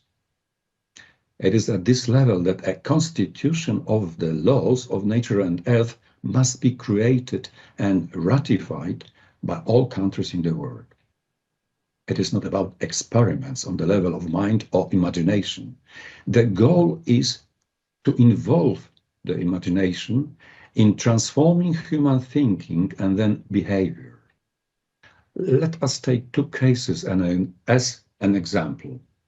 The first one concerns on Israel's startup, Redefine Meat, which sells a plant-based whole cuts of beef. The 3D printed beef substitute was rolled out in Israel, Germany, the Netherlands, and the United Kingdom. The meat produced from plant is a result of a highly advanced technological process. The second, somehow different example concerns a river in New Zealand named Wanagui River. The river is of special and spiritual importance, a special treasure for Maori. The Wanagui River claim is heralded as the longest running legal case in New Zealand history, with petitions and court actions in the 1930s. On 30 August 2012, agreement was reached that entitled the Wanagui River to a legal identity, a first in the world.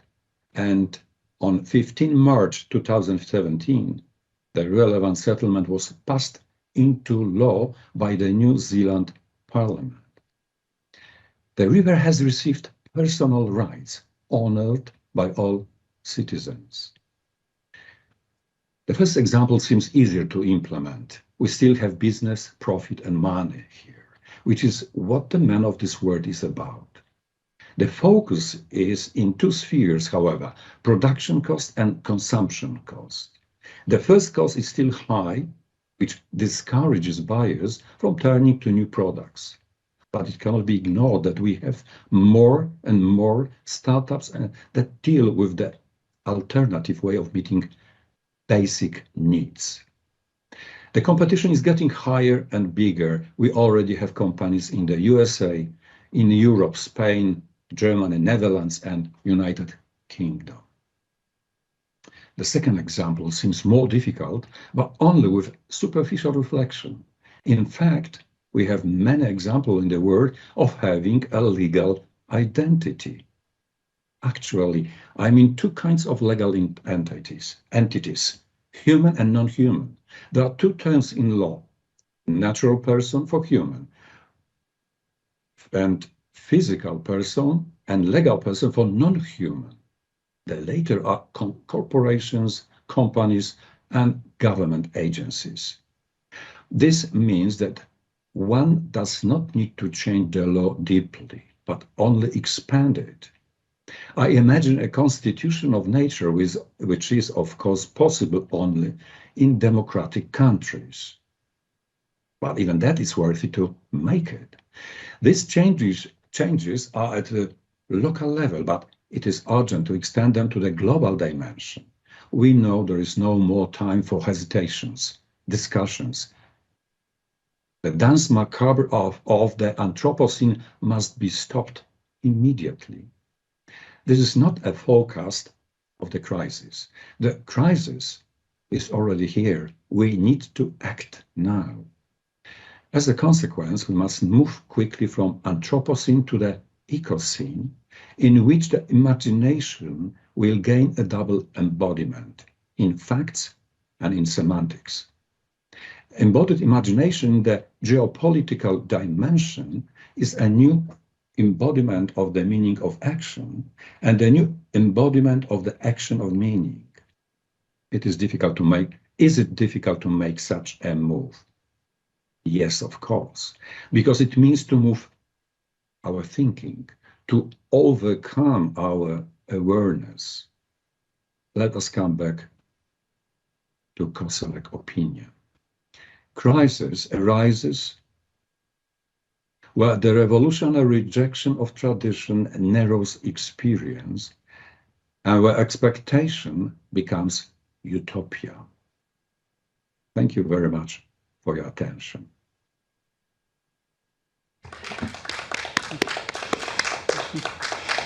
Thank you, Leszek. Thank you. It was very interesting paper with new ideas, Who wants to deal with some questions or comments or if I can.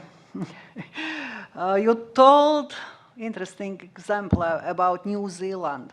We know this country as a democratic country with great success when they borrowed against COVID. And about this river, the rights of river as a legal subject. Okay. But it is not so easy. Let's think, for example, there is going a war in Ukraine. Can we do the legal subject of river Dnieper, you know? Dnieper, Kherson now. It's much more serious than return for New Zealand river, such legal subject. How we can use it in it's not crisis situation, it's war situation. How we can use such applying of legal subjects? It's possible. Yeah. I haven't told that it's easy and in a fast way to make the changes, but we have a perspective of the deep crisis, and this crisis means that we have just in front of us the wall of such a big pollution which can destroy the life in the earth. When you talk about the Watanuki River in New Zealand, just imagine that if I'm correct, they started to change the situation in 1870. There was something, the second part of the 19th century to change the situation of the river. And it took them almost 150 years. But there was completely different situation at the end of 19th century and today situation. We are facing disaster, not danger, but disaster. We are facing simply death. When you talk about the Ukraine, My goodness. Well, we see simply, you know, the same. I have, you know, the echo. We see the very terrible things, which I, you know, learned. I was taught about the situation in Second War, and I'm really shocked that in the 21st century we can face the same situation, killing, murdering, raping, and so on. In name of what? I would ask anybody who can just, well, not protect, but is together with Putin. What can we say about the people who were just destroyed their homes, their lands, and they just perspective of life? We need time. No, there's no enough time to think it over. We need to just stop the change right now.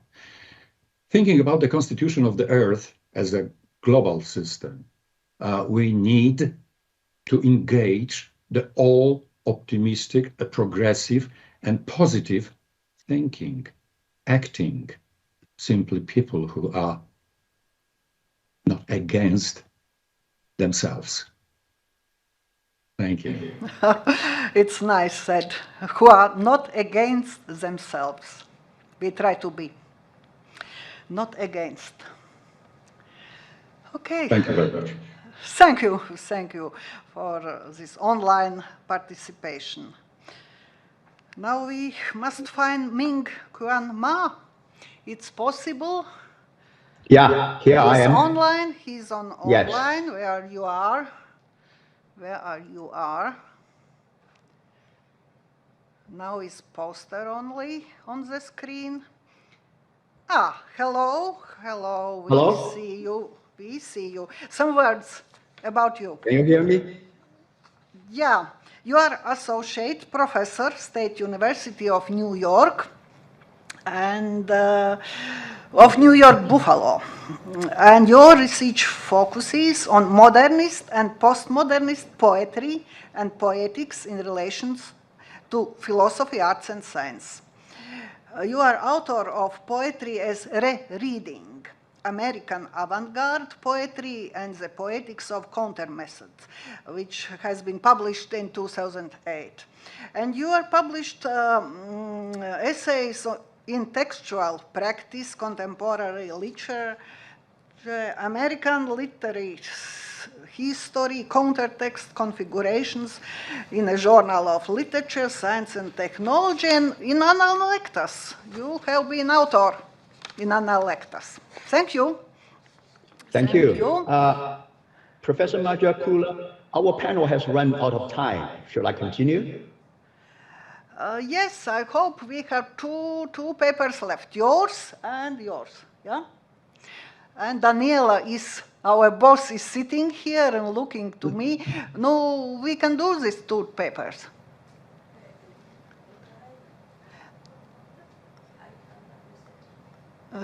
Let's start. Okay, thank you. In a 1983 essay titled An Outline of a Theory of Imagination, Jürgen Klein, Vera Dam, and Angelica Gabler bring to the forefront, albeit inadvertently, an understanding of substantiality predicated upon the nature of imagination as an anthropomorphic projection into the world, and the function of imagination as an empathetic appropriation of the world. Underlining their position are two interrelated theories of imagination. Mary Warnock's two basic elements of imagination, which are the impression, idea, relation compound, and the memory, and Hume's three principles of resemblance, contiguity, and causal connection. From this perspective, they argue, quote, imagination functions as a subjective guarantee for the continuity of natural processes in the outer world, unquote. Understanding continuity as synonymous with sustainability, they explain it further as follows, quote, within epistemology as well as in aesthetics, imagination is the only faculty which provides us with the belief into the continual existence of objects in the outer world. Connections between phenomena and concepts are established by imagination. Thus, imagination also guarantees the belief in the continual existence of phenomena and the processes in the world. For this function of imagination, it is not necessary that the objects or phenomena from the outer world exist when the faculty of imagination is at work. The imagination consequently completes the uniformity of impressions by keeping up continuity, unquote. It follows that this continuity or sustainability is, as such, achieved through imagination as an operation of reduction. Quote, the continual conceptions which are made possible by the imagination have their foundation in the neglect of numerical and qualitative single impressions in favor of identical conceptions of objects. The uniformity of impressions is explained by imagination as the identity of objects. This uniformity thus makes the continuity possible, unquote, as they have pointed out unambiguously. In this sense, imagination is conceived of as a faculty of intuitive, visual, conceptual, and mental transformation, which, proceeding from the subjective intention, works by equating the present with the future by virtue of conceptions of continuity, which circumscribes the egocentric frame of reference as the horizon. In other words, predicated upon the tripartite co-intending structure of intuition, horizon, and I, imagination presents itself as the reduction of the multiplicity of eco-phenomena to the phenomenon imagined, that is, to eco-phenomenon conceptualized in terms of the ideal adequation of imagination to intention. Hence, the belief into the continuity or sustainability of a future. Such being the case, a question needs to be raised. That is, could there be a different kind of imagination? An imagination that is non-projective, non-empathetic, non-anthropomorphic? Or, what amounts to saying the same thing, could there be an imagination that is non-reductive, one that engages eco-phenomena on the basis of what alone and originarily constitutes their unconditional and unconditioned continuity or sustainability as such, one that embraces what lies outside the circumference of the imaginable? Could there be, that is, an imagination that imagines the unimaginable, and how does that imagination work? As already amply evidenced at scales ranging from the nanological to the cosmological, what constitutes the ultimate sustainability of futurity is precisely the unimaginable, which is specifically the invisible. That which is invisible is that which evades and resists its reduction to phenomenological visibility and imaginative possibility. As Jean-Luc Marion argues in his theorization of the third reduction against Husserl's transcendental reduction and Heidegger's existential reduction to the givenness of a phenomenon themselves, the invisibility of phenomena results from the absolutely unconditional and unconditioned givenness of the phenomena, which lie outside the horizon, and which give themselves, by themselves, and for themselves, starting from themselves alone. Moreover, this invisible does not mean absence of phenomena. On the contrary, it is the excessiveness, the superabundance, the saturatedness of a phenomena over and beyond intention, concept, and conceptualization. Marion summarizes the four properties of the saturated phenomena as, quote, invisible according to quantity, unbearable according to quality, absolute according to relation, irregardable according to modality, unquote. The saturated phenomena is invisible according to quantity in the sense that it cannot be aimed at, meant, or intended due to its essentially unforeseeable character. It is unbearable according to quality in that it defies intuition that would fix a degree of reality for the object by limiting it. It is absolute according to relation because it evades any analogy of experience. And it is irregardable according to modality in the sense that it cannot be gazed at, kept visible under either under the control of the seer or within the limits of a concept. And it is this invisible givenness of saturated phenomena that sustain the world by organizing phenomenality universally without exception. Or, as the eco-artist Robert Smithson puts it, what constitutes the ultimate sustainability of eco-phenomenality is not differentiation, but de-differentiation, not creation, but de-creation, not nature, but denaturalization. That is, not the assimilated or the assimilable, but the unassimilable, not the oceanography, but the oceanic. To the extent that imagination plays a role in envisioning a sustainable future in terms of the visible, it is imperative that the way by which imagination encounters the invisible over and beyond horizon has to be speculated. That is, a different form of imagination has to be rethought, and the structure of imagination has to be changed, which necessitates the engagement with the phenomenology of language that informs the operation of imagination. In their theorization of imagination, Klein, Dam, and Gabler also address the relation between imagination and the language. Situated from a formalist perspective, they acknowledge that imagination works through two modeling systems: natural language as the primary lingual system, whereas literary language as the secondary one. Privileging literary language over natural language, they argue that, quote, imagination supplies creative concretizations of concepts and experience as a phenomena of linguistic availability. Imagination provides a freer referentiality of concepts and linguistic conventions, unquote. Freer, but not free from concepts and linguistic conventions, imagination, conceptualized as such, offers itself as the departure point for speculative thinking. At stake, more specifically, is the linguistic structure of imagination, which has been conventionally conceived of and formulated in the transitive form of imagination of something or imagination for something. For the proposition of or for, in as much as it is directional in trajectory and possessive in function as a form of intending or aiming at something in the Husserlian sense, vanishes the invisible into visibility by delimiting imagination into the ideal adequation of imagination to intention.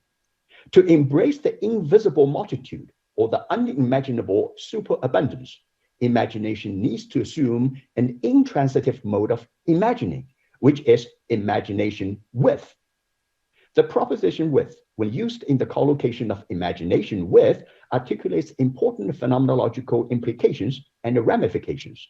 For one thing, this switch of the preposition of to or for to with, small in scale as it seems linguistically, nevertheless alters the co-intending structure of a phenomenological operation. For, as Brian Rodman has pointed out in his study of the lettered self, quote, any change in the way information gets processed and represented inevitably constitutes a change in the cognitive economy of the subject, a difference in psychic architecture, and ultimately of consciousness itself, unquote. Denoting the parallelist and the distributive logic of multiplicities, with, in this light, foregrounds co-presence, simultaneity, and a co-occurrence, which shapes and textualizes consciousness spatially on such terms. Facing spatial distributed constellations of co-present, simultaneous, and co-occurrent ecological phenomena, the subject falls away from a one-dimensional singular consciousness of, one that constitutes an I as the master of imagination, with whom the imagined agrees absolutely if there are to be imaginable. Instead, the subject becomes divided, split into parallel, distributed, co-present consciousnesses with, thus becoming beside itself, as Rodman puts it, which in turn installs an assemblage of different subjects, i.e., I's of the second order, as Marion contends, who are me's as the receiver or witnesses of the possibilities of the imaginable. with consciousness becoming decentered in conceptual focus, multiplied in number, blanketing in coverage, and distributed in location, that is, disrupted, stretched, scattered, and blurred, horizon, which consciousness co-intends, ceases to be what Genesas defines as the structure of determination that pre-delineates the purview within which each and every phenomena becomes imaginable. On the contrary, it becomes, in Smithson's words, submerged and suffocated in an asphyxiation of the invisible and the unimaginable, thus working with an intuitive emptiness without what would otherwise be the inseparable intuitive fullness as given. From this perspective, imagination with is a form of unintending and unintended action, and as such, it is without a referent. Rather, it is an imagination that embraces all as its own imaginative conditions. In this sense, imagination does not occupy an external or a priori position. Instead, it is synchronic with all emerging ecologies of imaginability within which it is situated. And it functions therein not as a representation of selected other, but as an enactment of itself in concert with all. To imagine with the worlds is to imagine with the invisible, the unimaginable, in which lies the ultimate sustainability of humanity, past, present, and future. More importantly, imagination with the worlds is an imagination oriented toward additions to the worlds, not subtractions from or reductions of the worlds. It is, as Bruno Latour so aptly puts it in his comments on Michel Serres' philosophy, the enlightenment without the critique. The enlightenment, i.e., imagining with the invisible without the critique, i.e., without vanishing the invisible into visibility. Thank you.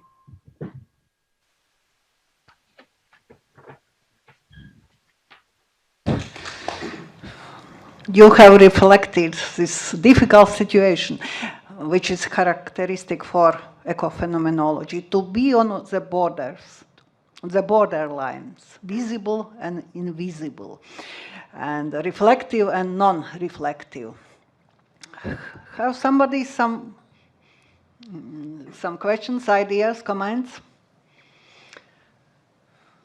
Sorry, I cannot see. I cannot see. Thank you for your speech and your paper. And now I give the floor to Milos Ševčík, who is sitting near me. Some words about you, if you allow. You are associate professor at the Department of Aesthetics, Faculty of Arts, Charles University. You are many here from Prague, as I see, not only you, but 4 of us. 4? Yeah. Oh, many thanks. Many Czechs are here. And you are professor at the University of West Bohemia in Pilsen too. And you deals mainly with the aesthetics of 20th, 21st centuries, focusing on issues of the temporality, of aesthetical experience, of rhythm and virtuality. And what is very interesting is that you also include the theory of comicality. You are authored or co-authored 7 books, including Process and Aesthetics, and Outline of Wyhedian Aesthetics, and of Louis Kazamian's Theory of Humor. It's nice. But your paper is, you will say by yourself, your paper is now the last in our section. It's ecological consequences of Patočkas. Okay, thank you very much, Maya, for introducing me. With respect to time, I will go straight to the point. Today I'd like to offer a few remarks on Jan Patočka's reflections upon the experience of nature and possible role of this experience in life. I dare to say that Jan Patočka's philosophy can, from a certain point of view, be conceived as a persistent meditation on the meaning and importance of negativity in human life. Patočka repeatedly returns to the reflection on the difference between a life that is content with actual given and its transformation, and a life that boldly or heroically ventures to the limits of the actual given, or that goes beyond the sphere of the given and its transformation. In this contribution, I'd like briefly discuss three of Patočka's considerations of this orientation. In the essay Life Balance and Life Amplitude from 1939, Patočka speaks of two different attitudes in life. The first one holds on to the normality, habitualness, and practicality of life. This attitude is opposed by everything too curious, fantastic, and dangerous. It looks at life clearly, positively, and practically. It clearly prefers the day view to the night view of uncertain experimentation, as Patočka says. The other attitude does not close its eyes to the abysses that are birth and death, that is, to the abysses that define the tiny enclave or relatively peaceful life. This attitude takes up the task of carrying the real weight of life. The first mentioned attitude of life corresponds to the life in the enclave. The second mentioned attitude results in the life in the amplitude. One enters the amplitude when one leaves the fascination with the harmony of life and allows oneself to be attracted by a fascinating impression of boundaries. Life in the amplitude is realized in relation to the whole of the world, that is, to that which transcends all limitation and finitude.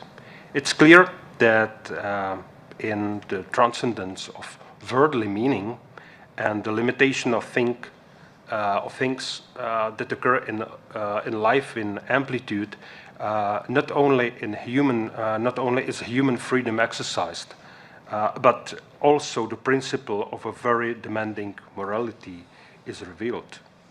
Relation to the whole of the world takes place in spiritual activities such as philosophy, religion, or artistic creation. However, spiritual activities also change our conception of nature. These activities, as extremely sensitive and changing dimensions, have a feedback effect on our conception of the individual natural givens and natural environment in general. On the ground of this reflection, the nature speaks, as Patočka states, to us in a symbolic language through which another world is suggested.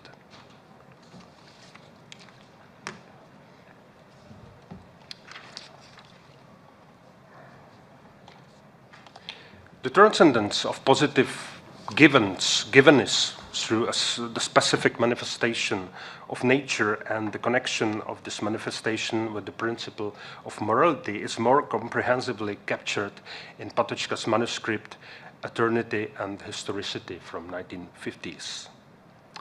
Patočka speaks here on the sources of the indifference of things. On the one hand, such an indifference comes from within, from the emotions of boredom, distaste, and disgust. However, the familiar sphere of life can also weaken in the exterior. In this connection with the source of indifference of things, Patočka speaks on the experience of nature, both organic and inorganic. Everybody knows, Patočka says, tempting spectacle of nature, of immense elements in which we bathe. This attraction of immensity is aged, but always rejuvenating, a reviving experience. We always willingly and even delightfully feel the resorption into it. Patočka speaks here on the attraction of natural range, or rather depth. The walk, the sojourn in nature, the explorer's interest in nature, or the sailor's adventure present different responses to this attraction of nature. The infinite splendor of richness of natural existence is always spread out before us. Patočka emphasizes that from bathing in the splendor springs the freshness that we draw. And yet, in a sense, the splendor seems to testify against us. Doesn't the splendor, in a sense, mean the danger of dissolution in the universe, of annihilation? Bathing in the splendor of nature is accompanied by the symptom of negativity, as a harmonious stone, Patočka says. The natural bath is not totally positive. It is not pure and joyful ecstasy. In nature, we encounter an immensity of determinations and components, and Patočka says, inaudible symphony of imaginary polyphony. Thus, everything here seems to express something. Everything here appears as a manifestation, I quote, manifestation of beauty, the powerful, the subtle, and the sublime, end of quote. And yet, in the simple experience of these natural ecstasies, there is something like bitterness, a kind of emptiness that claims to be expectation. This expectation takes on the form of attraction of nature, that is, a gravitation towards the depth of nature. However, we experience a feeling of a great absence. I offer this very beautiful, I would say, passage from Patočka's text. Quote, "There is a great absence in this presence, often covered by the movement of the ensemble and the detail, but in certain circumstances we feel it powerfully, especially where immensity speaks for itself. Waking up in a dark night when everything merges and we do not even distinguish our own body from the monotonous surroundings that have swallowed everything. When the universe has spread out through everything against which nothing physical stands here, we also plunge into immersibility, but we tense every sense and muscle and strain in vain expectation.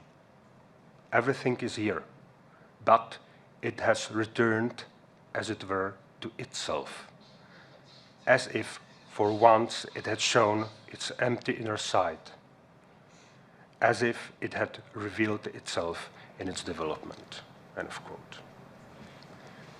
This empty inner side is also evoked by the great cycles of nature, performances that do not appeal to the individual fancies in discontinuous moments, but which challenge all our faculties simultaneously. Our bodily rhythms, our memory, our thinking, our imagination to look. If these great cycles, in these performances, the universe manifests itself as a great rhythmic dance, as a contraction and expansion of the heart, as an immeasurable, endlessly repeated and renewed alternation of unity and unity of opposites. Patočka refers to the fact that the Ionian school of philosophy, namely Heraclitus, was attentive to these performances of the universe. Heraclitus had, Patočka says, a big view that was able to embrace the great rhythmic dance of the universe. However, at the quintessence of the wisdom of Heraclitus is the consciousness of indifference, the dark ground that, quote, copes with all the richness of different phenomena and integrates them into itself, end of quote. Thus, at the end of Heraclitus' big view that attracts to nature is the abyss. This experience suggests that objectivity as such, in its self-evidence, in its self-sufficiency, is afflicted with a negative signature. It reflects to the ability to transcend the objectivity that is, according to Patočka, the principle of Socratic ethics. The negativity experienced in nature suggests a specific ethic based on the movement of transcendence. The sense of great absence that results from the manifestation of nature should be considered as a possible impetus for this movement. It is an ethic of duty, Patočka says, of duty and sacrifice, and at the same time of free creation, inventiveness, and infinite flexibility. Socratic ethics takes the form of the care of the soul, that is, of the conscious creation of self, of life's meaning. This self-creation consists in the projection of unconsidered views that lead to life's fragmentation and indeterminacy. However, Socratic ethics, which is driven by negativity, that is, by the radical surpassing of actual givens, cannot ignore the originally social nature of human being. The self-creation of the self is therefore also the self-creation of us. This ethics must also respect human embedding in an environment that is threatened precisely by a concentration on the mastery of objectivity. As Patočka mentions, this ethics is antithetical to the contemporary objectification of nature and the devastation of nature reality.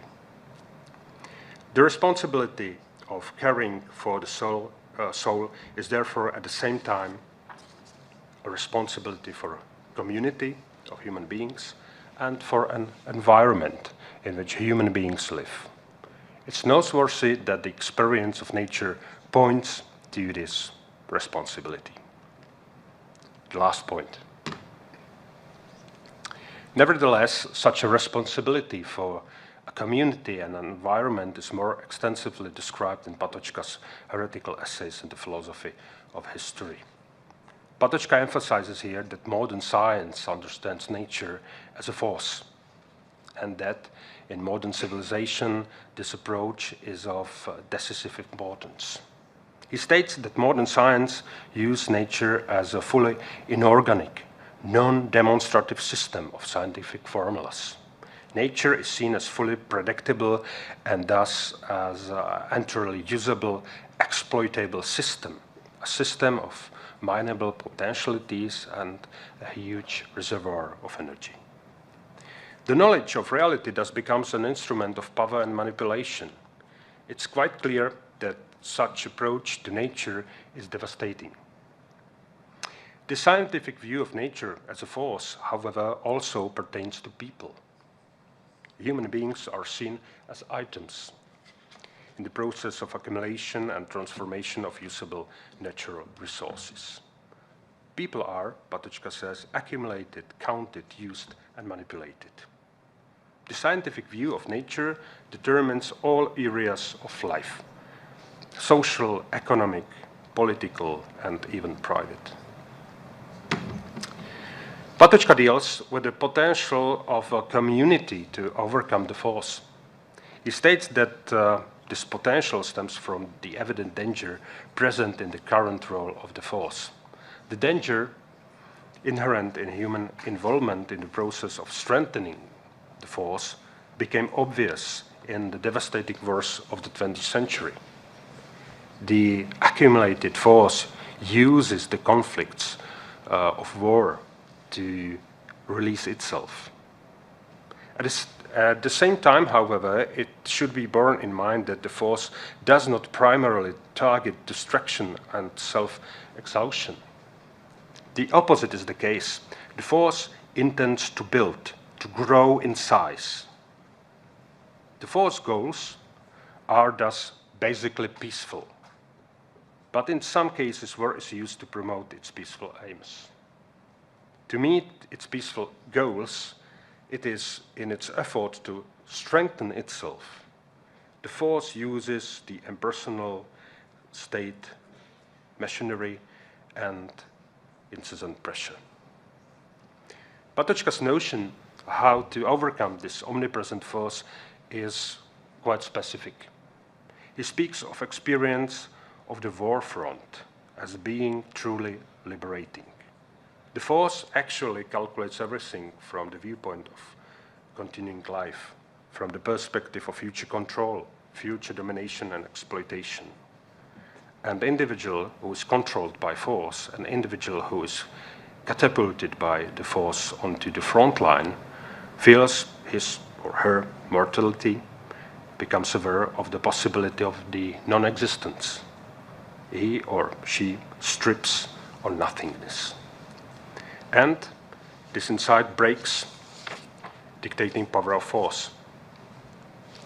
The potential of social control in appealing to life's goals becomes ineffective in the case of a person confronted with the boundary of nothingness.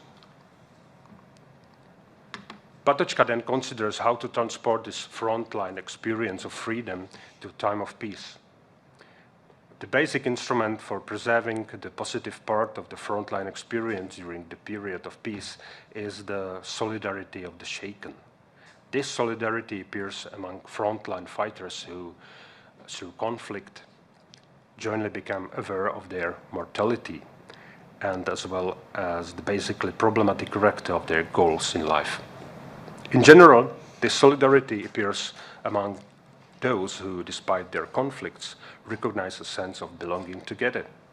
This solidarity of the shaken can become a moral authority, Patočka says, not one that offers a positive program, but one that speaks like Socrates' daimonion in warnings and restraints. It seems that such a special moral authority of which Patočka speaks can become the basis of our responsible attitude towards the community, nature, or even environment in general.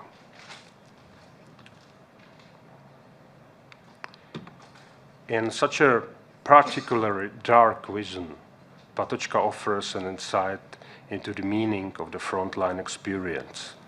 The sight of the clash of warring parties offers an experience analogous to that of the performances of nature.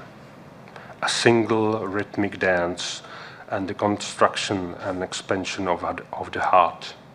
Patočka speaks of the cosmic sense of warfare. The cosmic and the universe spectacle of frontline brings the boundary of nothingness that liberates from the dictate of the force, because it liberates from all limited goals, from all positively given goals in life. However, it is also worth mentioning that Patočka, in connection with the experience of frontline, recalls Heraclitus' notion of polemos, that is, the unity of the opponent in a mutual struggle. Thank you.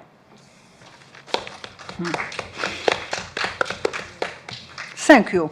You did your paper as a poem, in my opinion, as a poem. When you started to make such a picture of walking in the night, and after you told about this dance of the universe, and after you deal with the force, when it has been written by Patočka, it's Soviet time? There were three texts from different periods of Patočka's career or Patočka's thought. The first one from the 30s, the other from the 50s, and the last one from 70s. So I'd like to say that there is a very interesting connection even among these three texts, which were written in quite different situation, not even political, social, but philosophical situation, I would even say. So there is some kind of recurring motif in Patočka thought I like to emphasize. He's a great philosopher. Yeah, you are a happy nation. You have Patočka as phenomenologist. I remember his archive, a full shelf, 2 shelves with manuscripts, and something has been published. And great philosophical personality. It seems that our long session comes to the end. There must be the next plenary speech. Nicoletta Gigi, but if somebody wants, you have a possibility to have a talk with you somewhere, but it seems to me that we must go to the end and start plenary section. Or some minutes break? 10? Do we need? Okay, 10 minutes break, and then there will be a plenary lecture. Nicoletta Guy. Yeah? Sorry that we have been a little bit late, but it was long, very serious session. Yes, important for us.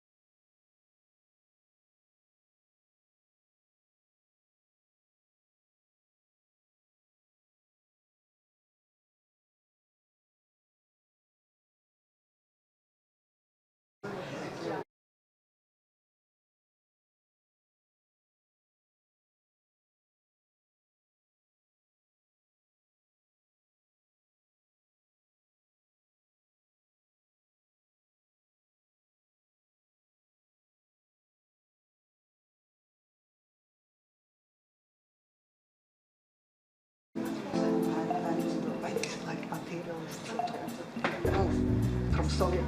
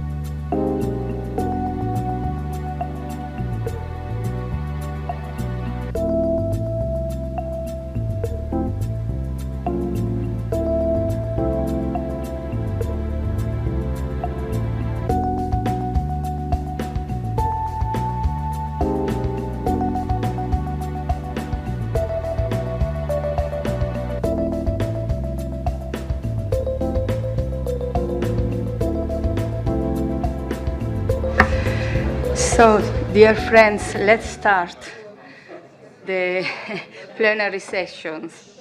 Then we'll have the round table, and then we will have the dinner, the social dinner. So, an intensive program.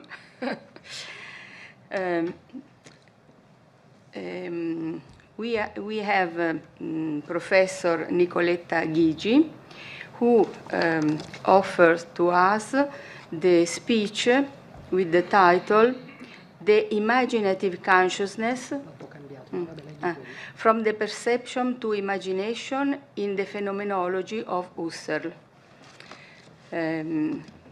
Who is Nicoletta Ghigi? A short biography, academic biography. After classical studies and diploma in viola, come si dice? Viola, at the Conservatory of Perugia, Nicoletta Ghigi graduated in theoretical philosophy with magna cum laude. After a postgraduate degree at the University of Munich and Regensburg, she attends her doctorate at the Husserl Archive at Leuven, where she assesses Husserl Archive, Husserl's unpublished manuscripts. She currently teaches philosophical anthropology, phenomenology and theory of perception, and phenomenological pedagogy at the University of Perugia. Among her monographs, The History of Philosophy and Its Purpose, in 2004, The Metaphysics in Edmund Husserl, in 2007, The Horizon of Feeling in Edith Stein, in 2011, The Uniqueness of Meaning in the History of Humanity, in 2017, The Alterity Between Analogy and Transcendence, in 2017 again, Intersubjectivity and Ways of Ontology in 2019, and last, The Phenomenological Ethics of Edith Stein in 20 and 21. So I give the floor to her. Thank you very much. Yes, thank you. The title of my talk is, as you can see, The Image Consciousness in Husserl's Phenomenology, the Imaginative Apprehension. I've slightly modified the title of my work to give more preeminence to the imagination process. And in the first part, I speak about the starting point of apprehension, or Auffassung in German. Phenomenology is the science of phenomena. What appears is a phenomenon. Its appearance is the opportunity of an apprehension, Auffassung, for consciousness, Bewusstsein. In fact, apprehension means that the thing offers itself, it gives itself to the consciousness, or it presents itself to it. But presentation, Darstellung, is very different from representation, Vorstellung. Presentation comes from the things itself. Representation, it has symbolical representation, comes from the subject. From the beginning, against every form of idealism, phenomenology wants to go back to things, to how they present themselves to consciousness in their essence, in invariable contents that they carry with them. Consciousness is opening intentionality. It is the modality of registering the impressions that come from things and that affect affection, the consciousness. Those impressions become then in consciousness lived experiences, Erlebnisse. It has the flow of living experiences. The starting point of apprehension is that is then not properly the perception, but the thing itself. Husserl says, we want to let things talk. Let us be instruct for them. But now, how can things talk or instruct us? And if they can do it, what can we learn from them? Here we are in the second part, and we speak about the things presentation, or in German, Gegenwärtigung. Husserl says, Husserl says, in Analysis of Passive Synthesis, an object catches my attention. It forces me to turn around and look at it. Firstly, the consciousness, Bewusstsein, is passive. It receives contents from things. The thing, light, for example, catches my attention. In this moment, the consciousness is impressed by the light in question. But this is an involuntary act, or better, an involuntary act. It is without will, in which the consciousness has no intention. It is only impressed by the thing. The thing is, on the contrary, active. The thing wants to be seen. Passivity of consciousness implies an activity of things. When I look at a table, for example, I can only grasp one aspect of this object, but in this grasping, in German Erfassung, it is as if the thing itself were suggesting me to delve into it, to pay attention to its connected parts of referential implications.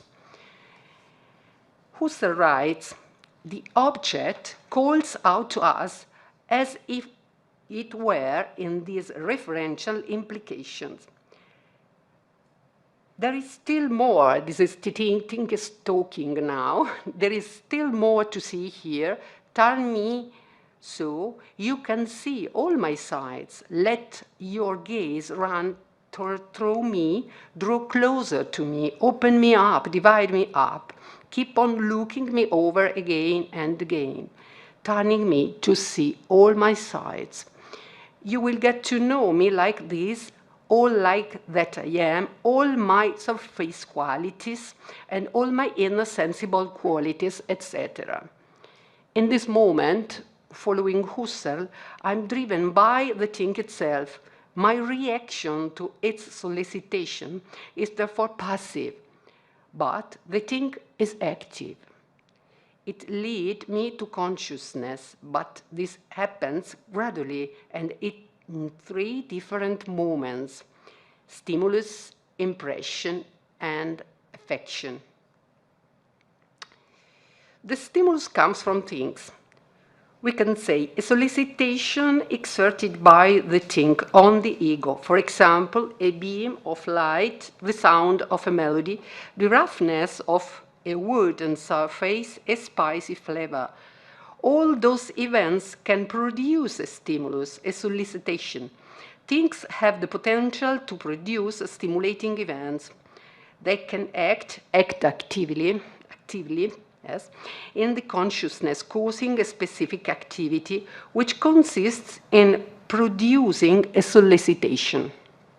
The first moment of stimulus, therefore, must be understood as an attraction, namely as an attractive force of this object towards consciousness and searching for the ego's attention. But this stimulus must also be understood in a second and consequent moment as a push, traction, German Zug, to deepen and to follow referential implications that come from think. The impression consists in striking the sensory organs with the qualities characterizing the thing. It is precisely the pressure which the thingness, Dinglichkeit in German, exert on the sensorial organs. In other words, what the stimulus has exerted on the consciousness is now transformed into an imprinting of the think characteristics on the consciousness. The impressed consciousness, the one which contains these characteristics, represents the first step for a definitive modification of the consciousness itself. Here too, two fundamental moments must be distinguished. First, the original impression. Secondly, the continuum of impressions, as we will see, retained into the consciousness and generating an affection. We are now an affection, yes. As a consequence of the impression, affection arises. Affection is precisely a modification of the sensory organs. This change or modification consists in forcing the affected sensory organs, not ecological modified, to make the consciousness take a position. Affection, Husserl writes more precisely, presupposes prominence above all else, and within the impressional sphere, it presupposes that prominence which we could find in it alone, namely, when, as before, we left out of play every consideration of the distant horizon of forgetfulness, and likewise, of course, the realm of rememberings. This prominence now is the togetherness of the structures that impress the consciousness and that begin to take form as determined in construct between living thing, physical phenomenon, and the lived thing, experience phenomena. And as we will see, also between the image of physical thing and the image of the lived thing. Affection, therefore, has two essential tasks: to retain the original material of the thing affecting my senses, and to allow the production of an image of the thing by consciousness. This is to awaken the consciousness, or, which is the same, to perceive. Then now we are going to speak about the presentification. In German, Vergegenwärtigung.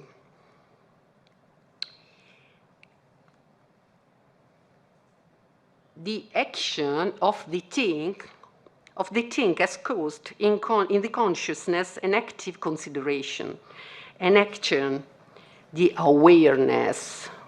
Consciousness is awakened and now is engaged in the perceptive act. Observing the table that has captured my attention, now I can find that despite different perceptives in which some aspects are always hidden, it maintains an identical unity. I perceive the table in its identity, but I always constantly perceive it through attumbraments, overshadowings. I have a one-sided vision of the thing, limited and never complete. Then, how can I perceive this thing in a unity, although some aspects of it necessarily escape me? To answer to this question, let us use Husserl's time diagram. We have a stimulus. It can be the sensation of sound, apprehensive content. This is followed by an impression, sound grasping currently, and by a modification or affection. Finally, in all the moments together, we have the apprehension, for example, of a melody. It is something that lasts. It has a current duration, a comet tail of retentions, retained in consciousness as a primary memory, comet tail that gradually associates itself with perception, with a past duration, sank into memory, but always alive in consciousness.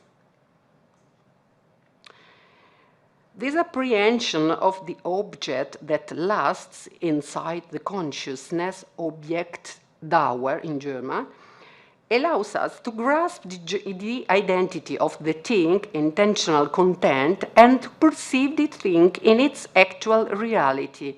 In fact, in the presentation, in addition to the givenness of the thing, its presentation, its activity, other elements of the thing are co-grasped. They are presently given as adumbrated or simply not given, not still given, empty indicated that refers to something else that is not given. Husserl explains, when we see the different sides of the table, we have the consciousness of the sameness of the table. The consciousness of identity identifies the thing in this way and not the lived experience, erlebnis, of the thing. It is the table that is identical, not the perceptions of the table. So the act of apprehension, so connected, we therefore come to the perception of a thing, of a real table that has affected, as coach, my attention. Perceiving something in the flesh, real, therefore means presentifying it, being aware of it. In this perceptive act, this thing is apprehended as an object that remains and remains identical within the consciousness, despite the different spatial sensations and the different adumbrements, overshadowings. The presentifying act is the act of a consciousness of identity that recognizes the identity of the table, real, in German, in different perception and recognizes it as identical in consciousness, real in German. Then we speak about fusion. Fusion or Verschmelzung is an important, very important act in the presentification of the thing. Let us return to this earlier example of the table mentioned above. As far as we have seen in its activity, such a thing has required us to take a series of steps and to perceive the same table from different perspectives. Despite different sensitive sensation caused by the object table, its presentifying identity is retained in consciousness. Those sensations, in fact, always refer to the same object, to a constant X. They always reflect the table from different perspectives and or in different kinesthetic moments or table moments. For example, from this point of view, I do not see the drawers of the table, but from this other, I can see a decoration, for example. And from yet another, I can notice the different ribs of the wood and so on. Even though perception of the table have a different apprehensive contents, there is only a single focus, as we said, a single object and not different objects. There is an apprehension of that object, the table, when all perception have their elements presenting themselves in the same sense, in the sense of the same reference object. So we can say the perceptual act apprehends only one sense, only one Sinn in German. In the perceptual process, the think table is unchanged, as if there were a kind of fusion into a unit that contains all the different perception. In short, apprehension is the act in which all the perceived elements of a single object fuse together.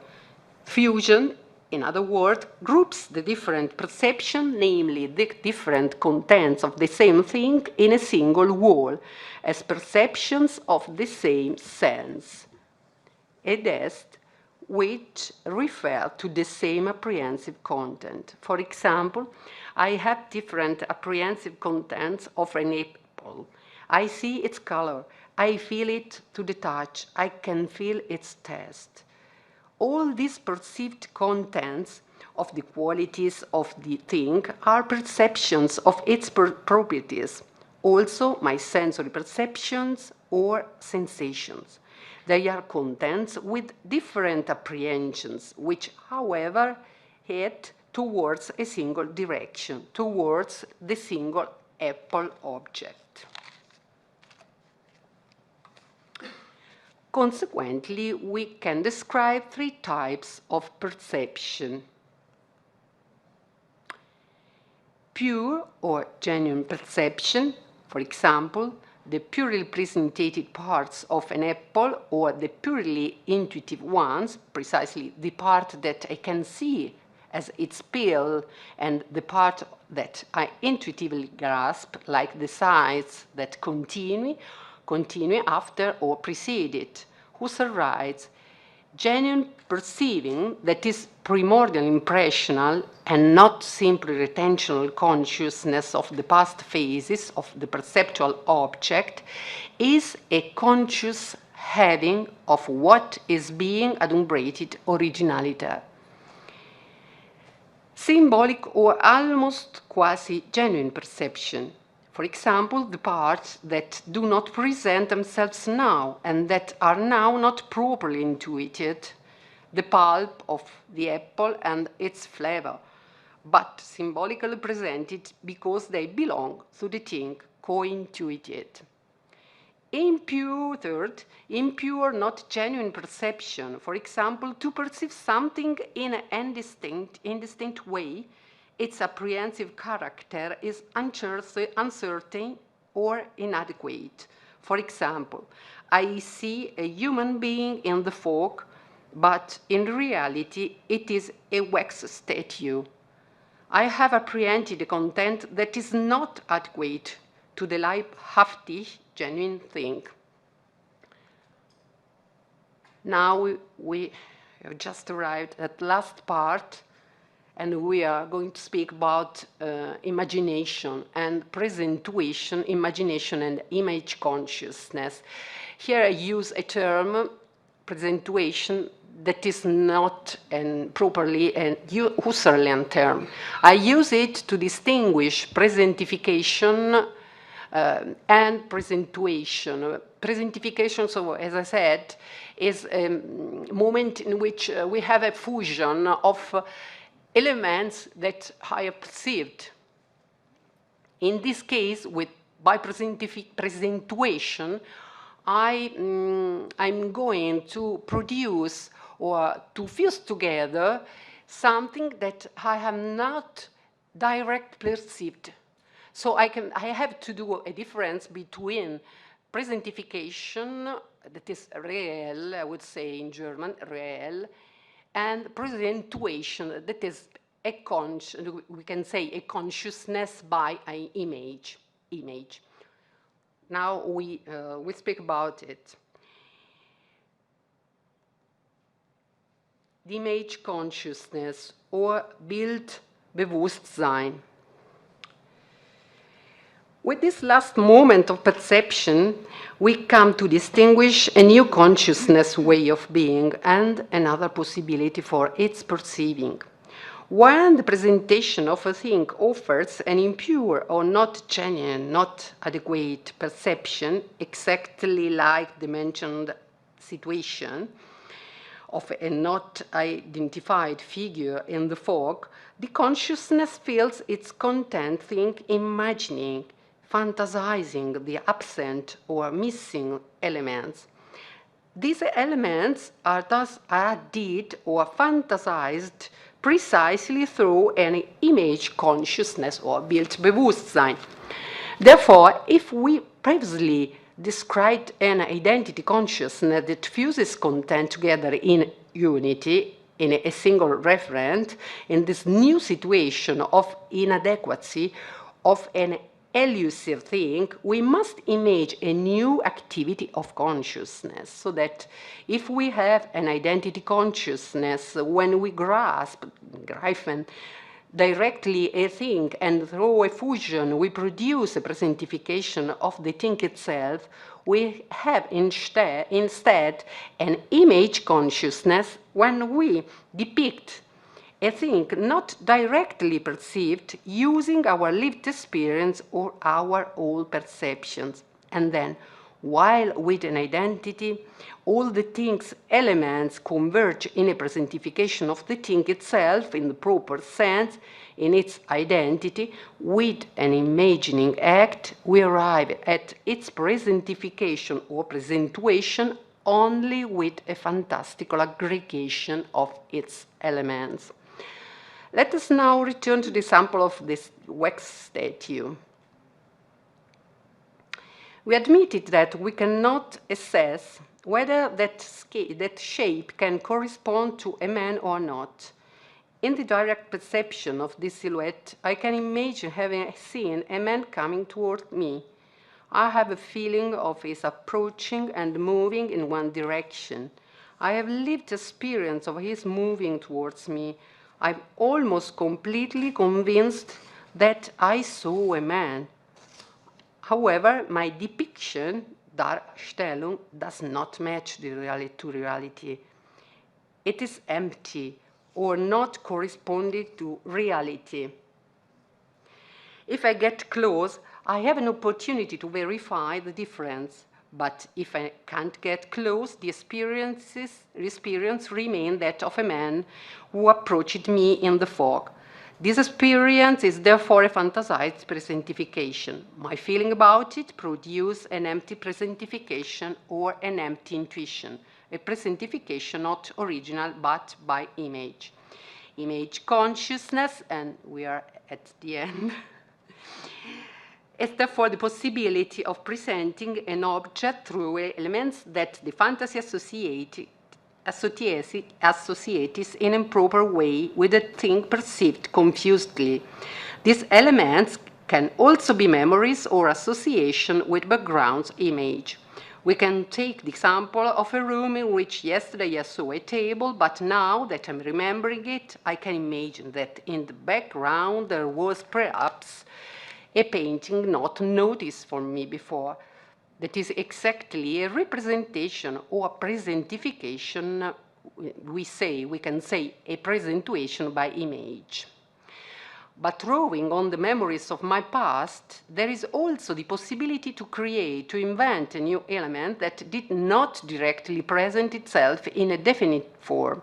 For example, I can create something not offering, imagining a new melody or a new landscape. Here too, we will have an improper association in which I'm going to create a presentation or a not original presentation.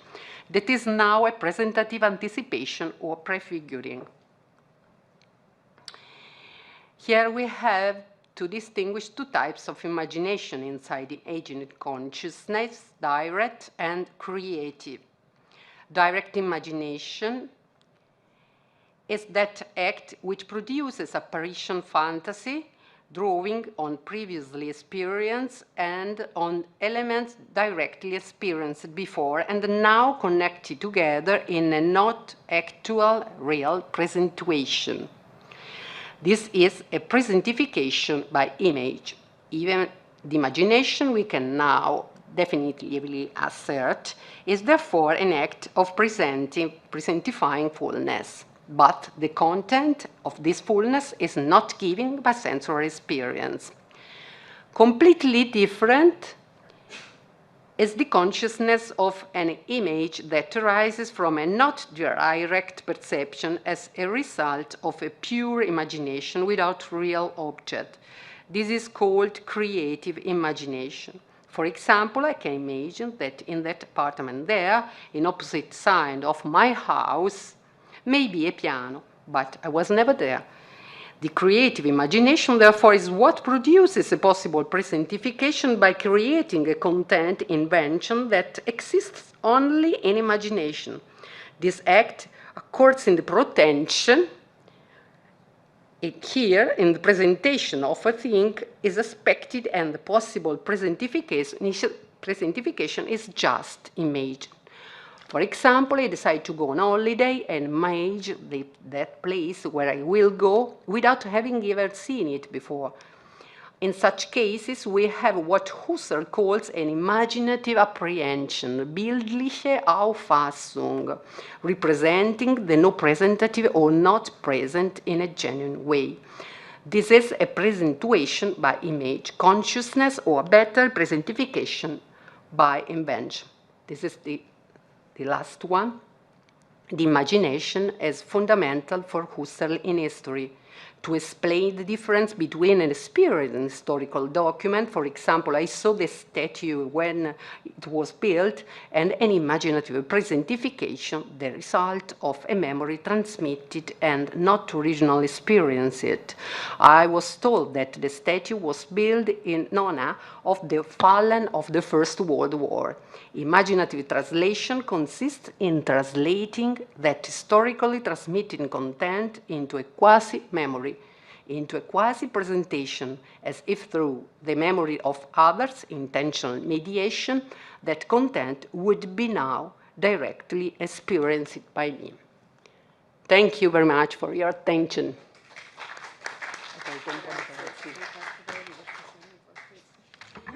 Thank you, Professor Ghigi, for your report.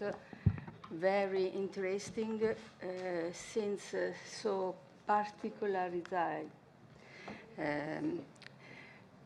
There are questions? Professor Totaro, please.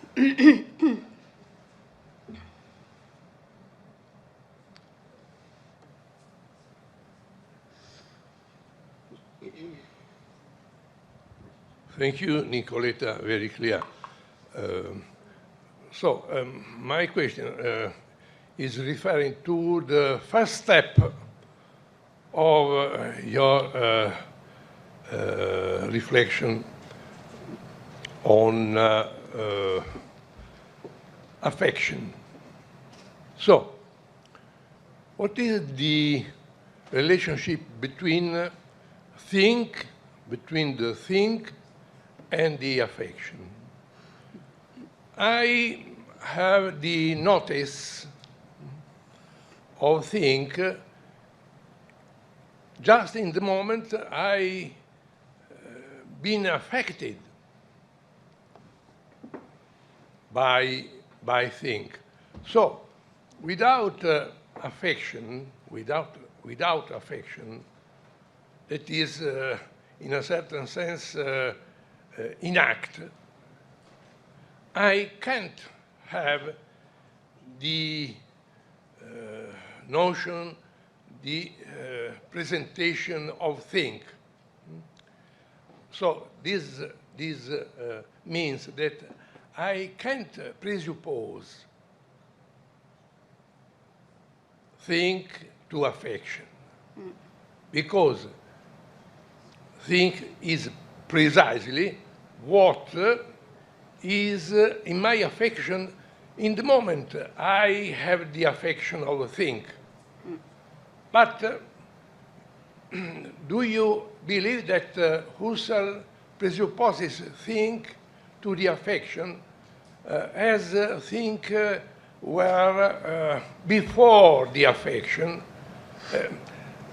If Husserl if Husserl thought so, he thought, in my opinion, he thought very wrong. Very wrong. Because, I repeat, think is always presentified when is in the affection. So we can separate. We can't separate think from affection. If we separate think from affection, that would be a presupposition, a wrong presuppositions. My teacher, Gustavo Bontadini, denounced this risk of presupposition in the philosophy of Husserl, because we could have something which is presupposed to our conscience, but think is always what is present to my consciousness. There isn't, I think, that is previous to the conscience. So, do you think that in Husserl there is this link, originary link between think and affection? It's a very difficult question because it's a long way to affection, from affection to think, to thought, I would say. It's not the same thing. We have a Bewusstsein or a consciousness that is not an thought, it's not a reason, it's not a ratio, I would say. It's another thing, completely different. We are now in consciousness, and consciousness is to perceive.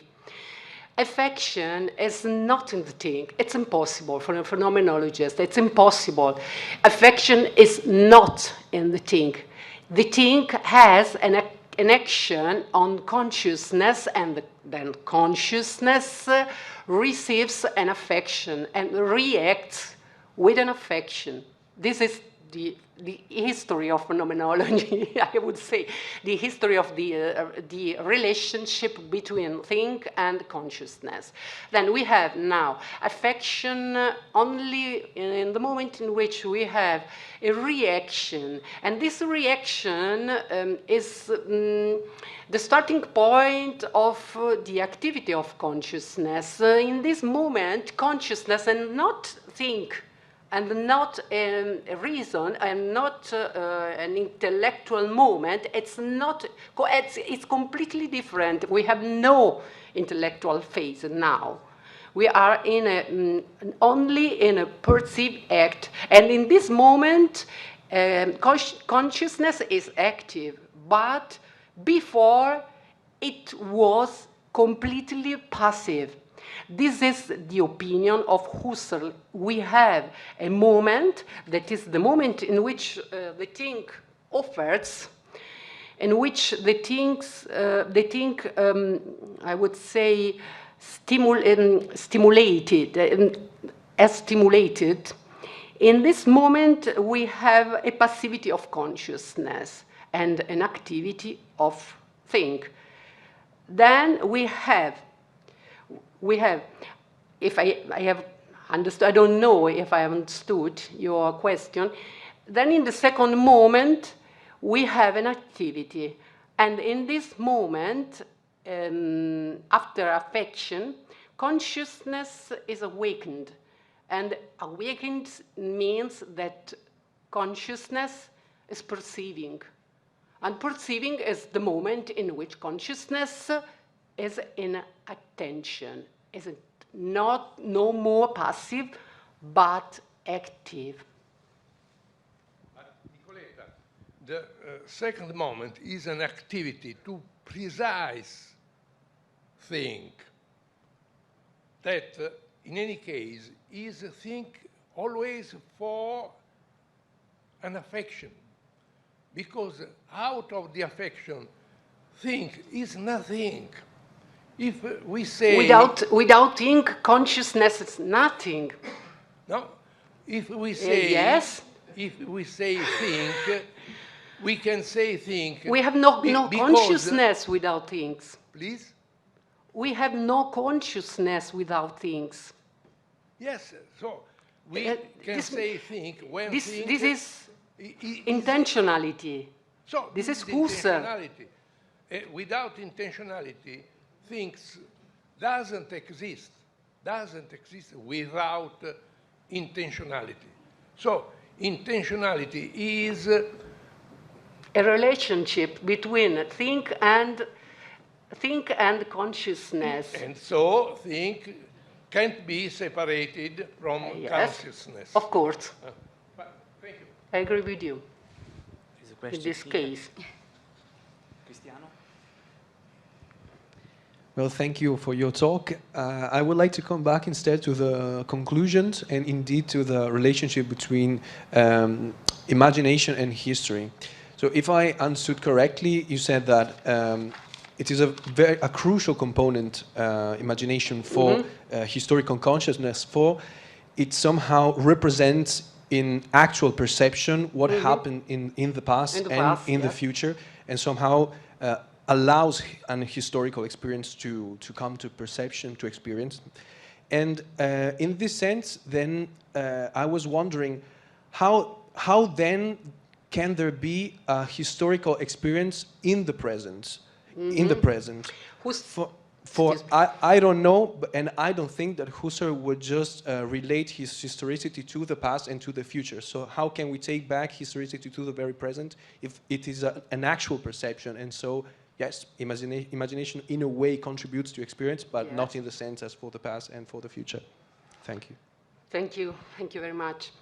Husserl gives this example of Plato. For example, he speaks about Literaturerdichtung in German, and has a fantastic impression in which I image, on the basis on the writings or through philosophical criticism and literature, I can image this figure, this philosopher, and I can use his thought to solve questions.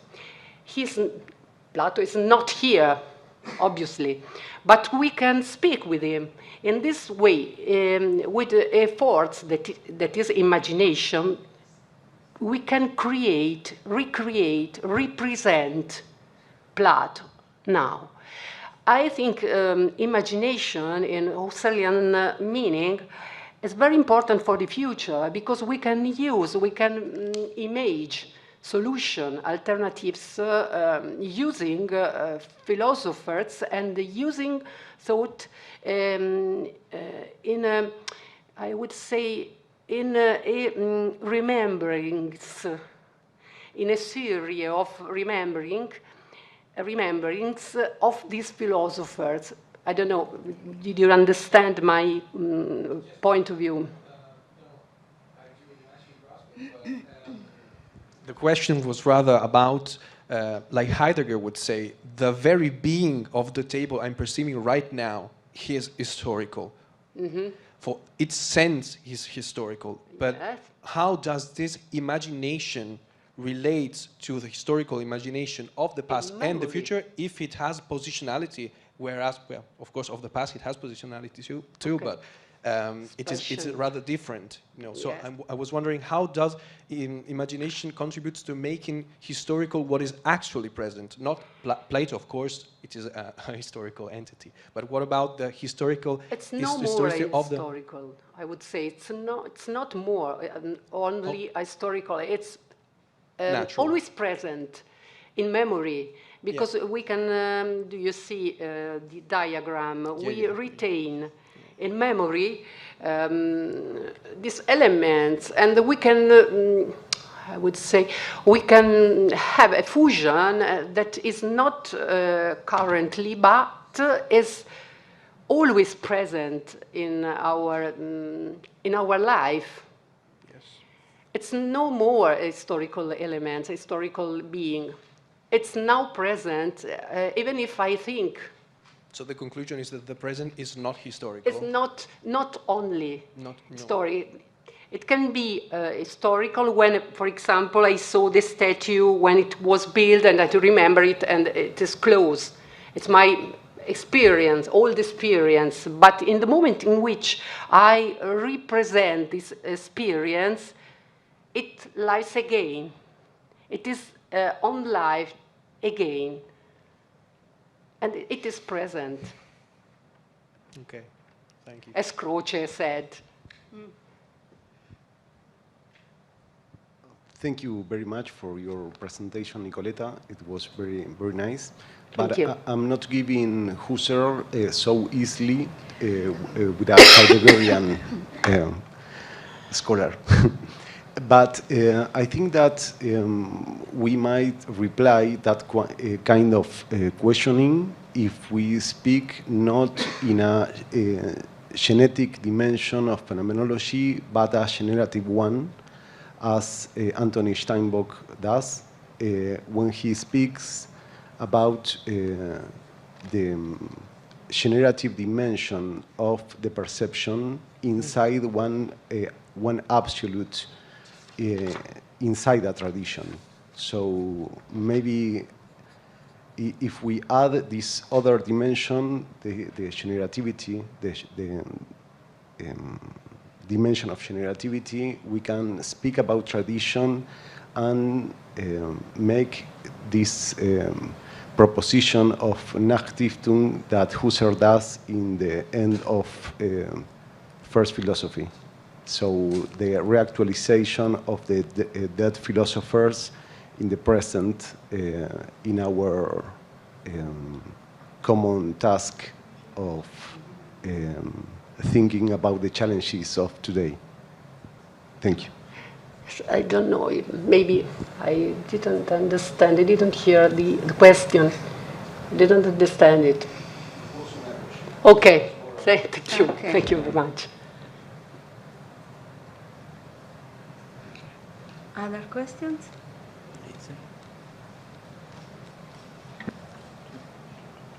Non vedo nessuno. Non se ne può dire cosa succede, vuoi fare? Ma infatti... Thank you so much. I try to say shortly. I think that conception of fusion is not completely correct, because perception and phenomenological consciousness means intentionality of consciousness. Intentionality of consciousness means one direction, one purpose of perception. And you speak about the different perspectives of perception of object. It's not phenomenological perception, because we can only perceive front side of the thing, but not perceive the back side of the thing. Here we have not fusion, but collaboration of imagination and perception, because I take into account the backside of the thing. It's not the imagination. It is take into consideration the backside. But why I take it into consideration? Because yesterday I saw the backside of the table, and now I can add this, my memory, to the present state. So my perception is extended in time. And extension in time means the formation of sense. What is a sense? Sense is the extension of existence in time. So in this case, we have the making the sense of whole objects through the collaboration of imagination or taking into account and perception. That is my opinion about the phenomenological mechanism. But by a kinesthetic moments, I can turn around and I can see the hidden side of table, for because example. in motion, I see all the time, extension in time, the thing. Kinetic is all okay, yes. Because it's possible to extend in time the thing. Turn around and but look at... when the thing is stable and fixed in one moment, I should summon my memory to extend it in time. It was this example of the statue, no? Yes, yes. I cannot get close, and if I can't get too close, obviously I can't see whether it's a man or a statue. But normally, by perception, by perceptive act, I have always adumbrements, so I can see a side, one-sided vision. I have only one-sided vision. For example, now I can see this side of the table. And in any case, I have, so as you said, I remember, I was here, and I remember the table, I am remembering, so I can say. But this is not a problem. The problem of perception is that for Husserl, real perception is always problem, because there are adumbrements, so we can prefer to this moment, the immanent moment of perception, internal perception, in which we have a consciousness experience, a lived experience of the table, and we have no, sorry, no adumbrements. In the lived experience, in Erlebnis, we have no adumbrements, no more. And this is the transcendental phenomenology. Okay, I agree with you. Thank you, thank you. So, thank you very much, Nicoletta. Thank you. Thank you very much. So now 5 minutes just to prepare the round table, and then we start with the round table. So I invite the participants to take position. Grazie, guarda, veramente interessante, moltissimo, mi è piaciuto tantissimo. C'ho sempre il problema di questa sintesi passiva che secondo me non è così passiva, però vabbè, adesso piano piano ne affronteremo. Fissati la fenomenologia. Grazie a voi, davvero. Sì, non me l'ho capita, tanto lo so qual è il problema di Husserl, perché tutti creiamo, cioè tutti abbiamo tante difficoltà, dicevamo adesso, anche con Daniele. Non c'è prima. Sì, ho capito bene.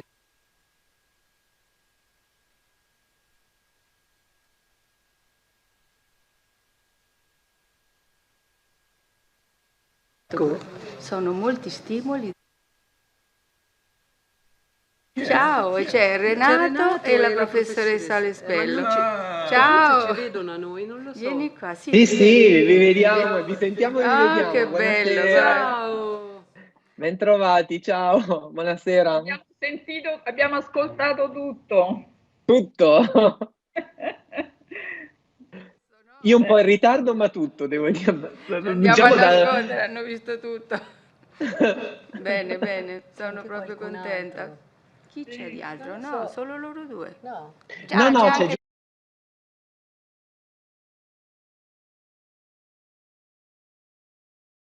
Renato, presiedi la tavola rotonda? Ah, certo. bene. Allora Franco, vedi? puoi andare tranquillo. Vedi che bello, da casa. Da casa, presiede da casa, guarda. benissimo. Visto? Meno male, guarda, non ci voleva oggi. Ci credo. Ci vediamo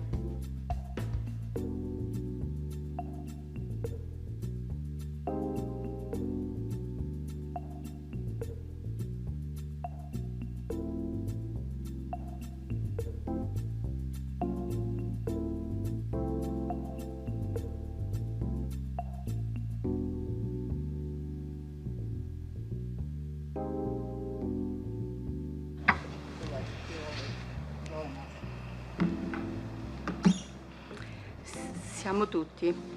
Possiamo cominciare. We can start. Yeah. So maybe I can take the word. Good evening, everyone. First of all, I must apologize for not being here, for not being there, for being away. I know it's rather unusual for an organizer not to be present during the Congress he has organized, but unfortunately, serious personal reasons prevented me from being there with you today. I regret that very much. However, I would like to greet everyone who came today and thank everyone for their contribution to the success of the Congress. In particular, I would like to thank Daniela Platucci for taking on the responsibility of running the Congress together with Florier Gepali and Giulia Negri, whose dedication and contribution were crucial in managing this day in particular. But now let us come to our roundtable dedicated to the presentation of the last Analecta Husserliana volume, titled The Development of Ecophenomenology as an Interpretative Paradigm of the Living World, Application in Pandemic Times, edited by Maya Kule and Daniela Platucci.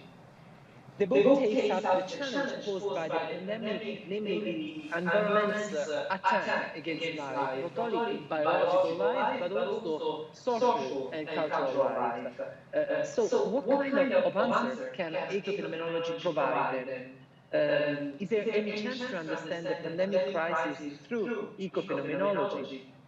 We have here not only the two editors, Maya and Daniela, but also some authors such as Mamuka Dorizze, who is there, Giulio Lobello, and also Angela Alesbello. But we have also a speaker, an external speaker that is not brought into the volume, Elisa Grini, who is executive director of the European Society of Moral Philosophy, editor-in-chief of Philosophical News, and she's currently adjunct professor of Pegaso University. So I give the floor to Daniela and Maya for a general presentation. Maybe then Elisa Grini could introduce the volume, and at the end we can have a quick intervention of the authors. So, Daniela and Maya. Thank you. I start.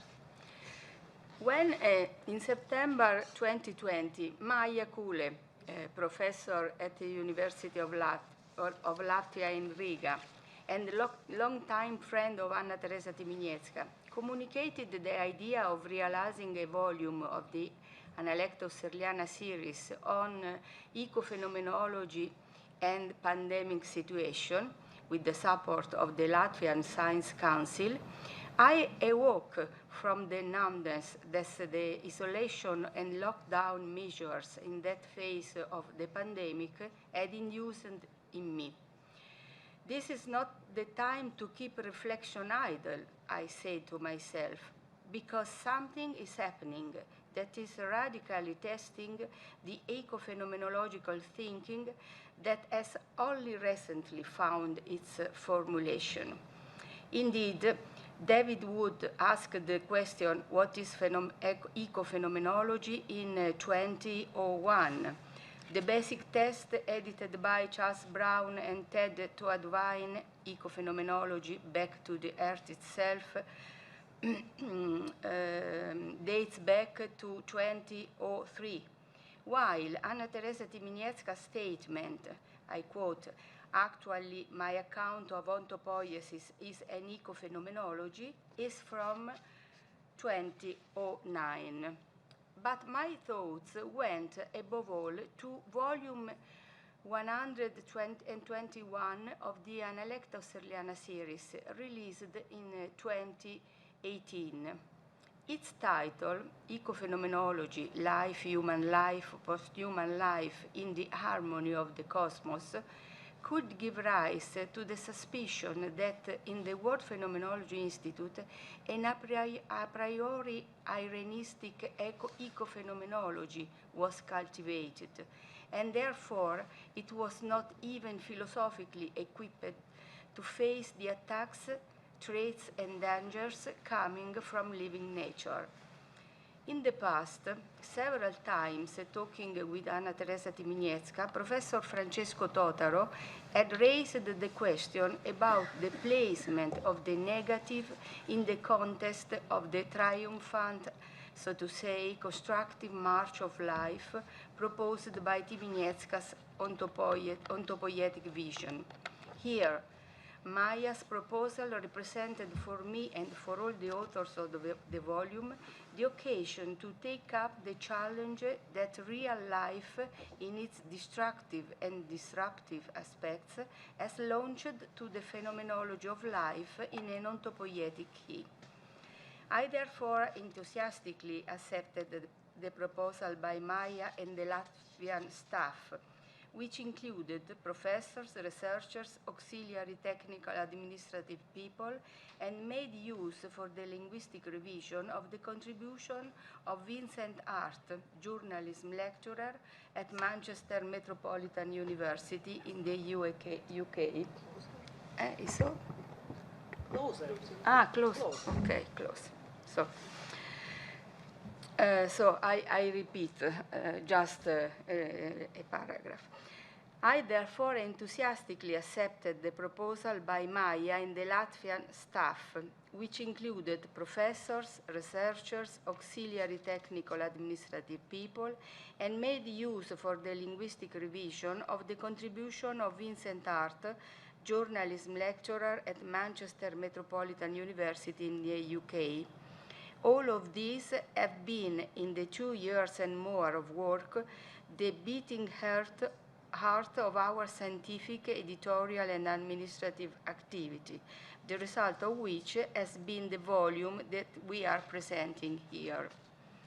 The methodological perspective used conforms to that of the realistic orientation of phenomenology, which proceeds through the following steps.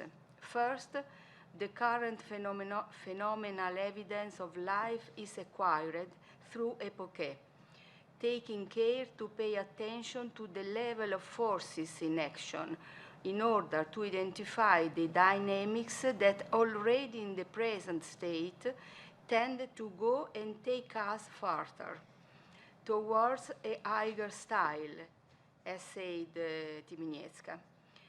This detection immediately, without having to resort to speculative or ideological leaps, involves the completion of a further cognitive step and the emergence of a different experience scenario. The new phenomenon must in turn be phenomenologized through epoche, so that contact is always maintained with the dimension of what manifests itself as it manifests itself, and the expansion of knowledge coincides with that of lived experience. As co-editor of the Analecta Husserliana series, I confirm that the volume is highly relevant and well in line with the research focus of the World Phenomenology Institute, and it corresponds to the strategy of next editions of Analecta Husserliana. Thank you for your attention.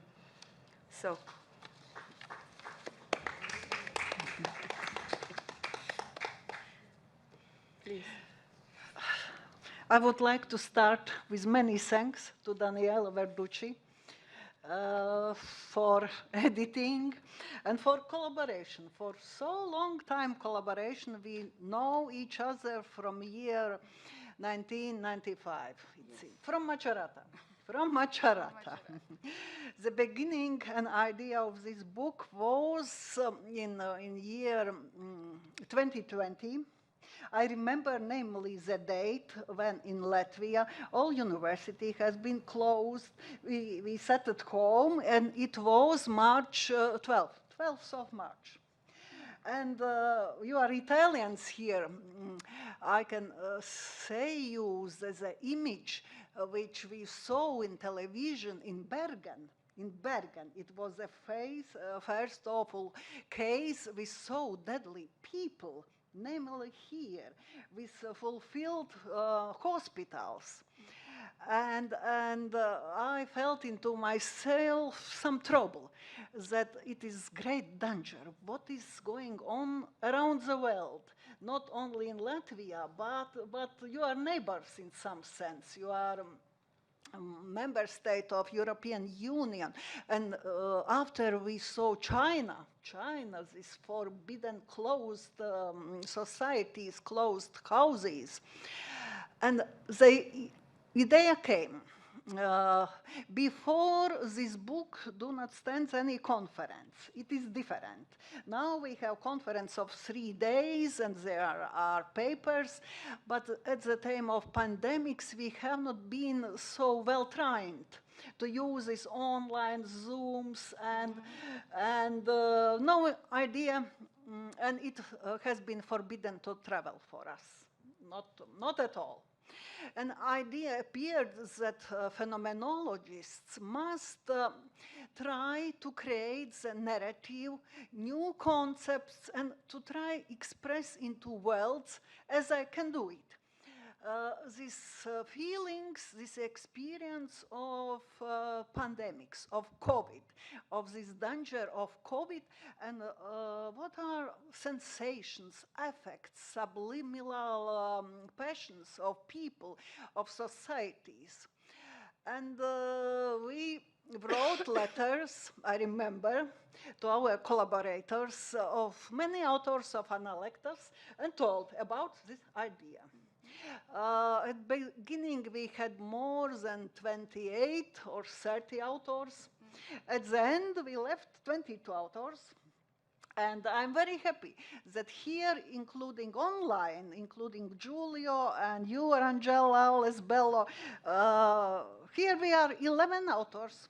11, including Rosemary. Rosemary left, but we are 11 here. It means the stable, clever company of Analectus authors. And now for us it is very joyful day. Very joyful. Authors have not received this paper form of book, but we, with you, we have the first copies, and you can see how it looks like. It's very solid. It's very solid with many authors from 10 countries, including Latvia and Italy and Georgia and United States and Hungary.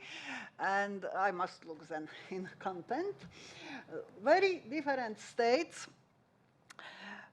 The next step was collecting of papers and the structure of the book. I remember our dealing with you, the spirit of the book. Every book has some spirit, some style and feeling. And it's very important to find this feeling. I have said at the center, of course, there must be life. At the time of pandemics, when we are so deeply involved with this feeling of danger, of closeness, of death. Life, we must put the life in the center, and we did it. And the first chapters consists of the enchantment of life. Yes, I found this concept enchantment, this joy of life in Teresa's writings, and in my opinion, it is the right position not to describe this pessimism, this closeness to death. We are involved in the greatest cosmical nets of life. Death, of course, it exists. It belongs to the problem of philosophy. But at the center, let's put this enjoyment. And enjoyment, the idea of enjoyment, it came from our collaborators who are writers, who are not only phenomenologists, but among us are very good literary critics, as Rosemary Gray. Okay. Yes, as you are not only scientist, but you are a writer in Georgian language. And Zaiga Ikere, she is from Daugavpils, Lithuania. She always writes about folk songs. Creativity in folk songs. It is the first part of the book. The second part of the book, we decided to devote to passions, to such subliminal passions, to feelings, to emotions, to emotions.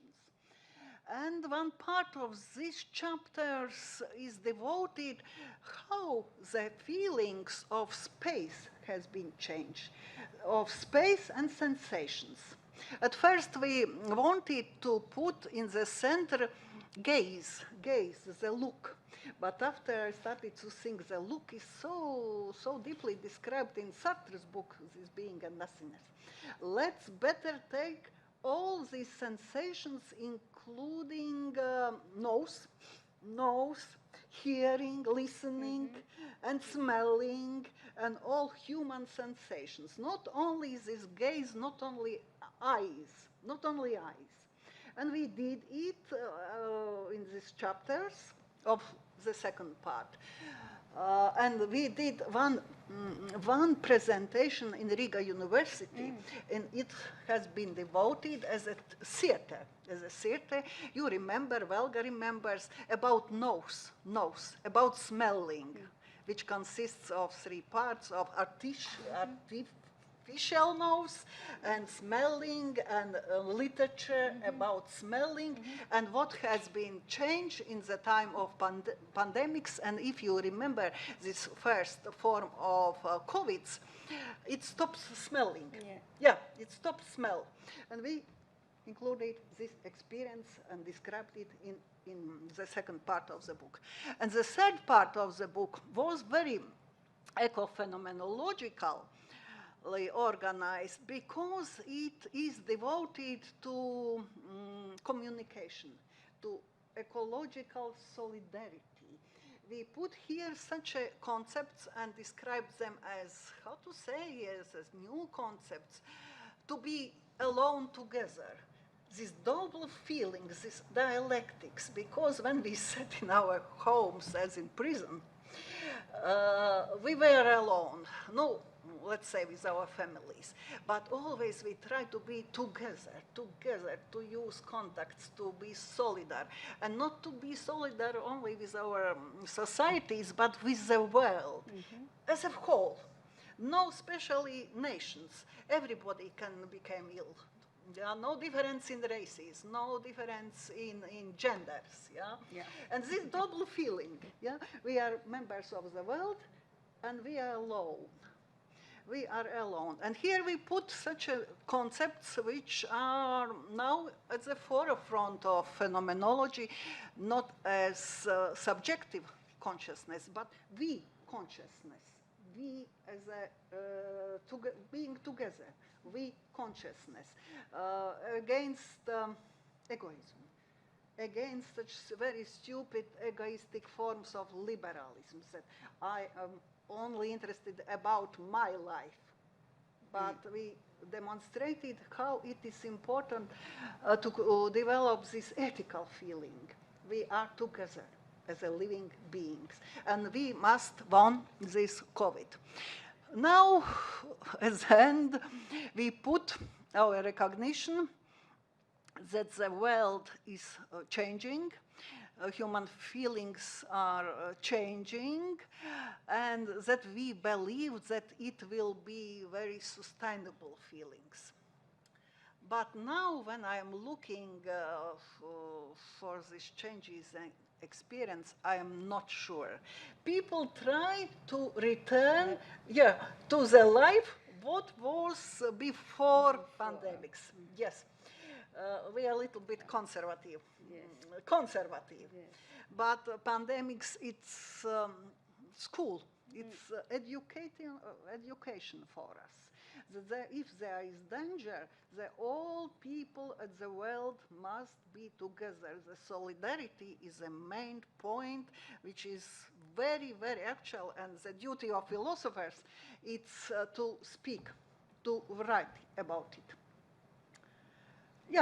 And we did it. 2 years, as you said. 2 years with proofreadings, with authors who were not so accurate to send papers at time, deadline, software, and so on. And we, as Latvians and Italians, we are very thankful to Vincent Hunt from Manchester University. he is not phenomenologist, but he took these texts and he's a native English professor, native, and crossed in red, with red lines. It's not English words, no. I know. You know, it's not English. But he always said, but he understands our opinion, our philosophical opinion, and therefore the result must be good, because Springer, this editorial house, it does not criticize us for English language. Not at all. You see that the world of human scientists, it means that we can be together and do things together in phenomenology. Thank you very much, Maya. Thank you very much.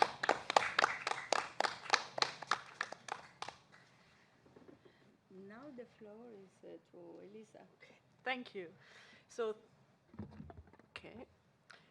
thank you very much, really, for the organizer of this conference, so to the World Institute of Phenomenology. I'm very grateful for this very kind invitation to Professor Daniela Verducci and Professor Renato Boccali, who is online, unfortunately. I'm very honored to have the possibility to present this publication. First of all, it was for me a very great opportunity to discover, I have to say, the research of Anna Teresa Tamanienska, and secondly, because I have also the opportunity finally to meet personally, also half personally, well, some of the authors and of the editors. So thank you again. I have to say, after also hearing the presentation, introduction of Maya Kühle, that this publication is a sort of hymn to life, starting from the memory of the past. And we can really touch in these three parts of the books, so very big topics, as the relation that the human beings has to nature, has to the world, and starting from the tragedy of the pandemic that crossed over the world many, many countries and people. I would like to quote, I remember here, well, a curious book written by Paul Václavic, who wrote this book. The title is "The Situation is Hopeless, but Not Serious, The Pursuit of Unhappiness," written in, well, many years ago, in 1983. And in this book, there is the paradox of the street lamp, maybe noted, so some of you probably know it, but I would like to quote maybe on a underlight. Well, there are two persons. First one is a drunk man who is walking on the street. And on this street, well, there is night, and at a certain time he's desperate because he lost his house keys. And so he's walking on the street in the darkness, and he met a policeman, and the policeman say, well, "What are you looking for?" "Well, I lost my house keys." And so they started, so the policeman helped this guy to look for the keys. And apparently, finally, he said, "But are you sure? Are you sure that you have lost your house keys exactly here?" And well, the policeman asked to the drunk man. And the drunk man said, "No, I'm not. I'm not lost here. I lost in the forest, in the darkness." And okay, and the policeman say to the man, "Why are you looking the keys here?" Yeah. "Well, there is more light. There is the street lamp." So it's pretty curious, but it just say that sometimes we are looking for something in the wrong place. And this search apparently give me the possibility also to really go straight to the point of the book, which is this enchantment of life. But we have also to consider in this, well, pandemic period that we always look for a solution in what I love to say and to call, well, Godel.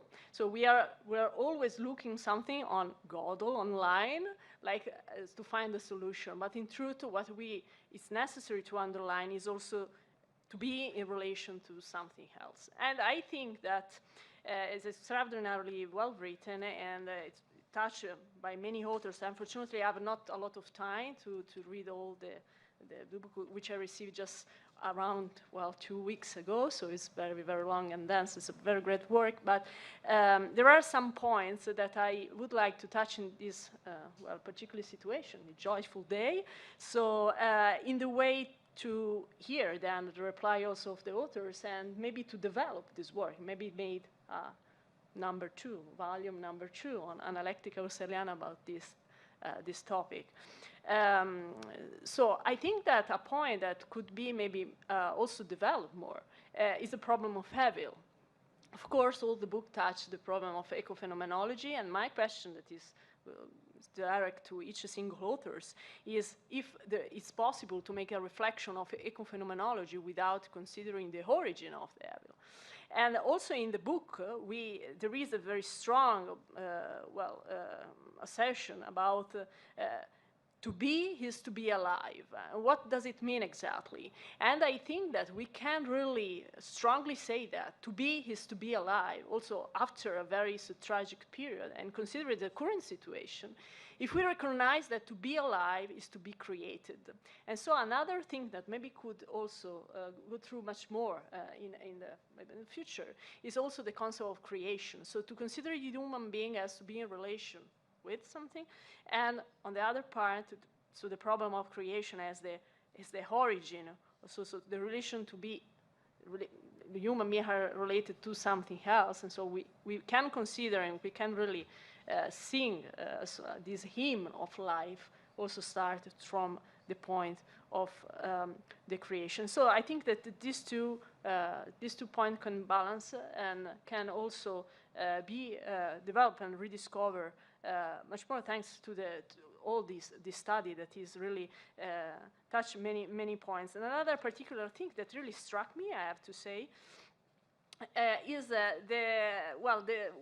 you decide to dedicate, 2 authors in particular, dedicate a lot of attention to the concept of uncanny. And we say we can speak about uncanny because we are living in an uncanny period. And this is very true. And I was very also struck by, I visited recently 2 museums of contemporary art. I have here a very good opportunity to speak with an expert of aesthetics. So, in considering the contemporary art, we really touch sometimes an impression of this uncanny in some expression of art, and paradoxically, in this period, it's curious to say to see also how this the phenomenon of the uncanny has become recognized as an autonomous phenomenon, inspiring good art.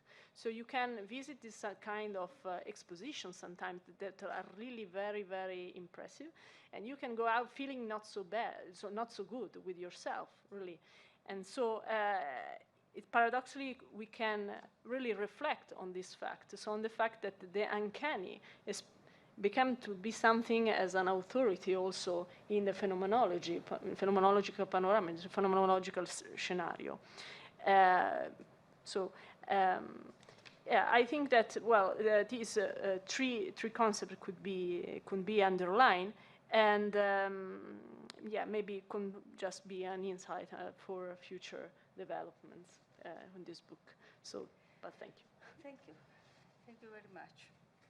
So.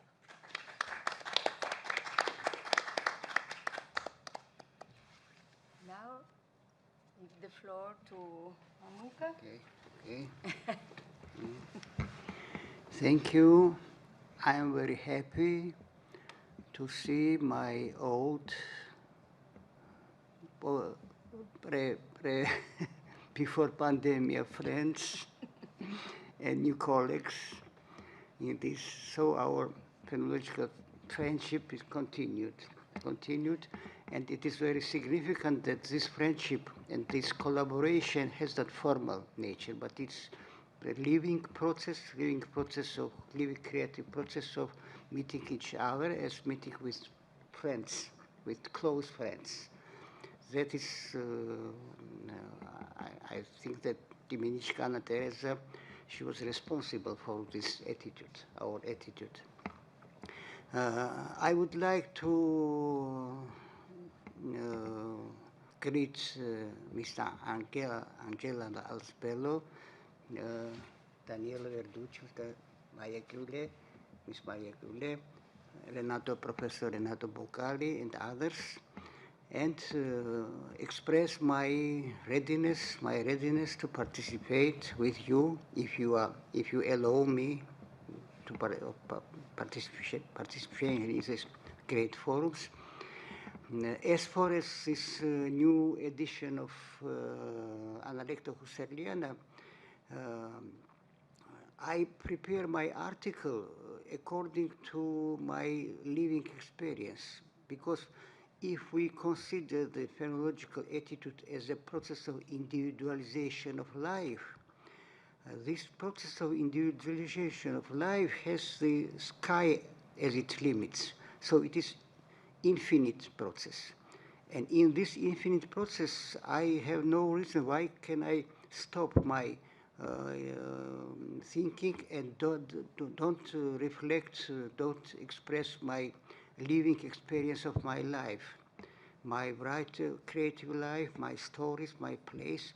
So I dare construct the strange form of scientific article, which includes in itself the parts of my stories, characters, plays, and phenomenological thinking.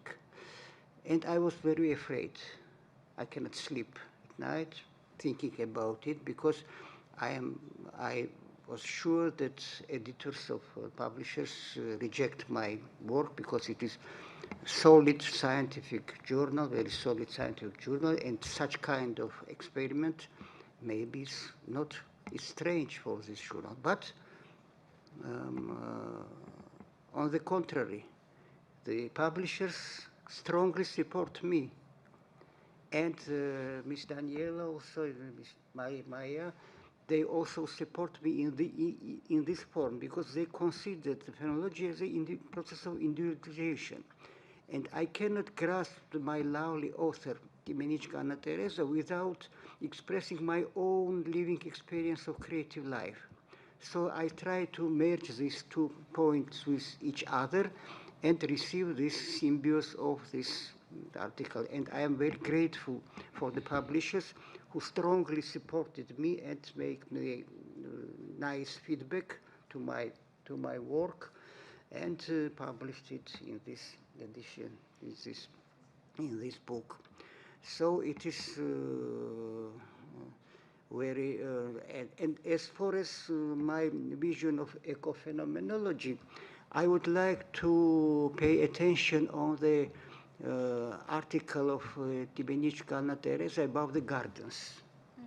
And the one volume is devoted to the gardens of Ana Lecta Husserliana. She wrote in this article that what is a garden? Is it the part of the land which we cultivate, we grow the flowers to enjoy ourselves, or it is more significant thing, significant to express our individuality, our individuality. And so she considers a garden as a metaphor of ecology. Ecology.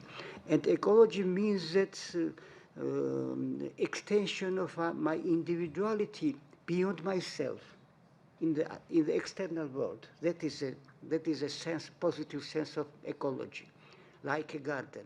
We cultivate the nature. It's not the wild nature. It's not the only artificial environment. It is something middle between nature and my activity to cultivate this nature in the form of garden. And that is very wonderful article of Dimenichka about the gardens. That is just, to my mind, the reason of pandemia is that we forget ourselves, our individuality. All embracing globalization of culture is not only positive process. It has a negative results also. We delete our individuality and we forget ourselves in this globalization. And pandemia means to learn us how to restore this, our individual essence, our individual sense, and how to develop this in perspective of phenomenology of life. That is my opinion. Thank you. Thank you very much, Ma'am. And now, Angela, do you like to say to us something, anything? Microphone. Microphone. No, ce l'hai spento. Ok, da. It's all right. Yes. I am really very glad to be here and to be with even if we are not together in practice sense, but I appreciate very much this presentation, and for me was a great honor to be one of the participants.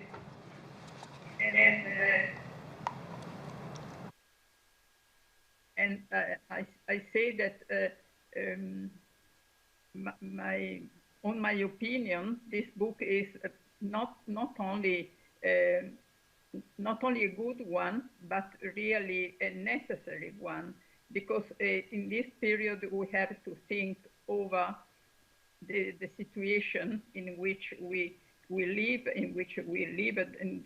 and just to go on regarding our future.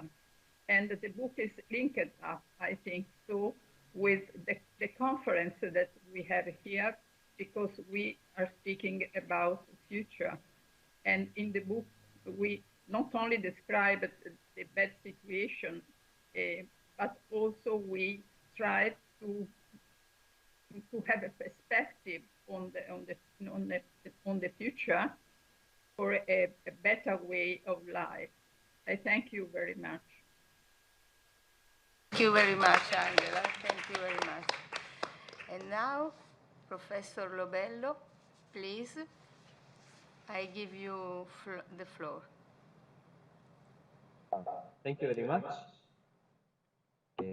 Thank you for inviting me, for being here, even if only virtually. Well, I strongly agree with Professor Alex Bello that not only about the need for the book, but about the perspective towards the future.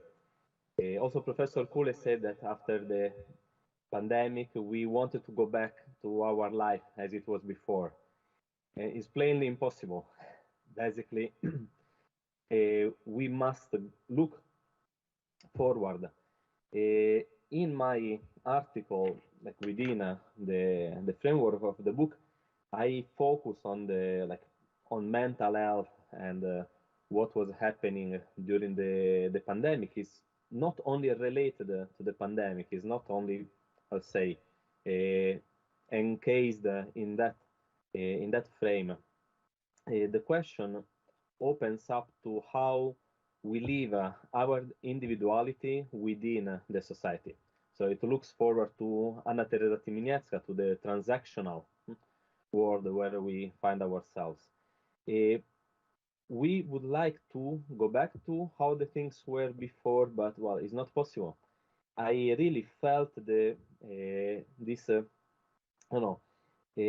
expectation after pandemic to go back to normal life. Is a very common sentence, but it was a crisis after another crisis, because we actually never came out really from what the COVID pushed us, like this, I would say, emotional corner in which we were pushed, all of us. Another crisis just started. And in my article, I actually started to say that we are, alone together, as Professor Kule was saying, because yes, we were like separated from each other, and at the same time we were trying to keep our connections. We were isolated by at least one part of the world had the means to try virtually to keep things going, to keep us in connection. At the same time, I remember also Professor Agamben during the COVID pointed out how fear was starting to be the main element driving our actions, and how we should fear a society that takes care only of the naked life, only of our survivalism. When then we miss all those aspects that were so dear to to Anna Teresa Tymieniecka, we don't look forwards this, like the human being is not just the satisfaction of vital needs. We are much more, and our project of life, the creativity, the creational process, can take place only within a social network, only in relation with the others, in opening with and together with the others. So I think those elements are very important, and we somehow all of a sudden rediscover how the human being is so fragile in front of massive crisis like the COVID pandemic. Those are like philosophical questions that we all of went through our studies, and later on, like the meaning of our existence and how to face this sudden burden of like questions about our society, about ourselves, about our future, how to deal with all of those elements. Just to to finish my short intervention, during the pandemic, there was a rising demand for philosophy, as for example, Googling and looking online for everyday life solutions. It was statistically seen a stronger increase of question about, well, existential issues. I dealt with mental health because it became a crisis within a crisis. Feeling of loneliness, anxiety, depression, became really a burden on all of our, like at least our Western society. So in a moment of crisis, philosophy can once again point out where to look for, at least keep this critical attitude. Medicine is a very strong struggle to be an exact scientific science, but is not enough to look at a crisis like this from a medical point of view, to just leave medicine in charge, science in charge. It's not only enough.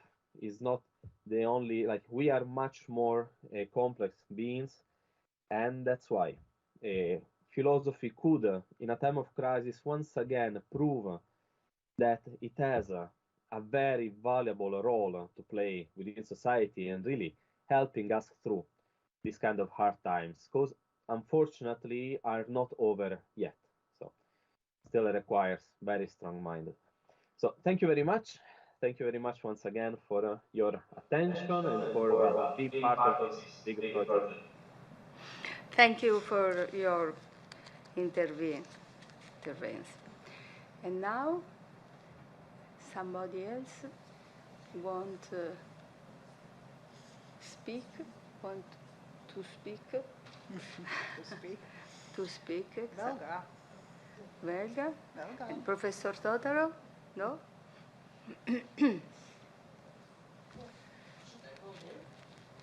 Yes, there is part. Yeah, hello. Please. I'm one of the group of the authors being here. 1, 2, 3, 4. We're here, and I would like to say that for me, I was writing about the varieties of distancing experience. I would like to say that for me it was really personal and maybe too personal, yeah, and therefore this was one of the articles that came the most difficult because I was contemplating my personal experience actually teaching since all schools converted to online. And I was teaching all days, switching schools and switching subjects. So I actually started to think about my personal experiences. And therefore, I was using phenomenological insights in order to contemplate my own experience. And since it was so personal, it was very difficult. Yeah, that was really the most difficult article. Yeah, writing, because maybe it was too close to the home. Yeah, it was too close.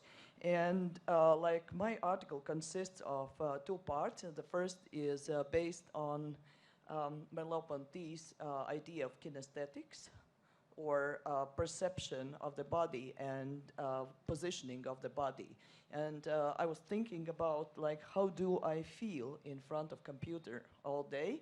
and all my students are on the other side. Yeah? So how do I feel them being there, not being there? And how do I feel of not being there and being there with them? And the second part was based on William James' somatic introspection. So the first part was how do I feel in the space? But in the space, in the general sense, it means that how did I feel no, like sitting in front of the big screen, yeah, and everybody is on the other side, like at this moment, yeah, like colleagues there. But the second was I was trying to contemplate, based on this somatic introspection, my own personal feelings inside. So that was, I would like to say, that was therapeutic therapy for me. Yeah? That was like psychoanalysis or therapy for me. Also thinking, and it's not, of course, it's not over, but at the same time, I think that everything what we have experienced, yeah, it still has to come, like contemplation still has to come later on, but the life will never be the same as it was before. So I believe that we have to continue thinking in this direction. Okay, thank you. Thank you. Somebody else? Somebody else? No?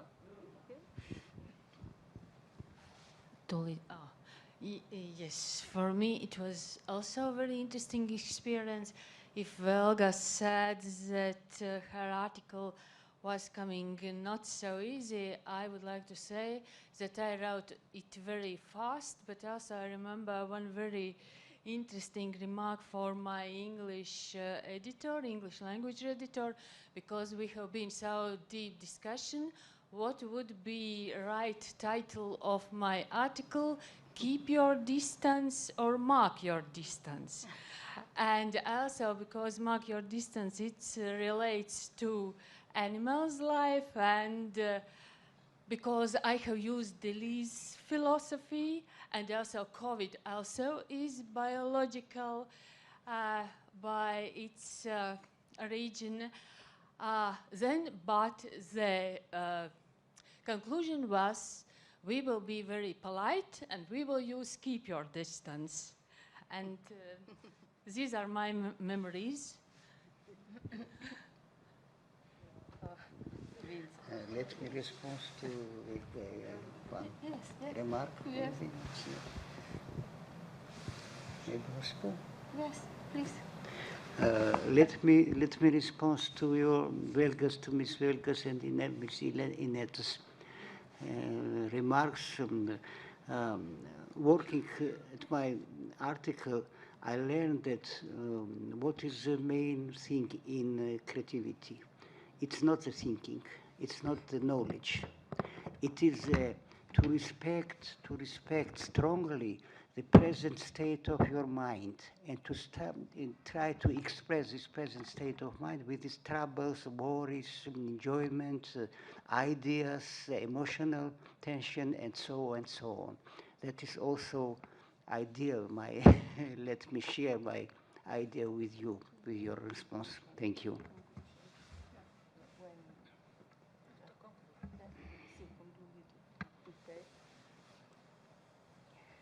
One more author is sitting here. One more author is sitting here. I remember how you insisted here must be a metaphysics. It's Francesco Totaro, and you were right. Of course, here is a metaphysics. We are not going to left this platform, these deepest ideas of eco-phenomenology and of philosophy at all. At all. Many thanks you for this direction, But Daniela says it's time to conclude. It's very joyful event for us. This conference is coming to Milan. We will come tomorrow too, and hope that there will be with Boccali Renato, the next, then he's showing, yes. I hope so, yes, we'd like the to be next with volume. you. And if you can conclude with such pictures of future. Renato. Yeah. You started yeah, this conference, thank please. you, Maya. Yeah. Yeah, no, I will be very, very quick. I think that it's absolutely important this kind of presentation, because Analecta Useriana has a story, and each volume is a sort of is a sort of monad. No, we know that Tymieniecka studied a lot Leibniz. Every volume is independent, but in harmony with the other volumes. So I hope that the next volume, the volume in which you will find all the papers presented during this during this Congress could be in resonance with your book, this book we are presenting this evening. And it will be an hard work. I know Daniela and I know very well the problem, but we'll manage it without any problem. So we can close. I think we can close. You need to go to the dinner. There is a social dinner. Unfortunately, I cannot be there, but I will be there tomorrow. So thank you to everyone. Thank you to Professor Alesbello and to Giulio Lovello of being here. And thank you, and see you tomorrow. Bye. Bye. Goodbye. Thank you. Till tomorrow. Bye. See you tomorrow. Have a nice evening. Okay, thank you.